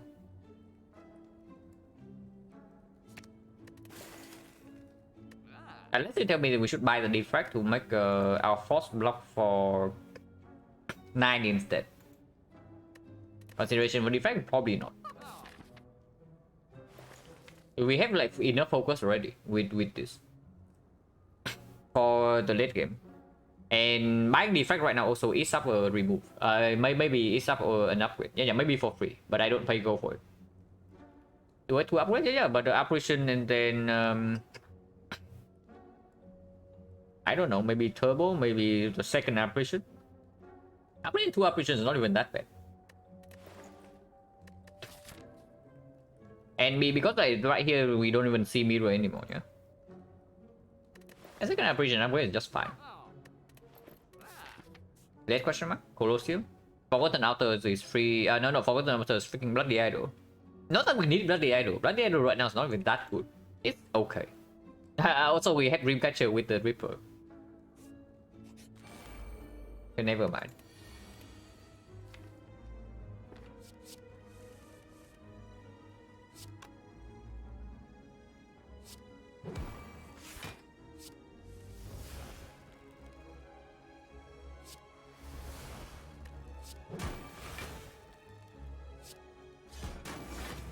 Very good.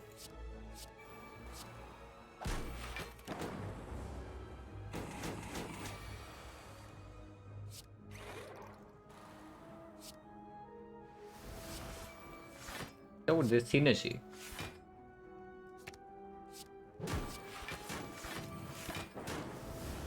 We have played Claw 3 times in 2 turns. Amazing. But you can also see how bad the Claw actually is.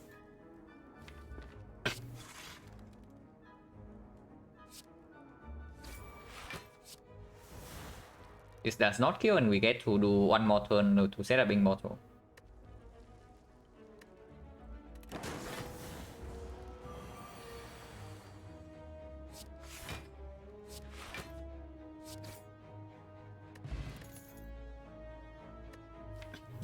Darkness is not what we need in a champ fight. Good upgrade target, but not what we need. Honestly, with no upgrade targets at the moment, I think we just take more hallway fights. Because currently we are going to this fire, upgrade apparition, and then what? And then upgrade second apparition. That doesn't improve the champ fight. It's okay to have it, it doesn't make the champ fight much better. On the other hand, these fights are free. Rico, no, we are still a little bit scared of the champ. And we know that we want off slots now, so hunting for capacitor is also like fairly reasonable.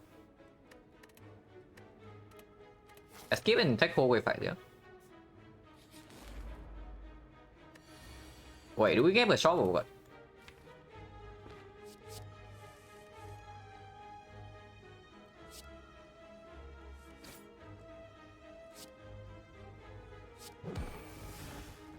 We actually cannot kill here.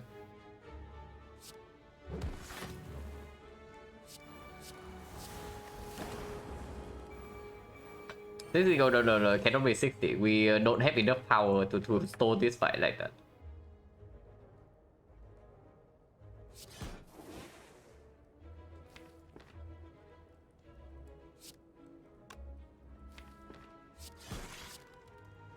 Take 1.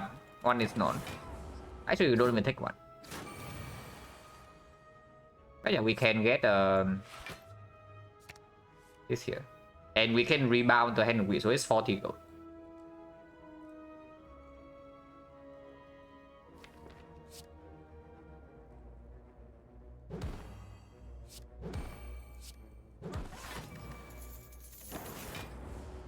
But we need an attack. Okay, we do get that. Yeah, it's 40 gold. It's still not enough for this shop. We can buy a power. But if it's not exactly capacitor, we also go into an anti shop. So probably not.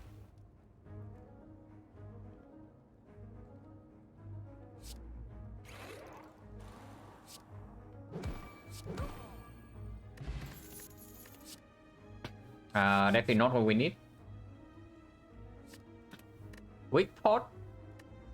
Better than Thorns, yeah, into the champ fight. Because our Dark Orb does stack up fairly fast with 5 focus.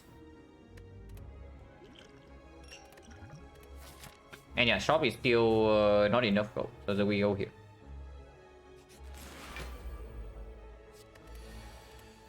One only. Deep Breath lost 1 card. Madness is okay with hologram but not that good. Mind Blast is worthless. This fight, yeah, this fight can be problematic. But we do draw 3 apparition turn 1. So we are probably okay. Bias before Colossus though, but I still think we do that. Actually no, we don't have hologram, yeah? And we have 3 whole turns. So there's no need to panic. There's really no need to panic.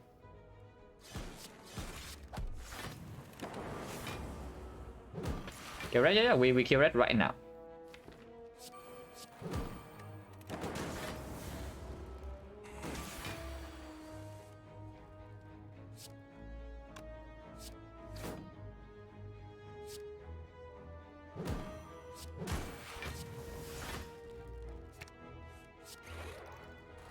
No problem, because this guy can never deal more than 21 damage. So the moment we get 3 frost, he cannot deal damage to us. And even if he deals damage to us, we have full heal.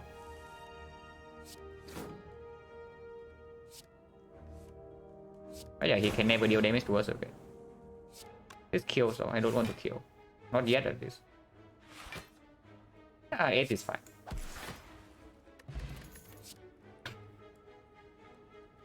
It's not what we need.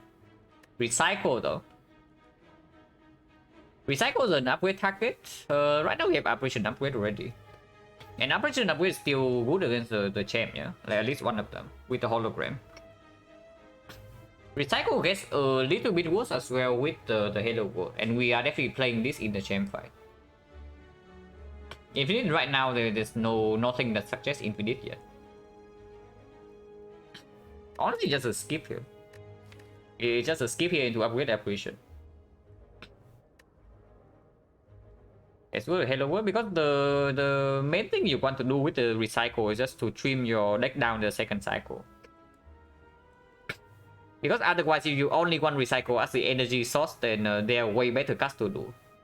Like you're effectively picking a card into upgrading it, or like 1 energy. Well, that's not exactly a fair trade.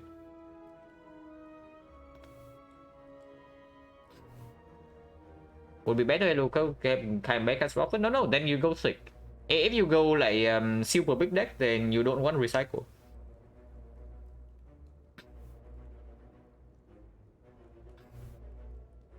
And here it just doesn't perform. Like we don't need it for anything. All of these, yeah. Parallel spot. Maybe better than block pot, but not by much. Probably not better than block pot.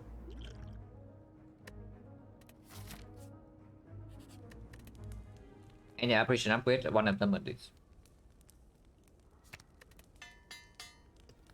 Yeah, if we play into the recycle, we don't even play into the we don't even play this card. But the thing is that this deck also cannot abuse recycle yet.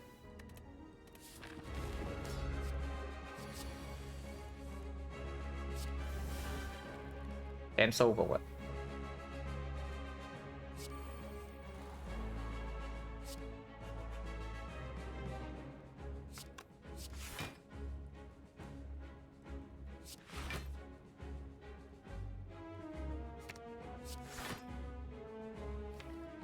Don't actually want lightning, but it does not matter. Wait, okay, never mind. I'm for upgraded to it, yeah. So we want dark in front with 2 frost afterwards, yeah. I play 1 efficient right now, but okay, so just take 4. I think just taking 4 is fine.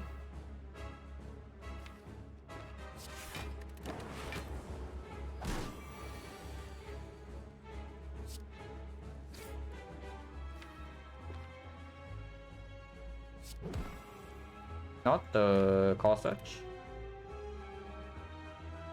Oh yeah, we even have recursion for this dark orb now.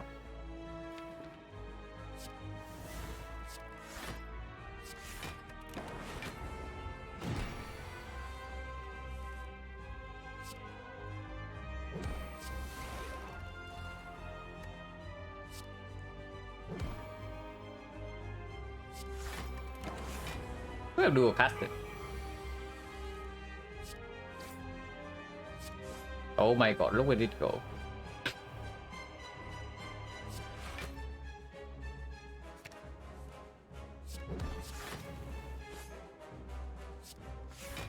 Taking 4 does not matter.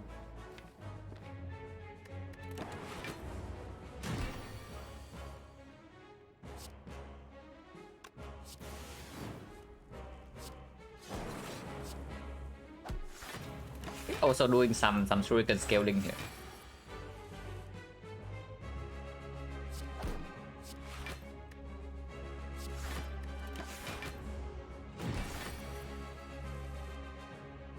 Nine damage already. Unfortunately, these cards are like pretty trash right now. Oh my god, it's more than 9.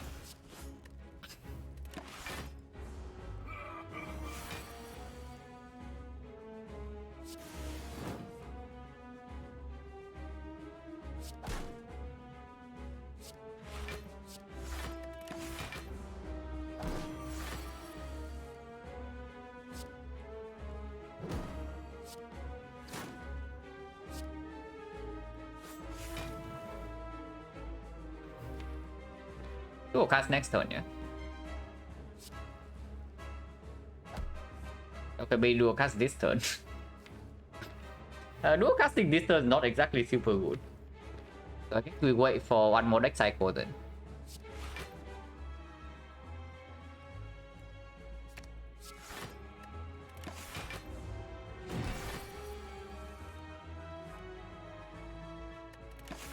I'm gonna play some defense to advance the third thing.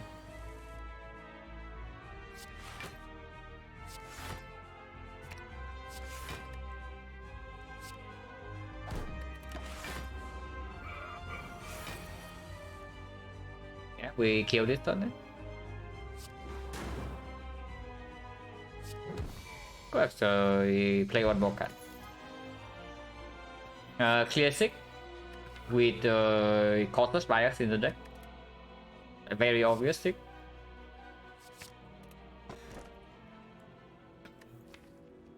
This thing is slightly less obvious. It's probably just hammer, but yeah. I also need a toilet break, so I'll be back in 3 minutes. But it is probably just hammer here.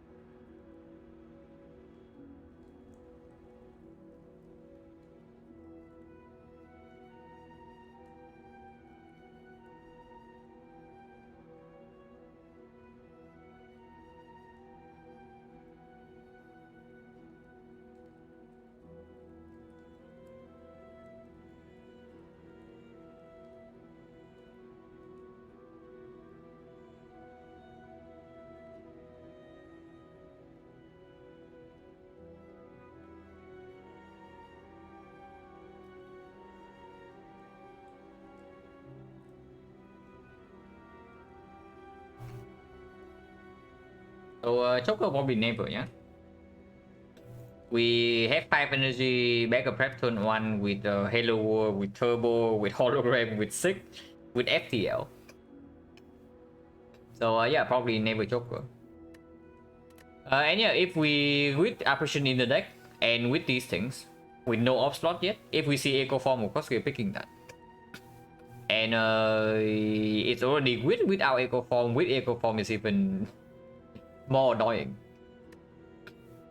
Dome does make apparition worse, and we do not have off slots yet to be invincible and just end turn and never take damage. So it's probably just Hammer. The only thing that's slightly sad about the Hammer is that we cannot upgrade this thing for costless buyers to in our hand instantly. But this deck also has some serious problems. Yeah, right now it does not have Frost Ops. We have 5 focus, but the only frost we have in the entire deck is like a single cold snap. And the amount cut draw also, yeah, we don't have any cut draw. But I guess on 5 energy we can pick anything. Can pick Skim, can pick Compound, can pick more holograms. If the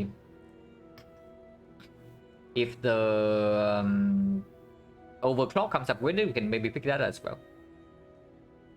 Yeah, this is our force right now. This is basically our force. That is definitely a slight concern. The Awakened actually not a huge problem if we see off slots. And then like maybe 2 more frost guards. Because this is way above the 2 strength gain for Awakened one. Regarding block generation. Burning Elite is there and we are forced to go there. But we can still take 3 elites. We want to avoid fires, yeah. Fires are dead note. Unfortunately, we are forced into 2 of those. If we want this elite as well. Can skip.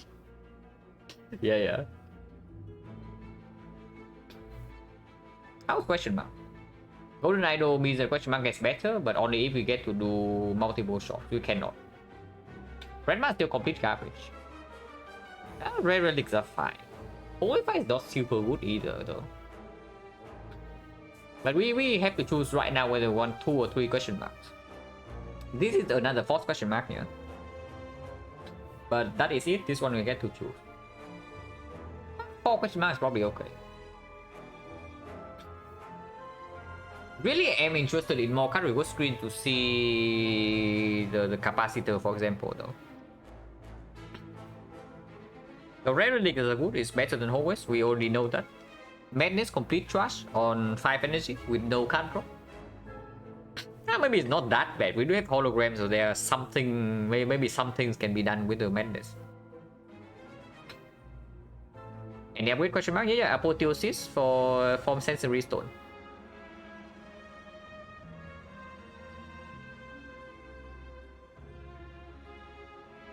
My Bloom, I don't think we are in any position to pick upgrade or at the moment.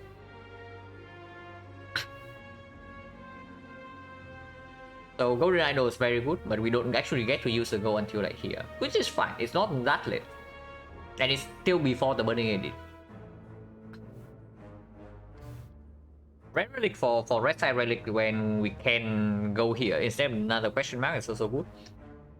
So if we high roll the question mark for the Red Relic, that works with Red Side, then we can even avoid this bad question mark because we see all the good ones already. And do something with it here. And in this also is not a dead note. And this one we can avoid. That probably tells me I want question mark early then. And yeah, we start here.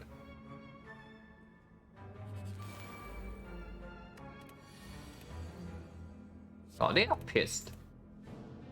Library is Act 2 only. They are very pissed. Secret weapon for Doom and Gloom doesn't cut it. It's just finesse, yeah. Okay, we can rebound Doom and Gloom. And we have Apparition this turn already, so that's fine.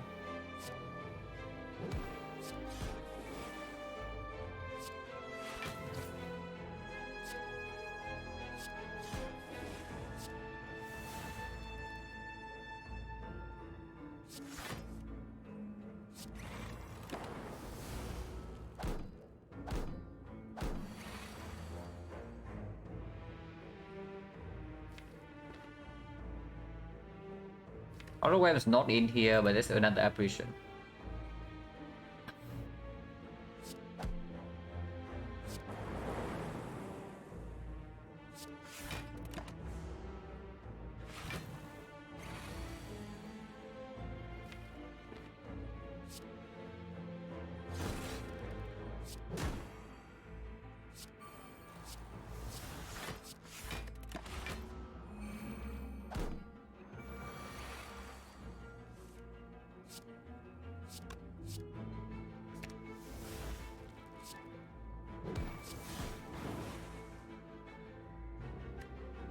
Actually, this messes up the thing, but I just want to get out of here.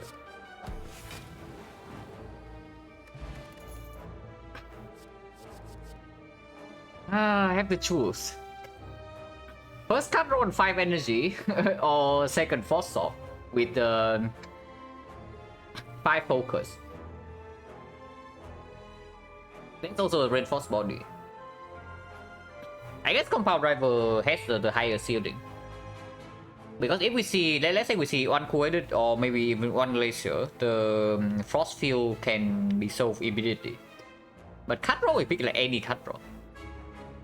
And yeah, Halo World can also be our frost. This just outperforms.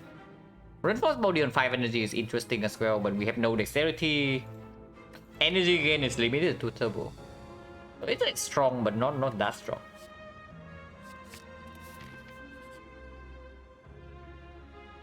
Normality is never, right? So we take a Reveling. And yeah, deck is still in no position to take upgrade O yet. Yeah, not really, right?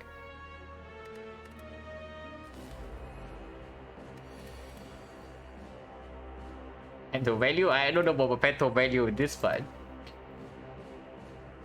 Addictive nature does not actually do anything. So blind, I guess, just to guarantee weakness turn 2. Because we might not have apparition. Okay, we have apparition.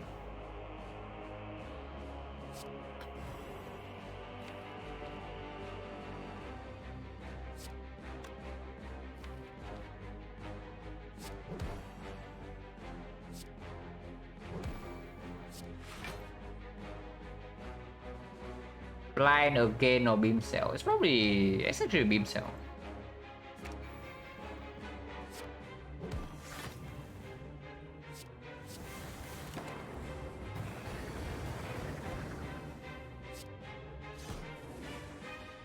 Yeah, that's exactly why I did on the hologram. We are taking damage here, but I don't care. Because you only have one hologram.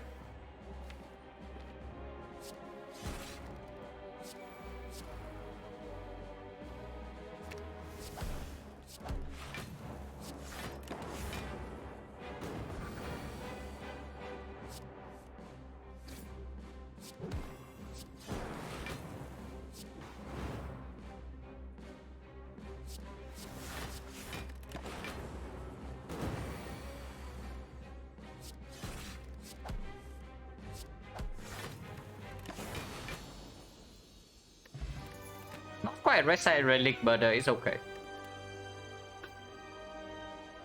Recursion plus. It's better with only 3 slots. And okay with the Dark Orb, but not really, right?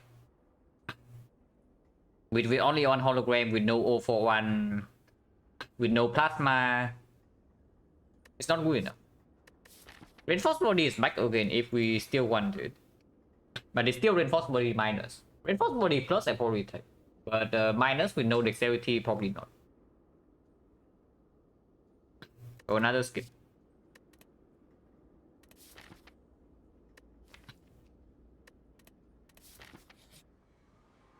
Madness, complete trust with -2. Yeah, we have no not enough card draw to deal with this yet. Unfortunately, unless you tell me that we pick Madness here, we see hologram plus and we go hologram infinite. Not really, right? Question mark first, question mark second. Does not actually matter either way. Because this is still easy for fight. Maybe if I see Sensory Stone here and we pick Bandage up, I probably don't pick Bandage up. Yeah, then there's actually no reason. There's no reason to do question mark first. There's also no reason to do question mark second. So we take question mark first then.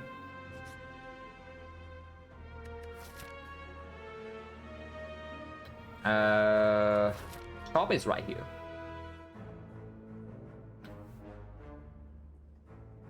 How much gold do we have? With the golden idol? It is also going to be a fight, yeah? So 90, 105. 105 plus golden idol is 130. 130 right now we have 450. 460. 460, let's assume we pick like one card. So 470 with the fish. We take 3 potions, we go to 430. Remove is currently 100. So 330 we can still buy rarely. That makes good. Yeah. How many cards have we taken? 90 only is in Act 1. So that's pretty sad. And this is even inflated by the apparition, yeah? Because apparition are 3 cards. So we have only taken 7 cards into our deck since Act 1. Hello, N18X. But yeah, we can buy 3 here. 7 are taken. What are the 7? Like 1, 2, 3 here, 4, 5, 6, 7, 8, and 9, and then I guess turbo is 10. So it's from here. So these are the 10 cards we have taken since we took the fish. I learned different mod effects so far. Different as in like my belief has changed or different from the other characters or what. Because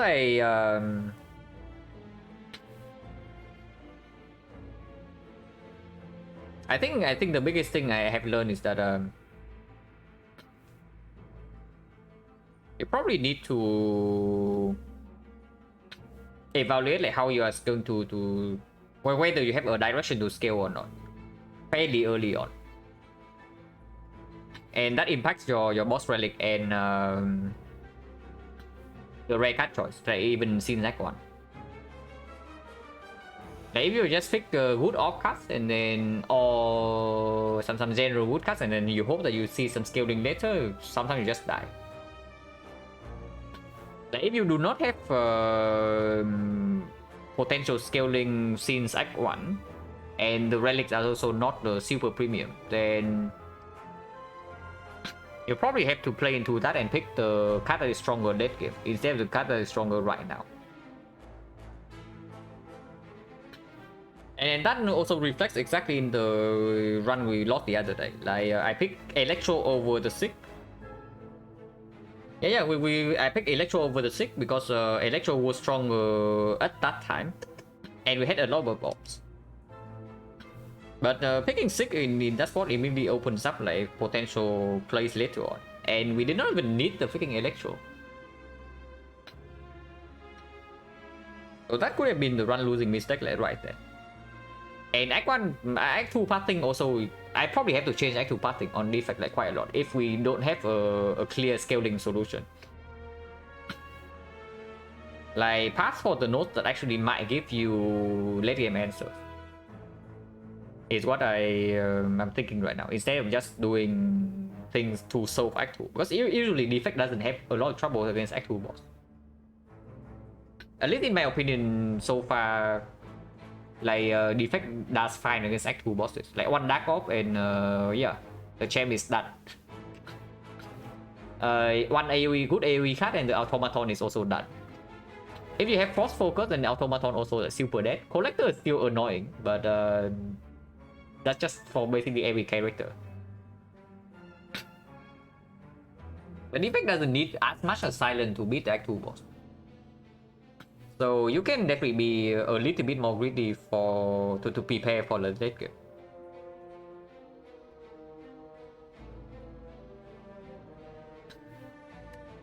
But yeah, here I think buying 3 potion is fine because potion capacity right now is one of the biggest outs. Duplication potion can do something if we happen to see like souvenir or pellets in the shop, and buying 3 potions right now doesn't damage the gold threshold in the shop. Yeah, going to multiple shots on defect as well is probably just good, but that one is pretty well known already, so I don't think that one would be a deal thing. Like wood potions for Act 4, card removes, and some of the shop relics just basically scale the entire run for you.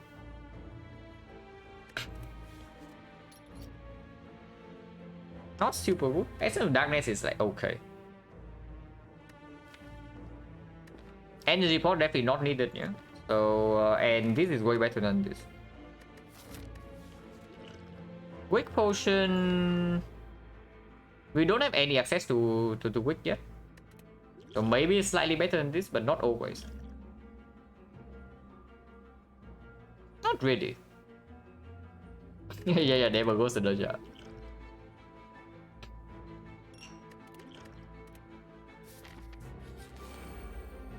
The spiker.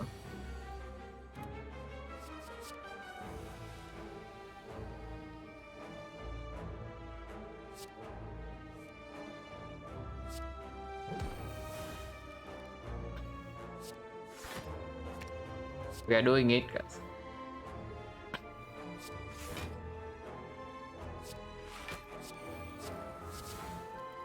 Okay, that's not very good, but it can give us 10 degrees here, you know, before the shop.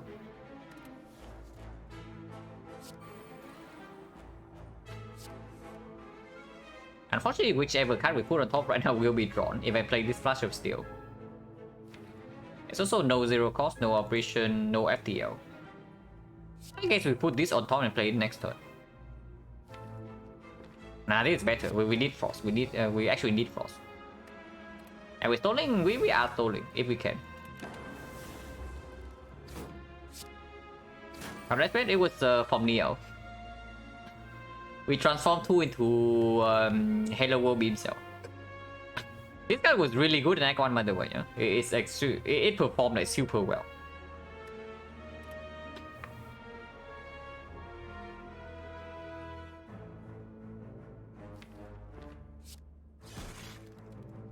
Honestly, I would just like to kill this.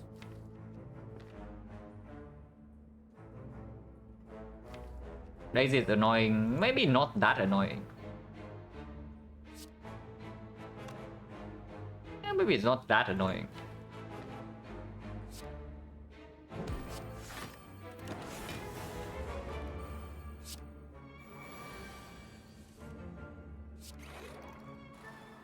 Deep breath to draw back into the Frost Orb.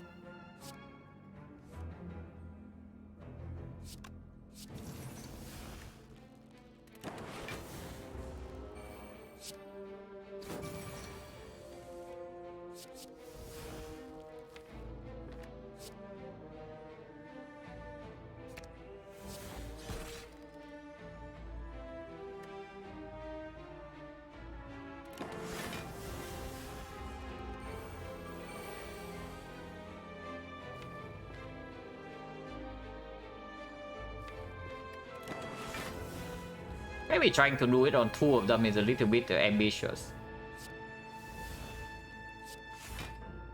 Maybe. Maybe we can actually do it on 1. Because this blocks forever and we can wait for opportunity to handle it. Doing it on 2 is a little bit too much. Or maybe kill this guy. Because when both of them attack, we cannot actually do it.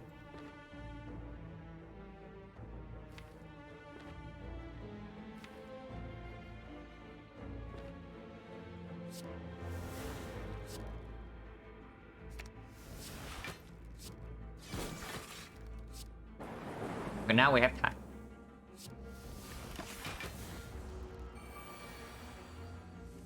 Can't do anything, no. We need 3 Frost Orbs if I want to do that. Could have done that. But we are patient, we also cannot attack. Did I just play the Apparition Plus or what? Oh, okay. How am I doing this then? If I just play the Apparition Plus.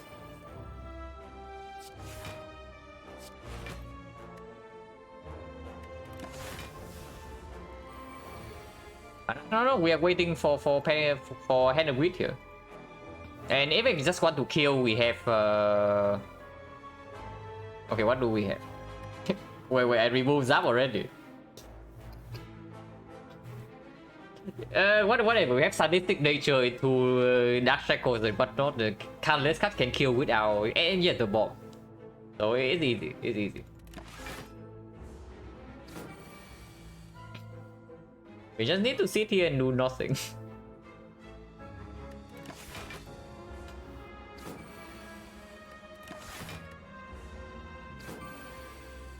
Yeah, sadistic nature is here already. Yeah, can play that. Play this.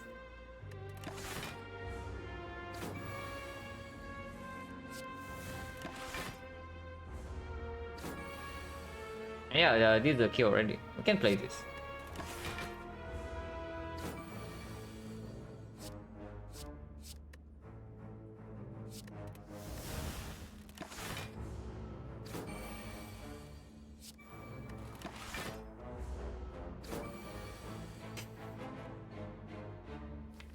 It's certainly taking its time, I can tell you.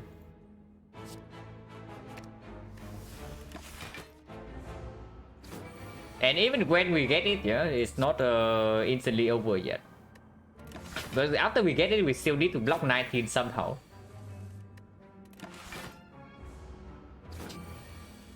Okay, this thing speeds us up like quite a bit.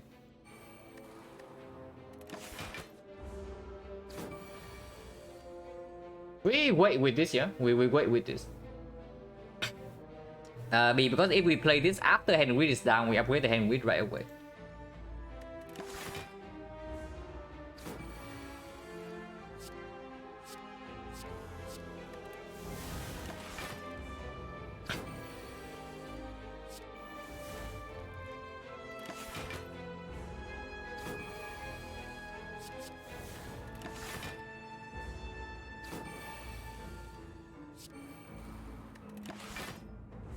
$25 gold, yeah, $25 gold. We are in too deep, guys.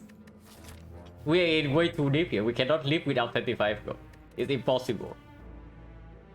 This actually doesn't kill, but let's not do that.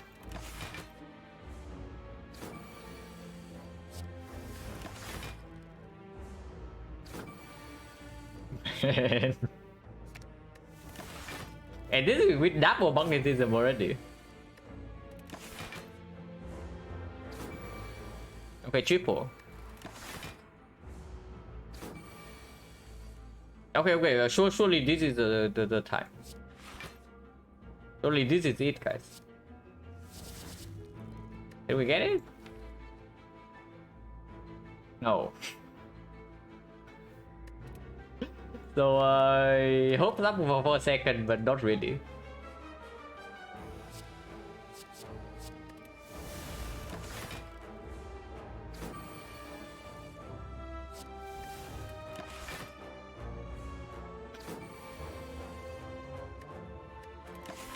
Secret technique is good in deck in case we need to find apotheosis.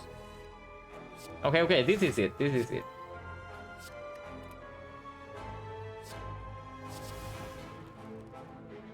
Can play one more card. Okay, it's not it. Yeah, you can get Hand of Wheat. We're just low rolling a little bit here. Just a little bit.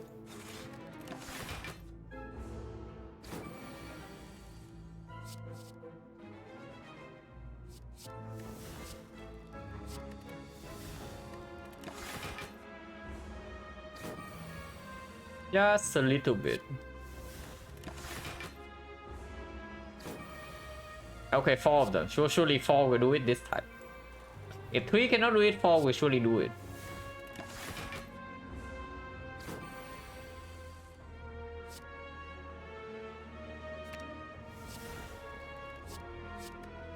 Okay, this is useless. Yeah. Yeah, we do have infinite. Okay, 4 does not do it. 5 does mean that we draw less cards, but I don't care.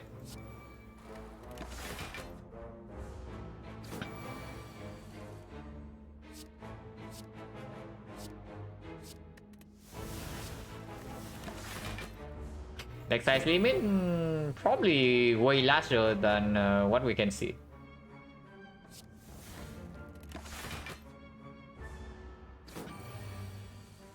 Okay, this can be played now.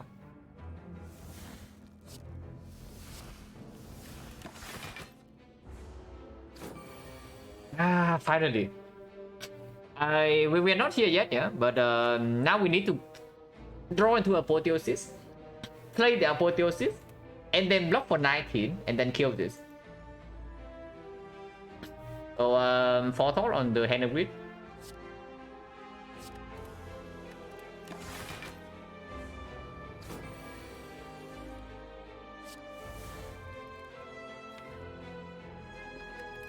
And if we draw hologram together with hand of grid, we can do it.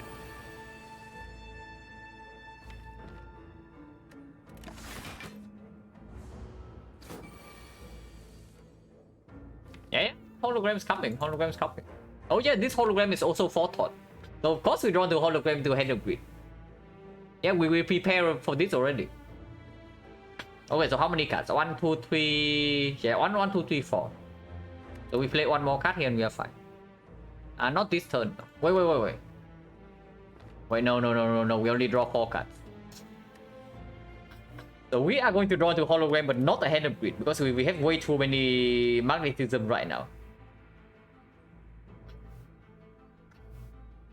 Okay, that's not good. We can deal with that with how can we deal with that? We can go into the next cycle, or we can what can we do? We can waste the ink bottle. Bottle, no, bottle is we can do it with bottle, right? Over 2 turns with metamorphosis into bottle. Well, no, I don't want to break ink bottle, right? We can go one more next cycle. Like, how long does it take anyway? And yeah, we just get a second hand grid. Like, holy crap, easy. Wait. We cannot actually do this. Oh. Never mind, guys. We have done it. So, this is how we get the gold.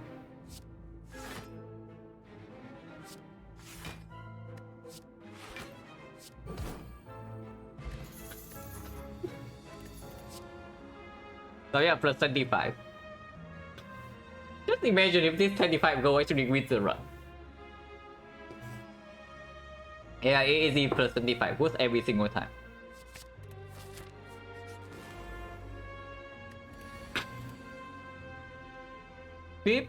Chrysalis.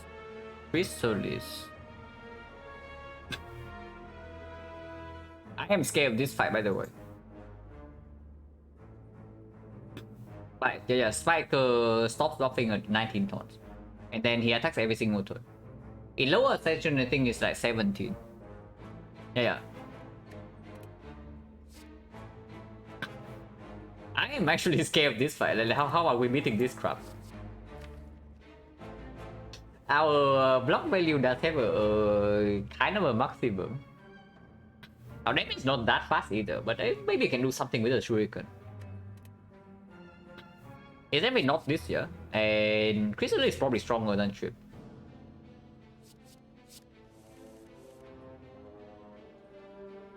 Murdered full with shuriken. I mean, I'm not too sure about that. It is. Okay, we can stick into Cautious bias right now, which I will do.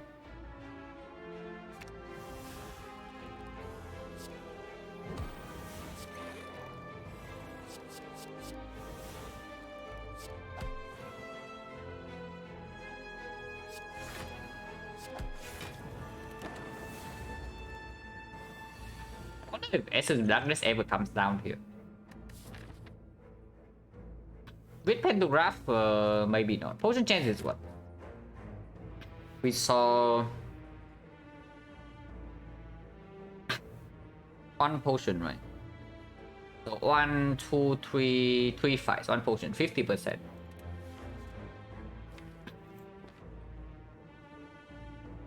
But we know Doom in hand already. That's unnecessary.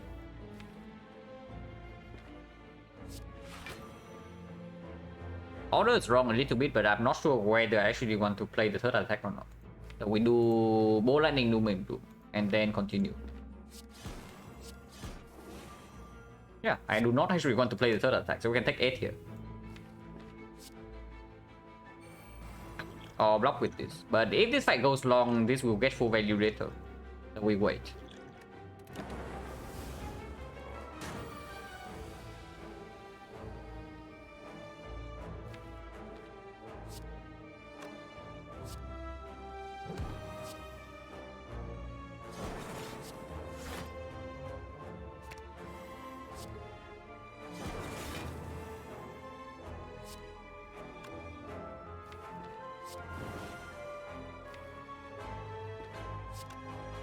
We just do chaos so that the compound next turn gets better because we still have apparition.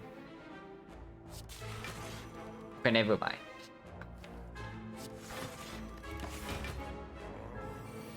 And there's one already.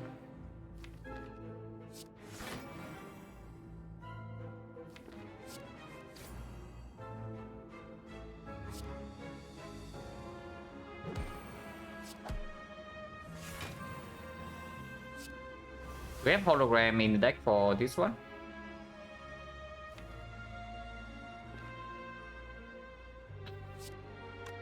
$15 only.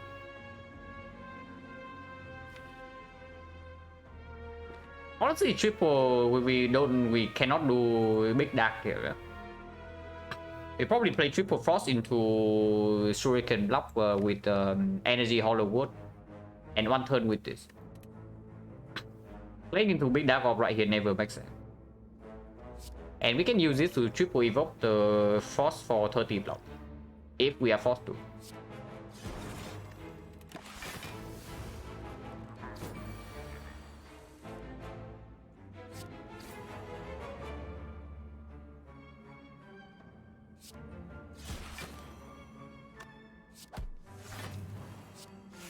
Rebound streamline. Is that how we are killing this thing or what?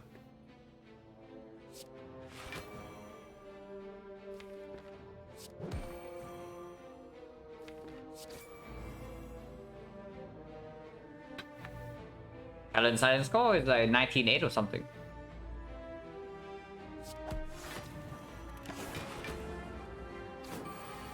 Oh.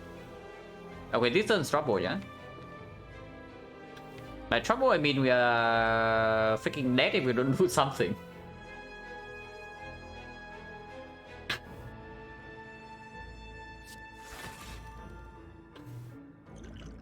Black Potion is probably slightly weaker than this. If we do this, we block for 4, we block for 5, we block for another 12. So currently we have 24, 24, 28. 28, 40, 40, 45. We take 5 damage. 5 is okay. Next time we have Apparition Hologram.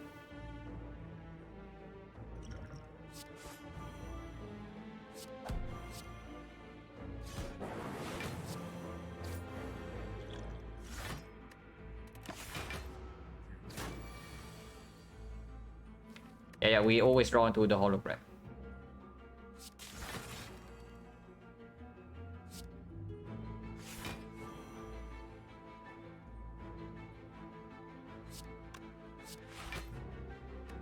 If we are even doing apparition, we probably are.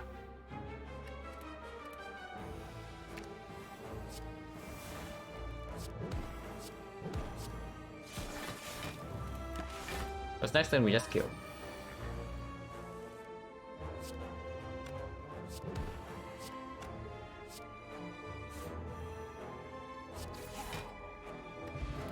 I thought it was okay. Now, these are certainly cards. These are certainly cards, I can tell you. Opening Eye Plus, we don't actually have any weakness in our deck yet. But there's also a freaking sick right next to it. Raspberry Plus is tempting too, but it's definitely not over the other two. It's just taken sick, right? Yeah, go for the I Plus is cool and all, but if we see blind in the shop, if we see blind like here, suddenly it's not as good anymore. And if we see Echo Form for our apparition, also we don't need that. And we do have artifact strip, so even in the hard fight it can play. So I guess it's good. But it's still the sick. And yeah, fire is the empty node, so we go here. This guy we cannot actually do the thing. Magnetism is probably slightly stronger than transmute in case we see apparition turn 1. And then we apparition for 3 turns, and for 3 other turns this can help us. We'll change 60%.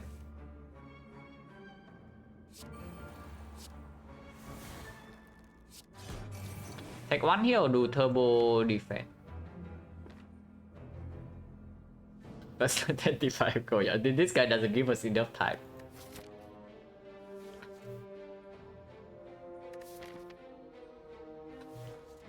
And honestly, no reason to take 1, right? With 5 focus and a big dark orb coming soon.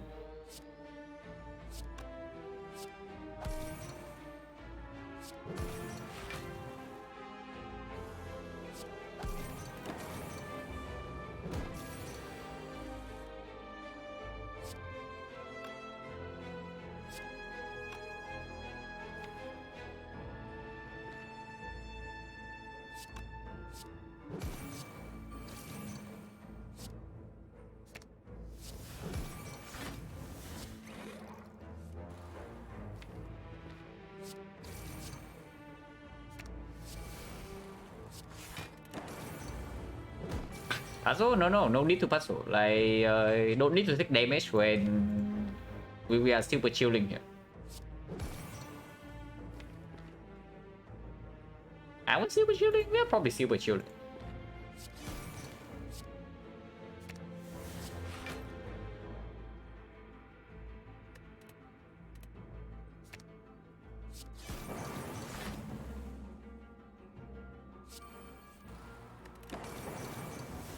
Apparition guarantee this turn.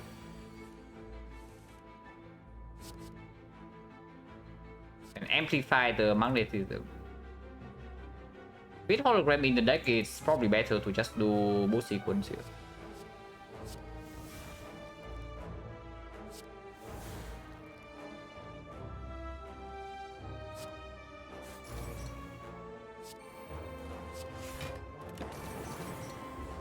Because the void is still in the redraw. So better be a little bit careful.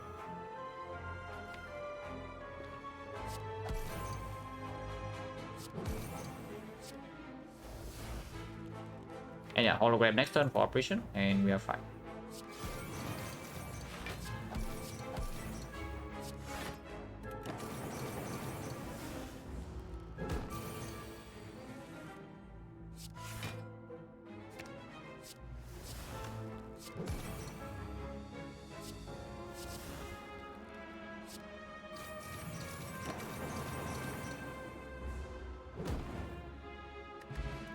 Wow.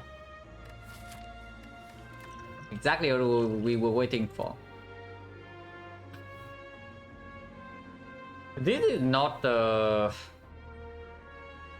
actual op slot, but it's something. With the loop is really bad, but with 5 focus it does get a little bit better.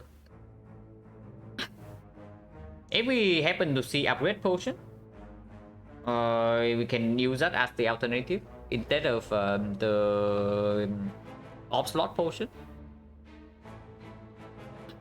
Second hologram is good. Loop miner is just not good enough, right? This is still good enough, but loop miner is not good enough.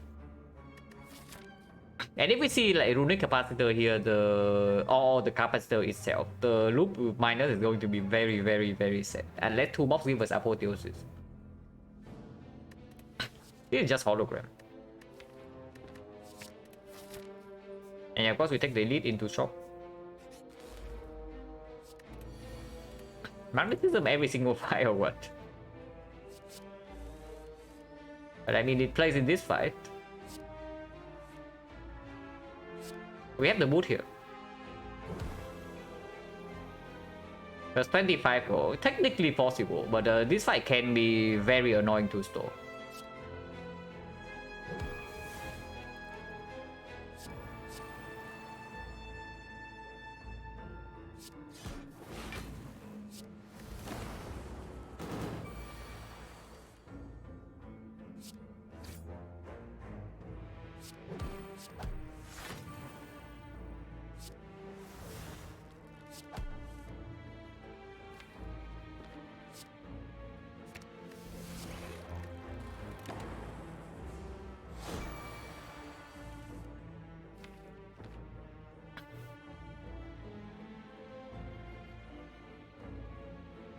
Like the loop, yeah, the loop can perform. Loop alone is not enough though, which is my main reason. If like we only need one loop and we are fine, then sure. But the loop alone is not enough. And it just makes us, I mean, it doesn't make us worse in these fights, but it's going to make us worse in maybe here. I mean, not really. We have 5 focus, so it's like slightly negative, but not much. It gives the burst 8 attack, 8 damage, then it blocks us for like 7. So very slightly negative, but not too bad.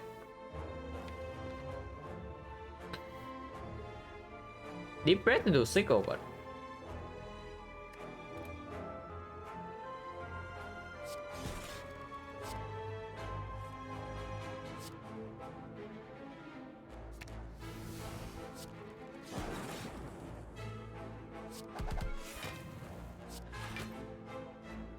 I do not actually want to waste the bottle, yeah. Because anytime this happens, we need to be freaking ready.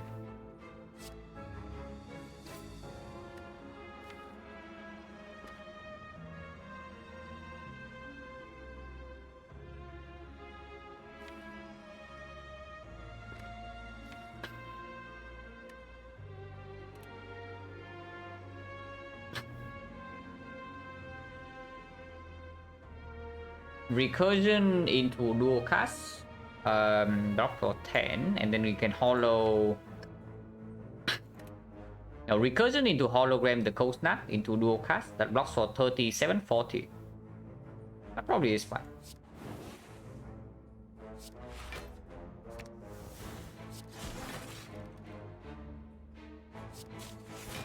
Yeah, blocks for 40 and this full block.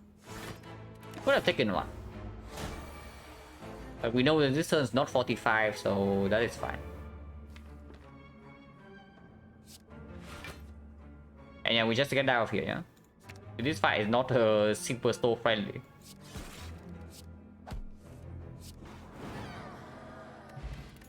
Only thought though. Hissing plus versus skim. At the moment, Hissing Plus is only 2 cards, and 1 card in the fight is where we don't play this. Skim is Skim on 5 energy. This is quite strong. This is actually quite strong. If we actually buy like capacitor here, any capacitor we buy, any echo form we buy, and Hissing actually draws a decent amount. But it is up against a Skim.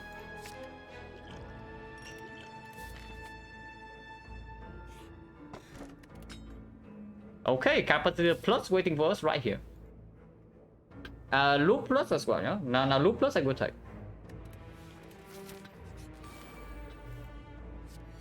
Okay, we need to not get curse here first. Now technically curse is 9 gold. Technically the curse is 9 gold, so how bad is it really? And yeah, this fight I'm not too interested in stalling this fight.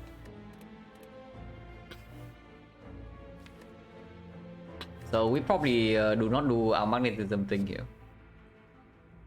And just blind instead.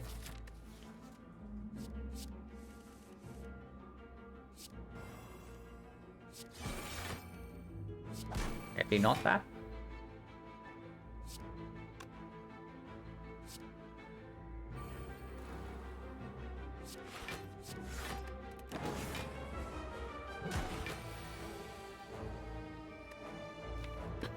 If we do this and he debuffs, he lands the debuff next turn is quite bad.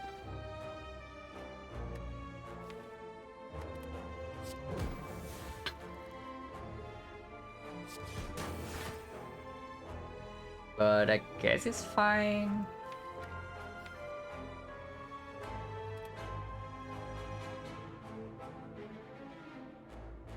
Follow the... I guess we can lose some HP. Hologram defend and take 2 to guarantee bias cock and apparition draw next turn is okay.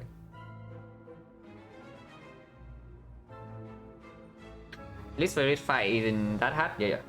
It's just annoying. But I mean, Act 3 encounters are not exactly like, super exciting either. So this guy does stand out.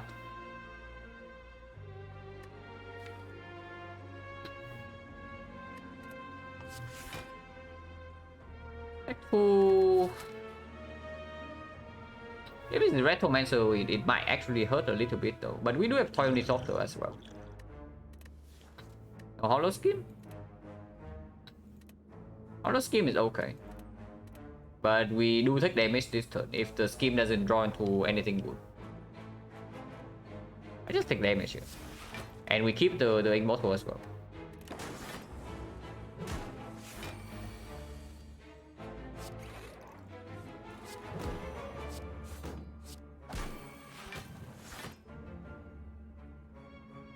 He's exhaust, so can just do that.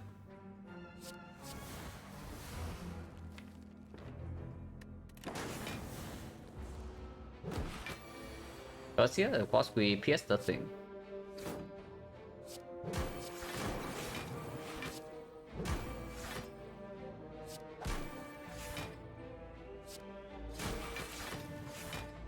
Yeah, Dark is in fun already.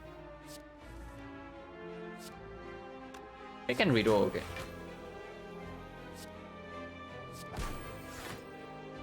Yeah, we can leave this.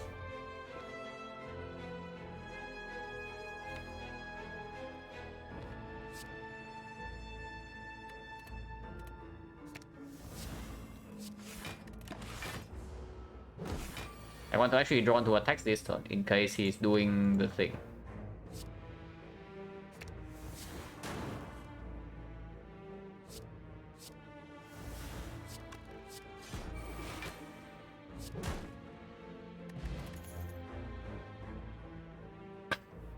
Another compound. There's freaking Force Field Plus. So if we pick his Sync Plus, this could be quite decent right now. Another compound on 5 energy is like okay, yeah? And we do have Fan Shuriken. Not too many. Okay, Capacitor Plus. Not quite. Close enough, but not quite. Also Runic Capacitor as well, yeah, for us.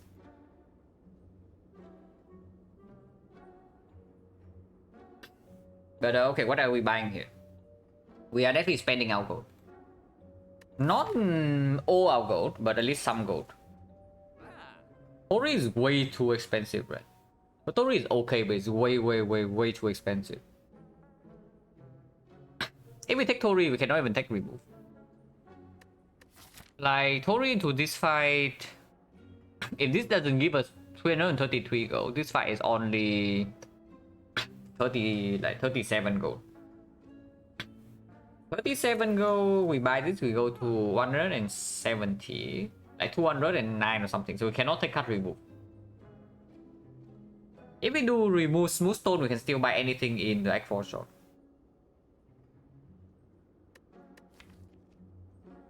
I don't know, this thing, like if we cannot block Giant Head, yeah, it's really weird against the... against the Time Eater and the Donut. Like this guy, maybe we can do something with Shuriken, but Time Eater fight is going to be super weird. And yeah, there's no pellets, so no artifact here either. Only it's only against the heart. This thing actually doesn't perform in actually bosses, and it's way too expensive. This is way better. If I buy Smooth Stone, I can definitely see removing strike over defense.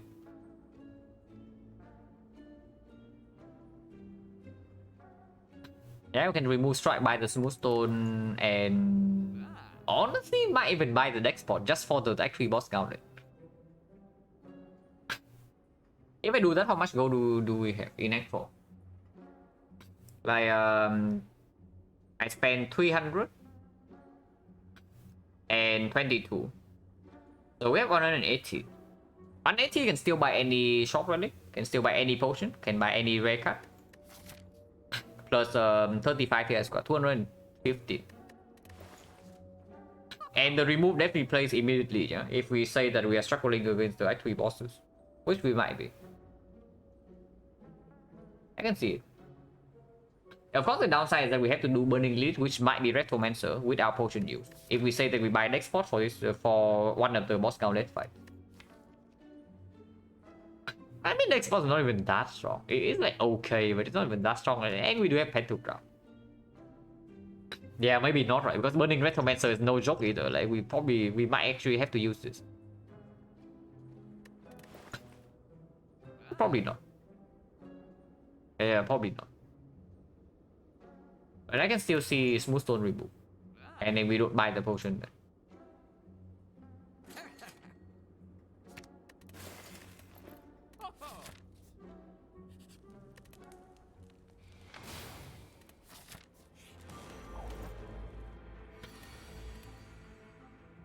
Last time we did not actually do super well against this guy, yeah? With our modifier, and he comes with max HP now. But blind does help a little bit. And then we have like a little bit of power here. Still willing to use this potion in this fight. The duplication motion is currently being saved for Act 4. In case we see something decent in the shop. Like Chrono Souvenir, we can do something like call search into looping bioscope for 10 focus.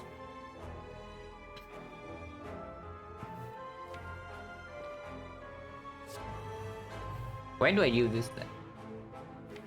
Not before I draw, right? So beam cell compound first and then we see.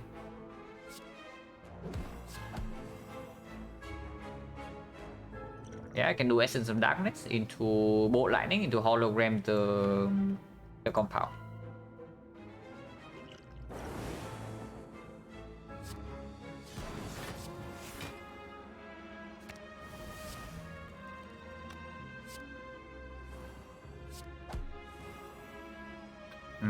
Did not draw into the bias. Did not draw into the 6. And we draw into one aberration, which is quite annoying. So Call Search cannot be played now. Because it gets eaten by this. Decent damage turn 1 though, but not that good. Take a hologram.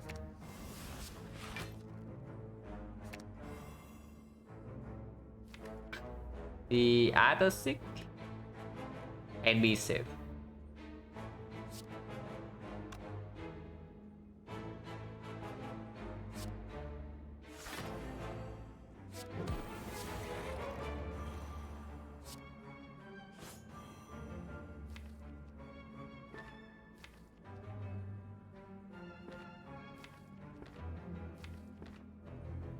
Maybe not.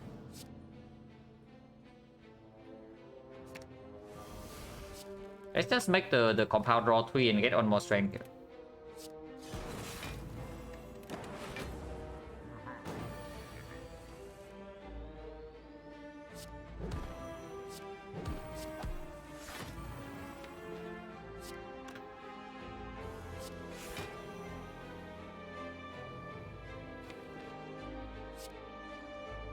We do have Pentagram, so we can lose some HP here and still be okay. He's exhaust anyway, yeah, so we can play to get a slow stack. I do not want to play Scheme now.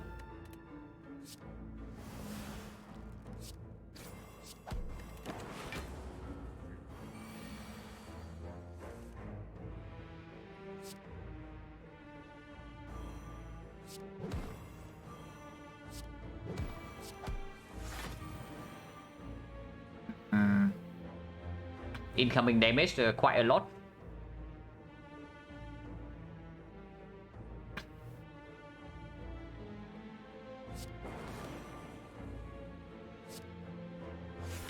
Like 23. But we do have the Ornithopter.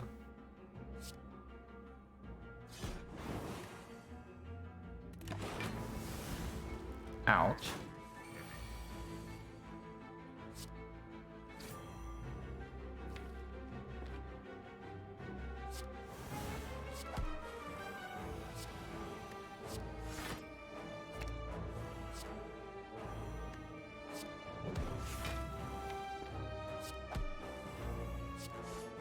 We have a big turn here, yeah? So let's try to do something.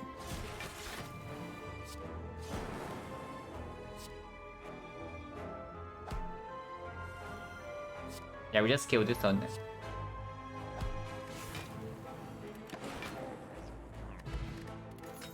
Akabeko doesn't help. Regen potion is full heal though. This definitely does not help.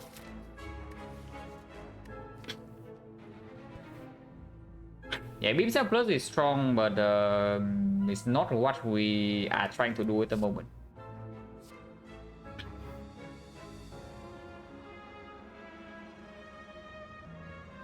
Recur Duck? No. I can kill this turn. And I want Compound to draw 3.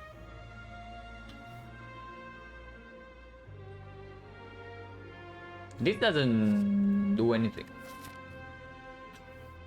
So question mark right here, double walkers we probably cannot even take.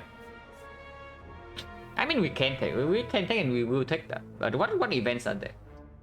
Sensory Stone we cannot take 3, yeah, so we can only take 2. We saw Mind Bloom already, we saw Madness already, and we saw what did we see?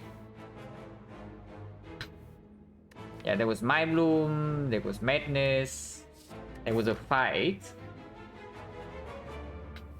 and there was a chest, right?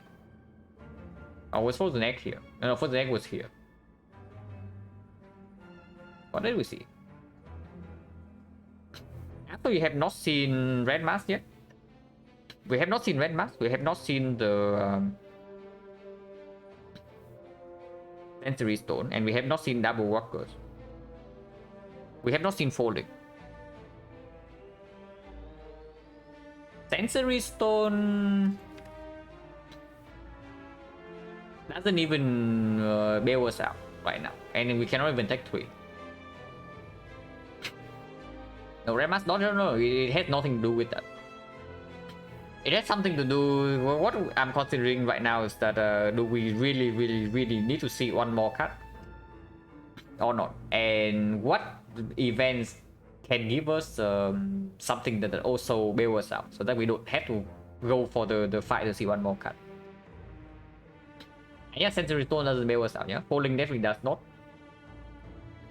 The Red Mask completely worthless. Golden Idol is 333 gold, very strong, but it doesn't help us in the boss gauntlet. And right now I am scared of dying to the boss gauntlet. And yeah, we just go to the fight, yeah, with the Frozen Egg. And we do have healing with this, so the fight doesn't kill us instantly. Yeah, come back to the Order Loop or Echo Form.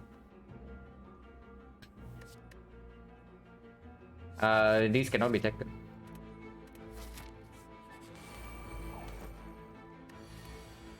Dramatic Entrance, Akabeko, Magnetism for 25 gold. This fight probably also cannot be stored that well, so probably not. And 25 gold in this fight is even more difficult because they keep responding. It's probably just entrance then.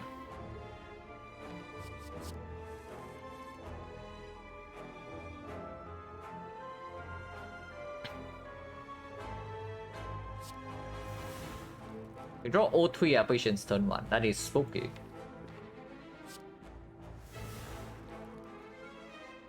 Regen potion is just in case this fight is Robin's potion, I should just use it here. That's the bad. Yeah, the bad.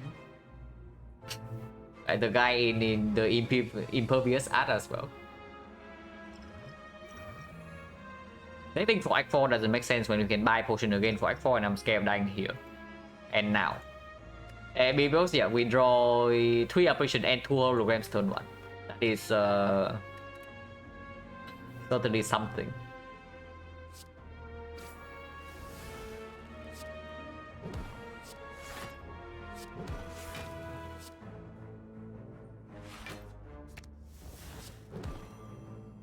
I can play this as well with hologram gone already.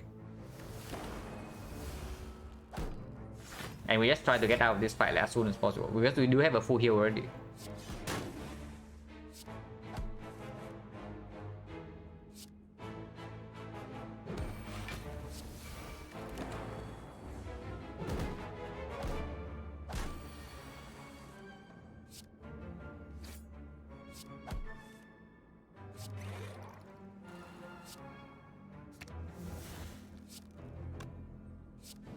And you don't need to wait for the regen. Because of pantograph. That is not quite the loop or the capacitor, but it helps. Second FTL is nice and all, but it cannot compete with this because we still do not actually have frost off beyond the single cold snap.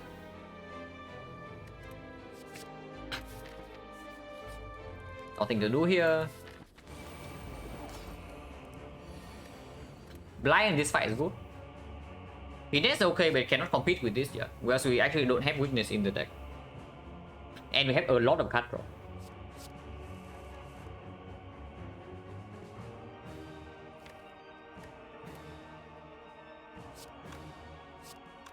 Do this first.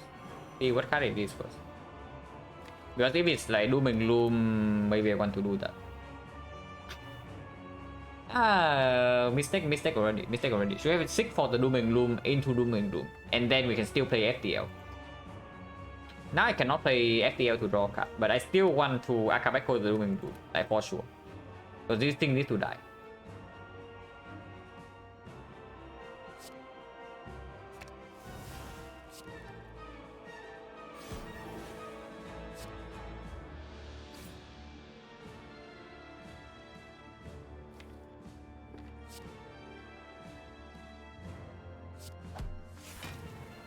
Double apparition, yeah.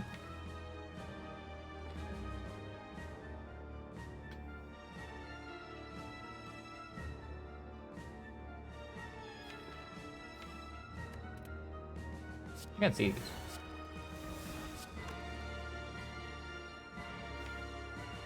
Pick for call search.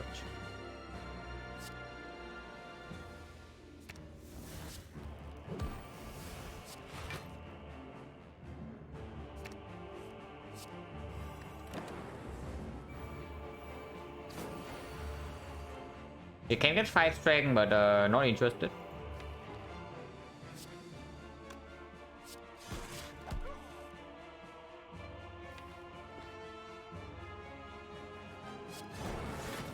And yeah, but in the meantime, we're scaling with like Shuriken. Next turn is the multi-hit, so I guess Apparition can be played.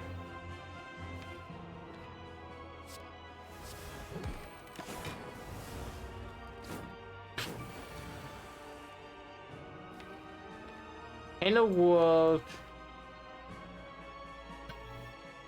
It's not terrible in this fight, but with blind already, we don't actually need to hunt for go for the eyes, yeah. Maybe it's not good.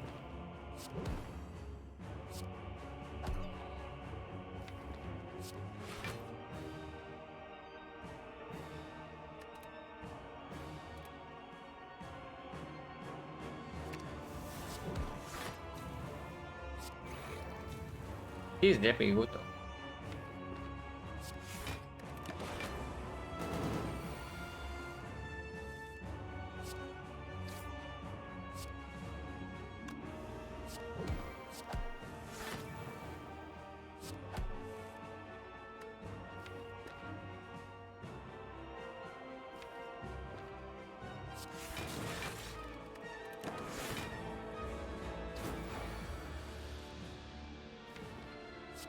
Now this happens next turn and it can hurt, but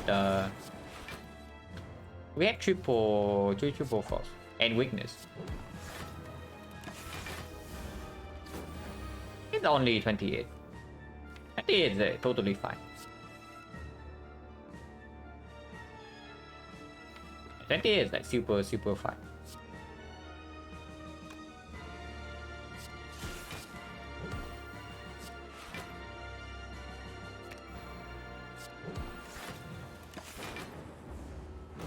We outscale this guy with Shuriken.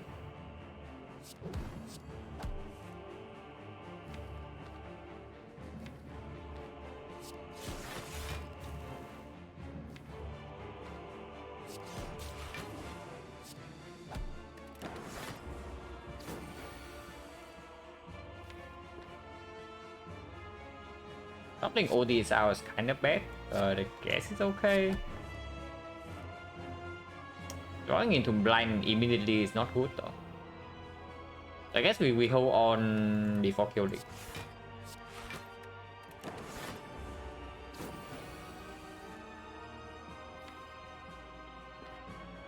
Have to kill this turn though. But probably okay with turbo hologram glacier coming up, and compound still draws 3. Do not want to rebound anything, yeah. But now I can play Halo.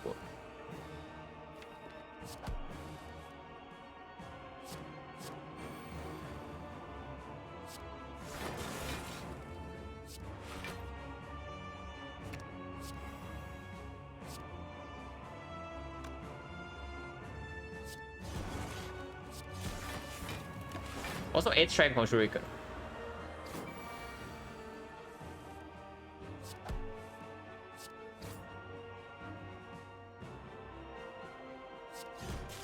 Even if we draw to void here is fine. And rebounded the blind.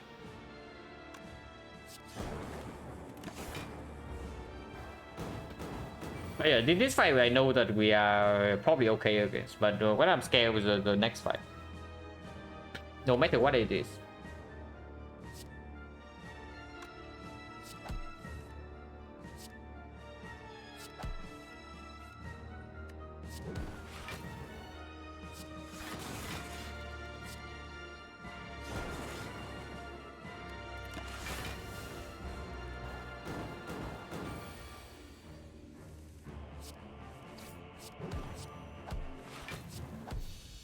Wait, did not set it up. That was pretty bad.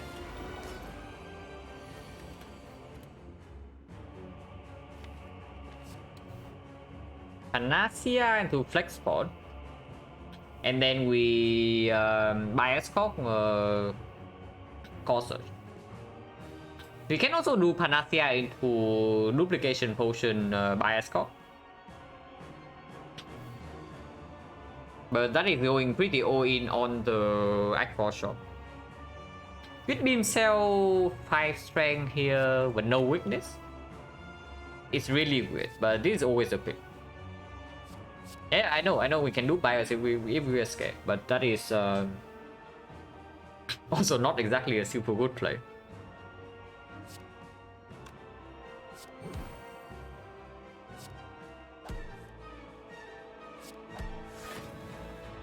Okay, did not draw into the good things. We hold on to with the core search, yeah. But I can do Panacea operation right now and see.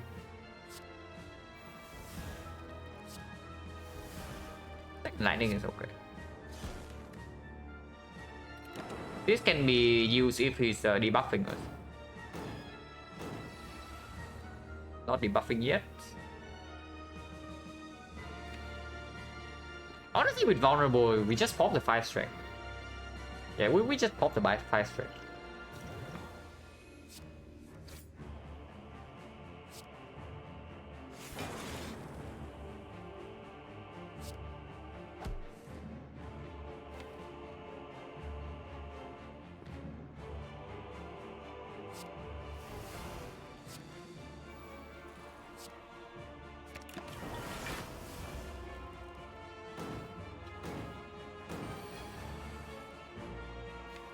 Debuff is here, but we know that next turn we are fine.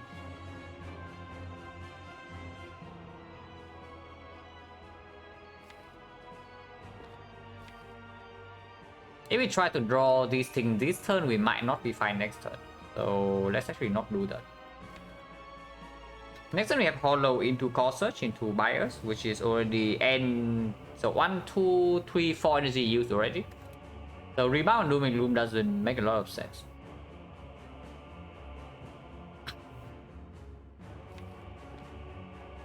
So we just do Doom and Gloom, Rebound, and turn that, and not swooping you.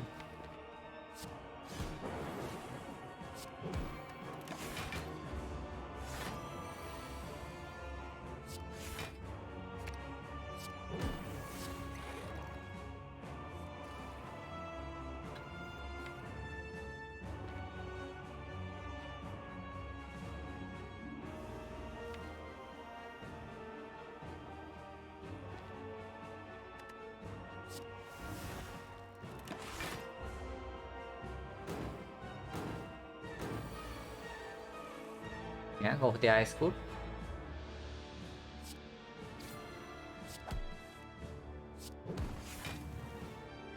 And we do have 5 strength here, so 24. Need to actually take damage yet, but taking damage is okay too. This thing is going to what? 36?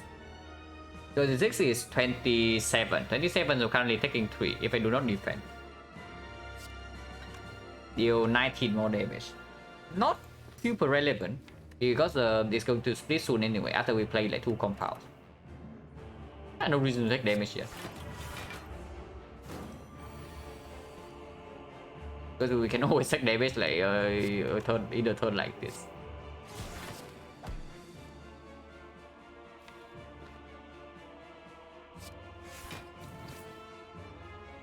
I'm still not taking damage.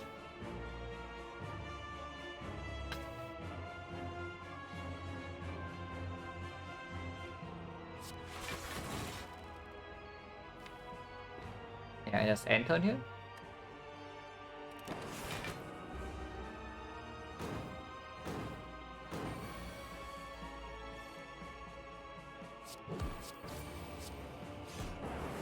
Yes, we can stack. And Dark Orb will play for second half.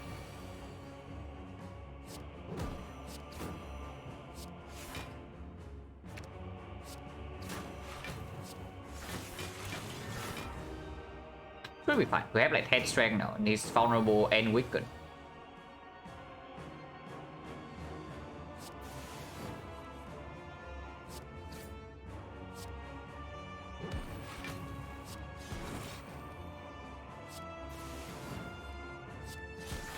We are super fine. Was I too scared then to use this flex bot? Yo, this fight seems a lot smoother than I thought. Even without the 5 strength, we probably have to only deal with like maybe +4 from this. +4 strength from this, we are still blocking completely fine. Yeah, even if this guy has like 4 more strength. So maybe this was wasted. But I actually did not think that we are this good in this fight. Shuriken strong, I guess.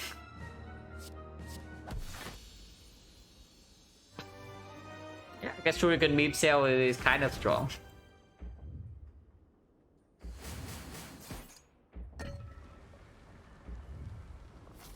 Nothing to do in the fire. Blue plus. Okay, definitely things to do here. Okay, that's really good, yeah. But I take a short salad break, and also I need to my cat also is demanding food. So I take a short break, and then we are back in like 5 minutes, and we talk about this job. But they are very good things here.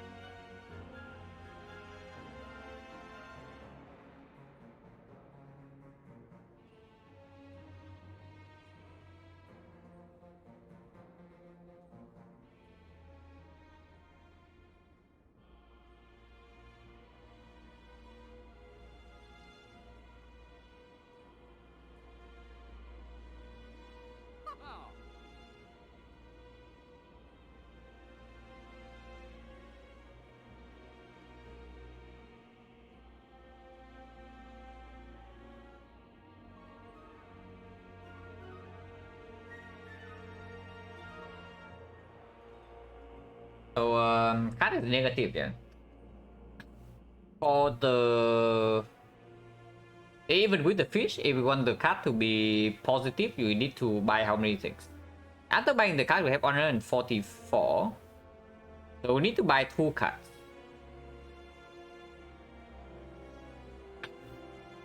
This is definitely bought. This is also definitely bought. That is already 160. Then we just take card remove and we get out of here, right? Anasia is like cute, but with apparition for the first cycle already, that we can actually duplicate. I'm totally willing to duplicate the apparition. Panacea to dupe bias. Yeah, Panacea is only for dupe bias, but I'm probably duping apparition in the hard fight. Just to make sure that first cycle we don't die. And then we get 8 op slots in play with 5 focus. And that should be sufficient. We don't need more than that. The thing about the good thing about Panacea is that it does let us block vulnerable. So we might not actually have to duplicate something to survive first cycle. You realize that this thing for looping bias clock does not actually work in the hard fight, yeah? Because you need to draw both artifact after turn 1 and still before the bias clock, and we only have 2 holograms in the deck. It's not like we have like a billion holograms, you only have 2 of them. So it's not easy to line up. Of course, the god draw that we draw into like bias one with Colossus and Panacea, and then we just go right away is possible with the puzzle and the mega prep, but not very likely. And we can also just get a freaking Panacea for free from the toolbox anyway. And yeah, instead we can just remove a garbage card. Like the strike right here is still completely worthless. Defense is still good, yeah, before we get the loop down. And this is way stronger than this. And we just take card remove and then leave this shop. There's no need for this. There's no need for this. We don't have potion slots, and this is stronger than focus potion. Strike or defense? Defense for blocking bit of death before loop, but strike is blocking shuriken in the spear and shield fight when we are intangible. And we still need to be intangible in the spear and shield fight, at least the first few turns. Maybe strike is stronger than defense then. We actually do stack shuriken like fairly quickly, and we have vulnerable from beam cell. Our main damage in the hard fight is mostly going to be physical. Our damage in the hard fight is actually just going to be playing like compound rivals with beam cell vulnerable and shuriken. Because we want to maybe hologram the glacier, set up a frostful, and then we just let the frost sit there. And play these sometimes, but most of the off we want to put would be frost.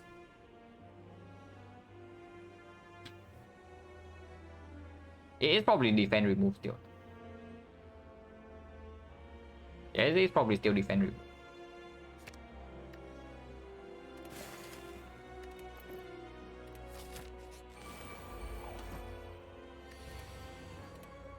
Bad pattern?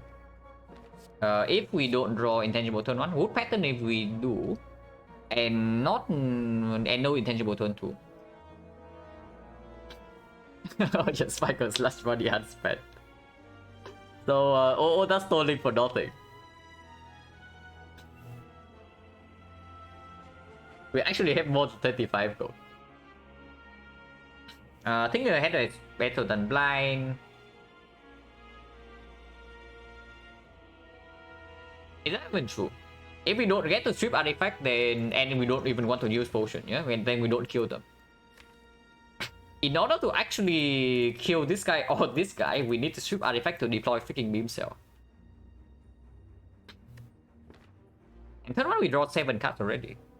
Turn 2, if we take damage, turn 1 we also draw cards. The good thing about thinking ahead is that it does allow us to put arbitration on top. And make sure that we never die next turn. But thinking about the longer stay of this fight, that I actually do not want to use a single potion here. Blind is better. Yeah, blind is just better. And definitely start with turbo. Coulter is here, but it gets eaten by this. Glacier. Okay, blind can go here. Yeah.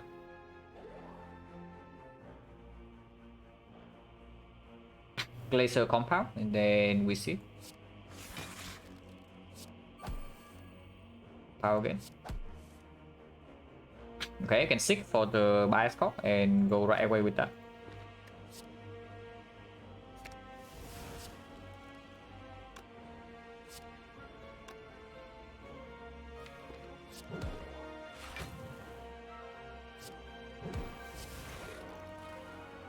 This one was 26, currently taking 5 damage, and that's not a huge problem.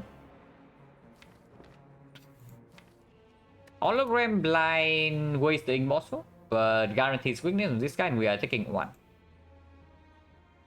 Don't technically need weak. No, we are not guaranteed intangible yet. So I don't know about I don't really need weak next turn. But I can see actually hologramming the beam cell instead and go aggressive. Also draw, yeah, we have lots of draws, but there's no guarantee intangible. I know we had 3 of them. But if there's no beam cell in here, I should just hologram the blind. But there's a beam cell, and I want vulnerable on this.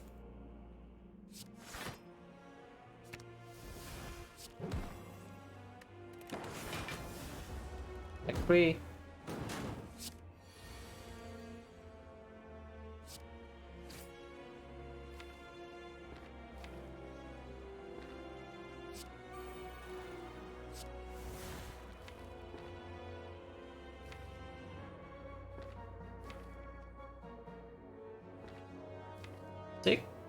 Can be left in the deck.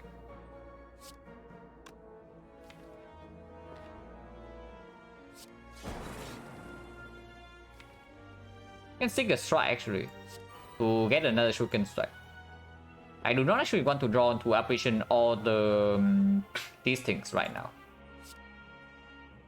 And yeah, this is a strike that we did not remove. It's here giving us 1 strength.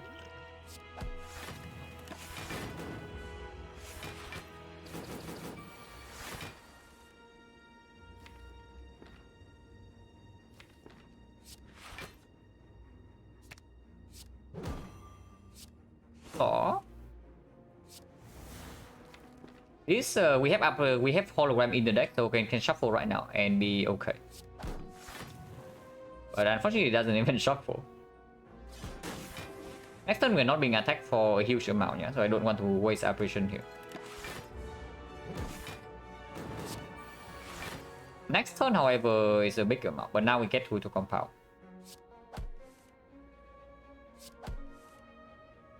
Second is like doing it.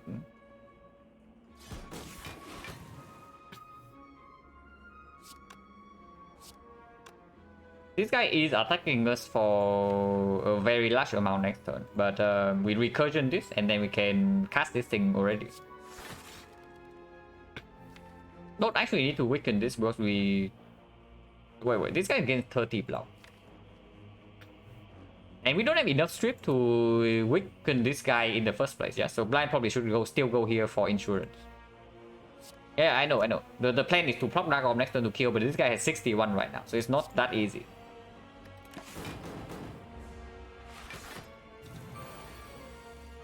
Oh, I guess we get the beam cell anyway. Never mind that.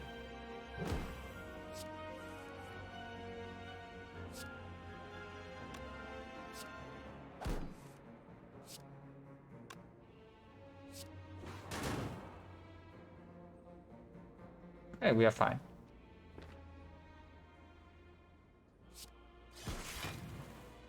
Is full block, and then next turn is a big hit, but we do have FTL into hologram into operation, so no problem.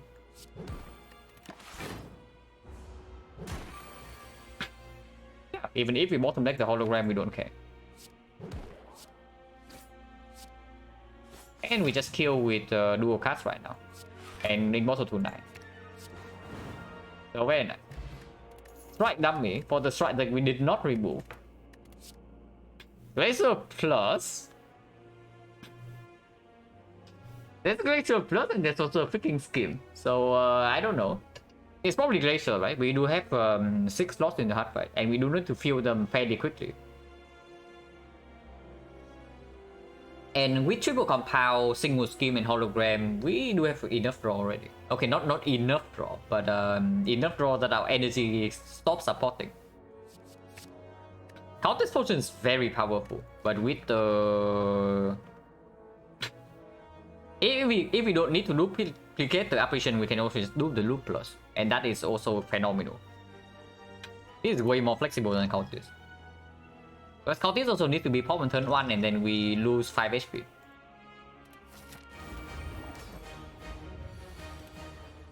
Violence, Purity, Panic Button. Panic Button is quite nice. Panic Buttons can be hologram later. Violence... Not exactly good, right? I don't want to draw compound turn 1 before the bias call. I don't want to draw... Yeah, I don't want to draw Colossus turn 1 before bias call. I don't want to draw compound before we have all set up. This is way better. Ah, 2-6 turn 1. 2-6 turn 1 means that we do get to complete our setup. But still need to be careful. Like if we try to stick for 2 powers here, yeah? For the loop target, currently the loop if possible, but I'm going to loop operation. The thing is that next time we have no guarantee block yet, so seeking for both powers right now is very dangerous. To seek loop? No, I'm not even seeking for the loop right now. I'm seeking for the bias cock, and then the second seek is for the glacier. I'm not even seeking for the loop at the moment.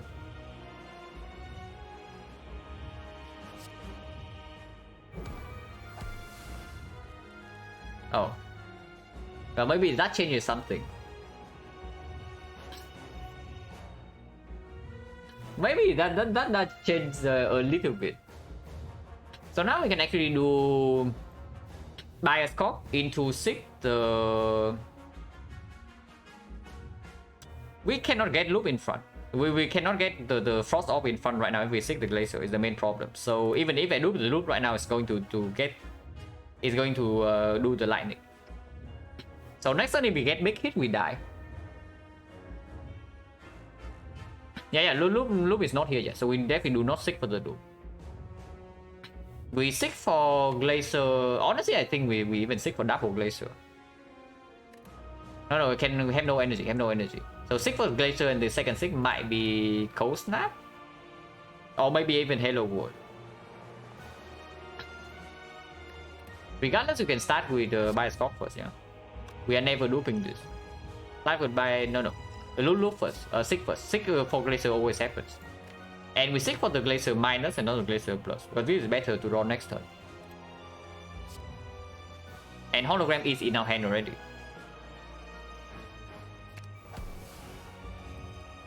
So play this. No, play this first. Play this.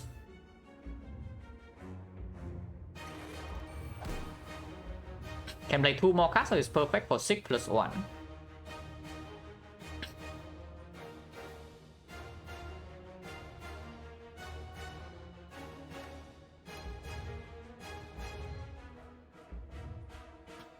Take operation to do it this turn.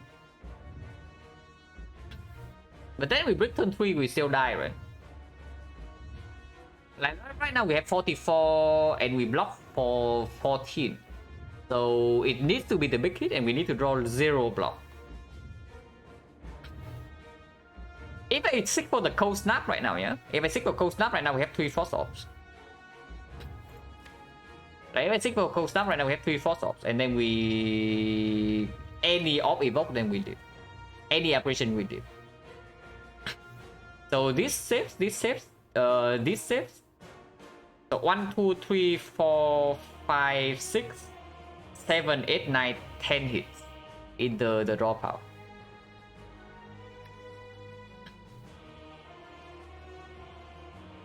And hit doesn't mean that we will hit. I don't realize that. But it's very, very likely. And that is already assuming we lose 50-50, yeah? That is the big hit first.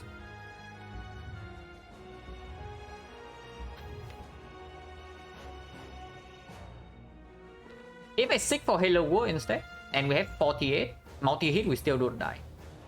And big hit, it can give Go for the Eyes, it can give Hologram to pull the panic button back. It can give Frost Orb. And it also retains one of the good draws in the draw pile, that is the Cold Snap. Yeah, I can actually see seeking for this card right now. We are playing this.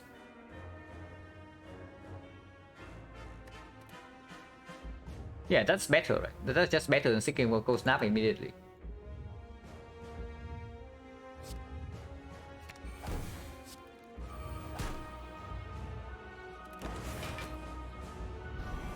Before I see what happens, I do not pop any potion. And yeah, big hit first, but hologram right here.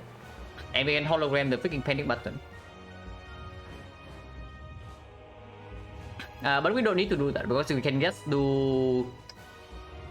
No, we don't have enough energy because we also draw the void. So we cannot do like Hollow Glacier. Yeah, we can actually not do like Hollow Glacier into Double Glacier. But with Panic Button, I think I want to open the off slots right now. Yeah, because next turn we need to lock 45, and if we only had 3 frost, it's already -7. And we are getting back Panic Button, yeah. Yeah, we are.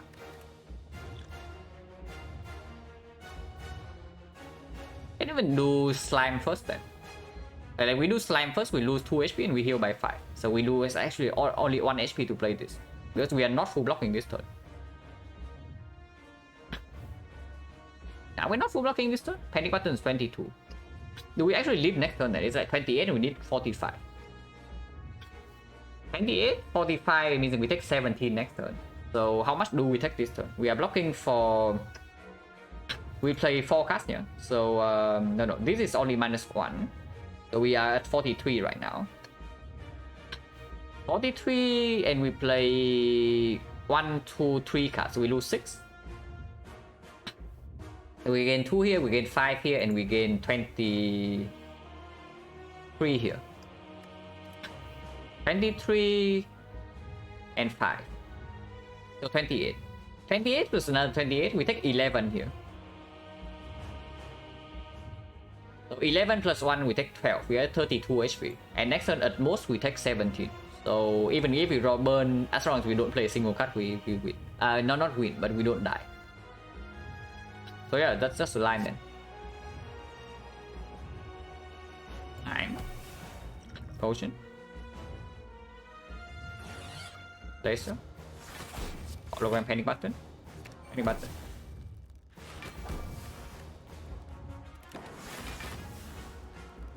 This way we also get to keep Immortal. That's definitely something I can tell you. But we bottom deck like all 3 operations here, but even then we still do not die here. But that is certainly something. Hologram Glacier, yeah, because Glacier is still blocking for 10 and it gives 1 frost immediately.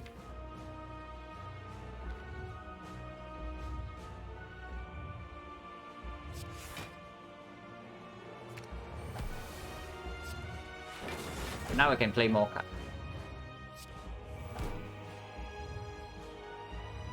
Now this exhaust, so I guess we play that.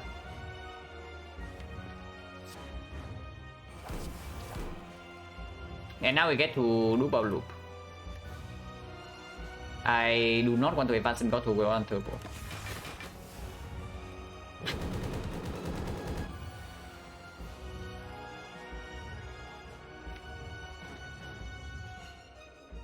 This is exhausting again, which is sucking a little bit. We bottom deck the loop as well.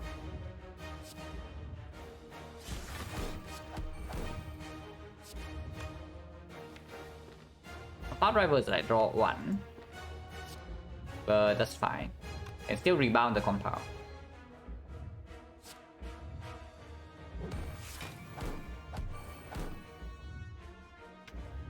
I actually bottom deck O3 apparition and the loop. So that is totally something, yeah. We of course we can play 1 card. But that means the next turn can be a little bit spooky though, because if it's 60 hit, we might be in trouble.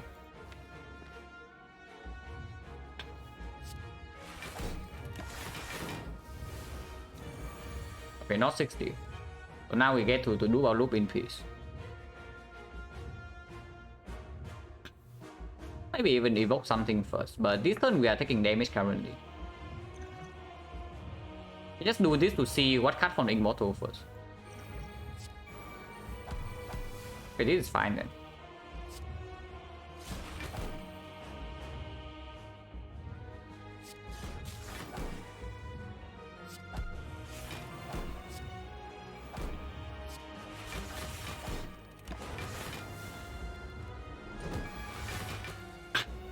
And then we now we get to deal damage, and the stack also blocks a lot.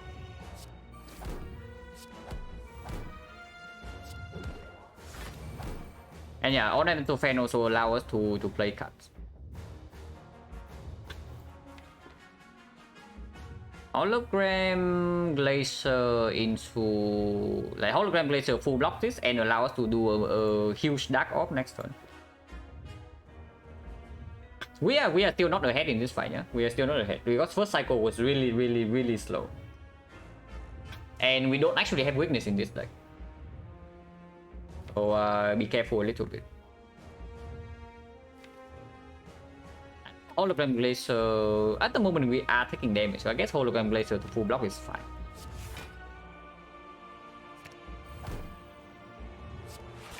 Unfortunately, we also draw into this thing.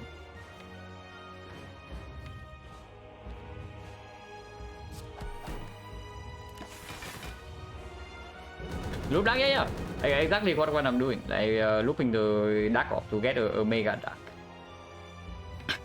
But now we evoke it immediately, yeah, because we want the Frost to come back. Apparition is here next turn, but if we need it, we use it. If we don't need it, then Hologram is still ready.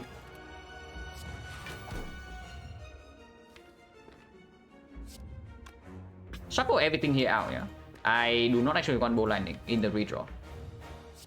Actually, it means that we don't get Apparition next turn. But how much are we being attacked for? It's like 90 potentially. 90, but we have 4 stacks of loops, so that's 28 free block, and then another Frost. So that's already 63. 63 with these cards, we are fine, Just shuffle these out.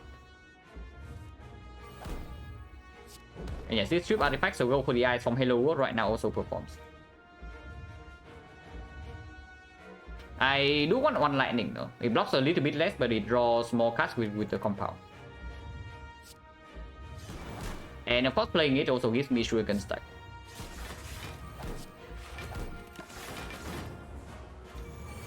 Six times 15. But we can hologram the we can hologram the apparition if we even need to. Because if we can block this cycle with our apparition, we should be somewhat okay. And we know that this is always in our back pocket, yeah, so we can do the other things first.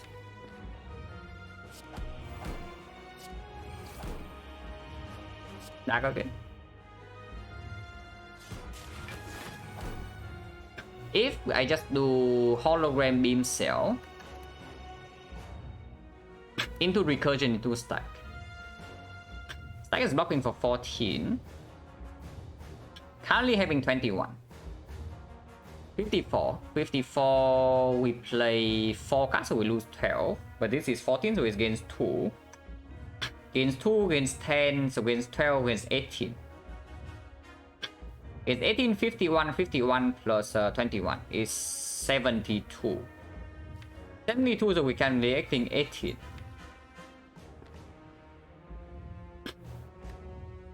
I think Beam Cell in play. Actually, it's quite important. And using Apparition this turn, yeah, BF3 it's annoying, but using Apparition this turn, this just dies next cycle, right? Because our damage is also not here yet. When it comes to 8 times 15, we cannot block. So I think we actually have to take this hit. I think we actually have to take this hit. And we know that we don't even die, yeah? We go to 13.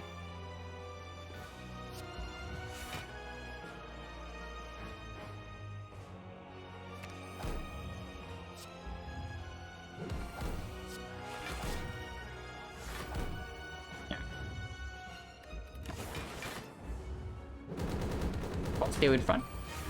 Hopefully eye is here, which is very good.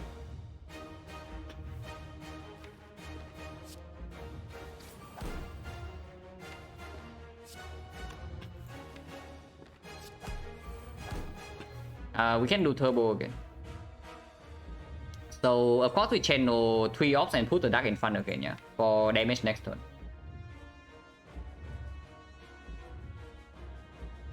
And lightning before frost or frost before lightning.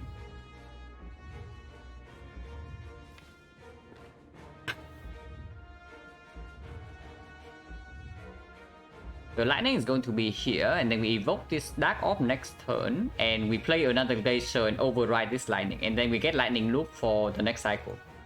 So lightning goes first.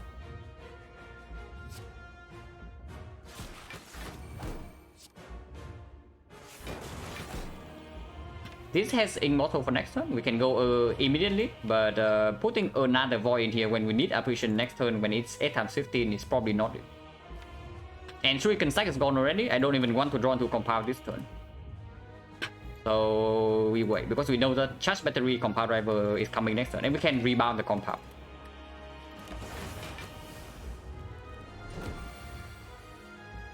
Recursion on this 70 damage Dark Orb.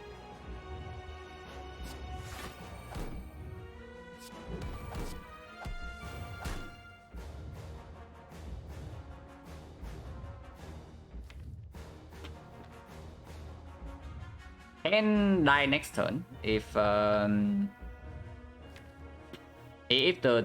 draw doesn't line up, and if we miss the 50-50.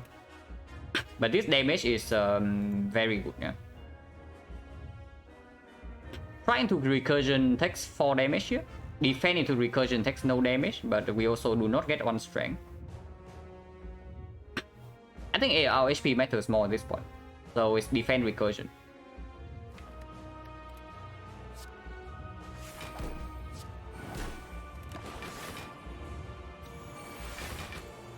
Did not win 50-50, so now we need to draw into apparition or go for the eyes, or we are dead.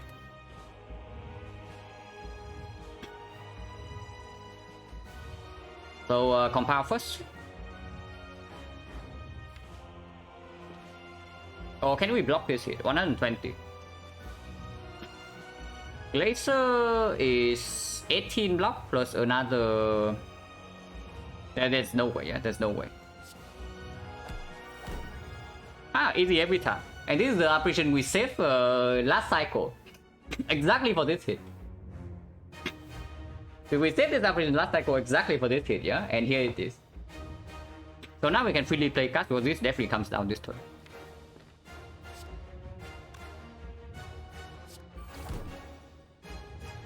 We cannot actually rotate this dark in front for the dual cast. But we can do bow lightning into dual cast this. Okay, play this first before I freaking forget.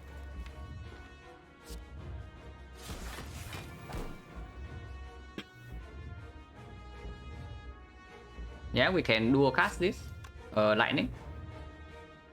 You can do this first. Team cells here, and then we glacier. Still have loop on this, yeah.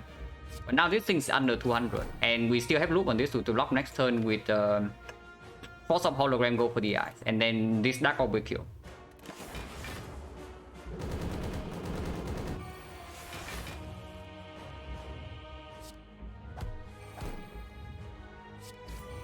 Yeah, no problem. We have killed this thing.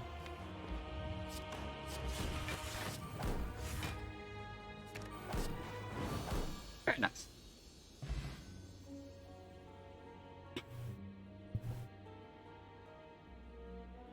So that was pretty good. Yeah, like imagine nothing Hello World right here.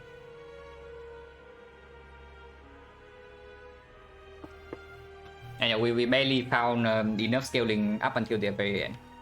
And that was an atrocious draw during the last fight, like absolutely insanely bad. But it was fine.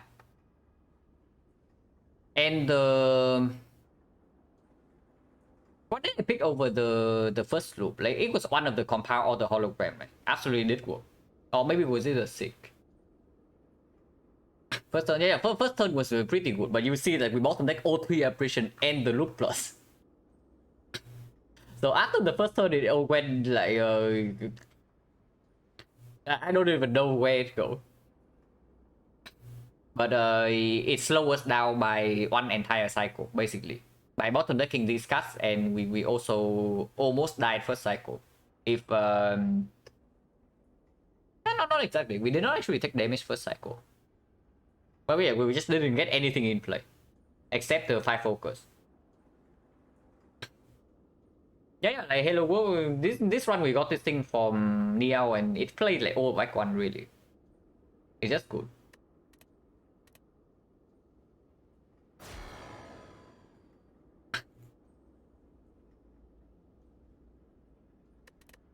Man, if I just winning and Silent just losing, maybe the game's telling me something, guys.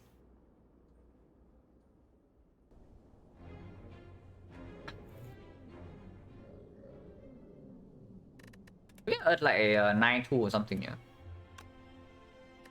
1-2, 2-1, 3-1, 4-1, 4-2, 5-2, 6-2, 7-2, 8-2, 9-2.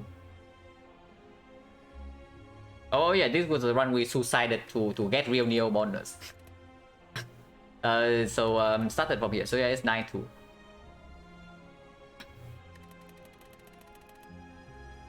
The game's definitely trying to tell me something. If Silent just gets completely garbage, and Defense gets garbage, but we get there, that's a big difference.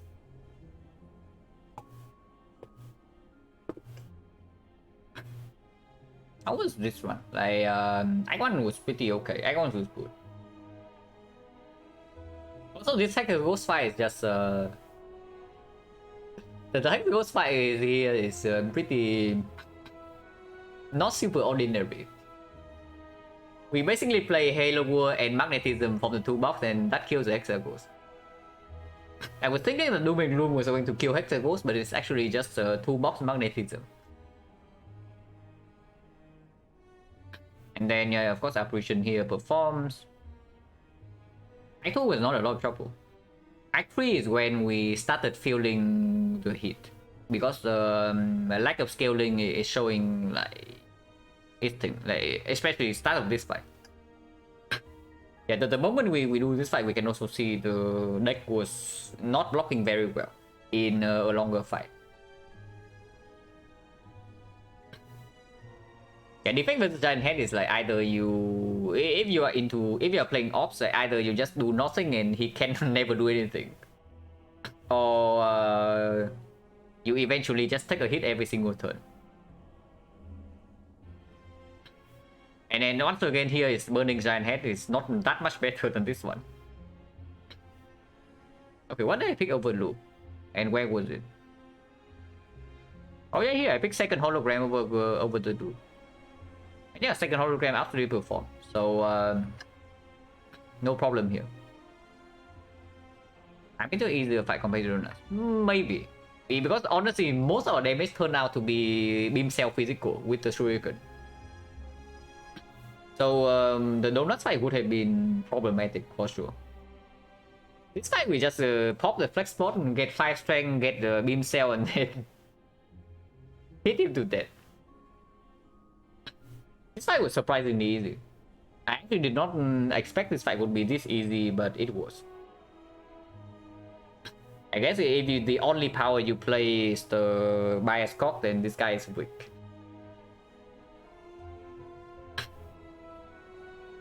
Speed and Shield fight was nice, and Health fight was nice. So basically just a solid run. This one's not like below the curve or anything. It's also not above the curve. It's like right on pace, and at the very end we find enough of scaling in the shop to beat the hard.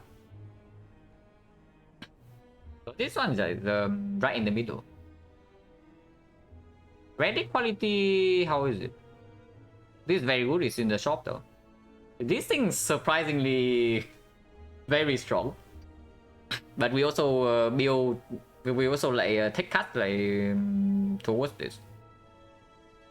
We take the FTL, take all the compound drivers, even remove defend over strike, even with the smooth stone. So it's okay. This thing's like whatever. And I make fish. In the end, 162, so not that bad. Immortals is good. Reaper's excellent. The boot is here. And the grab was good. Dreamcatcher is completely worthless. Shuriken was excellent. The Shuriken actually half of our damage in this run. Their prep cost insane, but we bought this. Fusion Hammer is okay, not the first choice, but not too bad. Mango was okay. Puzzle is good. Toy is good. Not needed, but it's okay. Frozen Egg was great. Just for the loot plus in this shop. They can let us take loop over Cultist for the heart. Yeah, but honestly, even without Shuriken, I would still take the loop pot. I was dome here would be complete trash because this deck doesn't overblock. If you don't overblock and you play a lot of cards per turn and you take the dome, you are going to regret it. Mostly. Without it, not enough damage? Is that even true? Because you also see like how many turns we have left. Even with that draw order that we are slow by one cycle, yeah. When we kill the big hit, we can still easily block. And the Dark Orb, we do not even need to evoke that turn.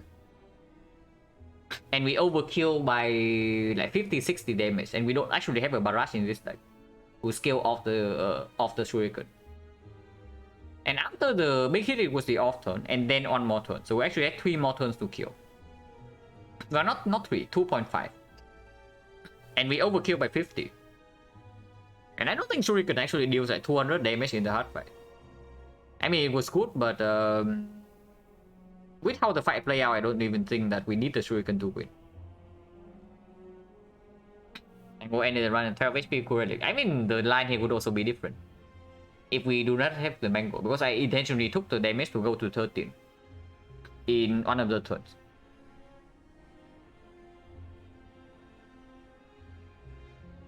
But I mean, if we... Oh, okay. If I did not take the line that took damage in the 6x15, we just die to 8x15. So I guess the mango did play. Yeah. That's it, the appreciation. It's true. So if the mango is not here, then we appreciate 6x15 and then we die to 8x15. So it's correct. Mango did carry us. And this was good. This we bought. This is whatever, and this is useless. Okay, not useless. It gave us 3 damage. So relic quality is like good but not super high. Card quality is like again good but not super high. So just an average run, which is nice. Winning average run is good. If you can win every single average run and easy runs, you probably already have like 60%. How much fish money? 162. By the time we get here, it's like 90 or something, which is very sad. But I guess we did see better cards from here. Yeah, we're pretty sad fish, but fish is okay to take. If we had seen Bloody Idol Act 2, the fish would have been good. But like much better. And also we skipped like a lot of cards. The card quality was low. It's okay. It's probably... Honestly, I still think this is better than mobile. Most of the time. But yeah, that's definitely it for me. So let's see if there's anybody streaming.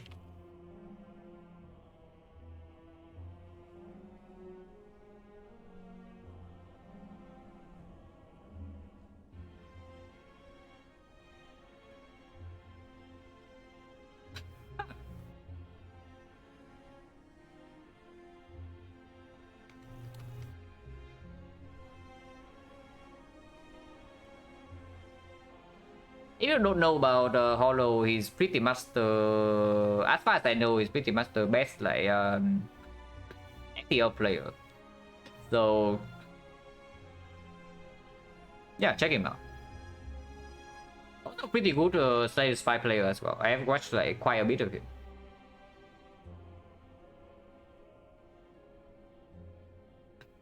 Good random talk about a silent one, yeah. But yeah, thanks for watching guys, and see you later.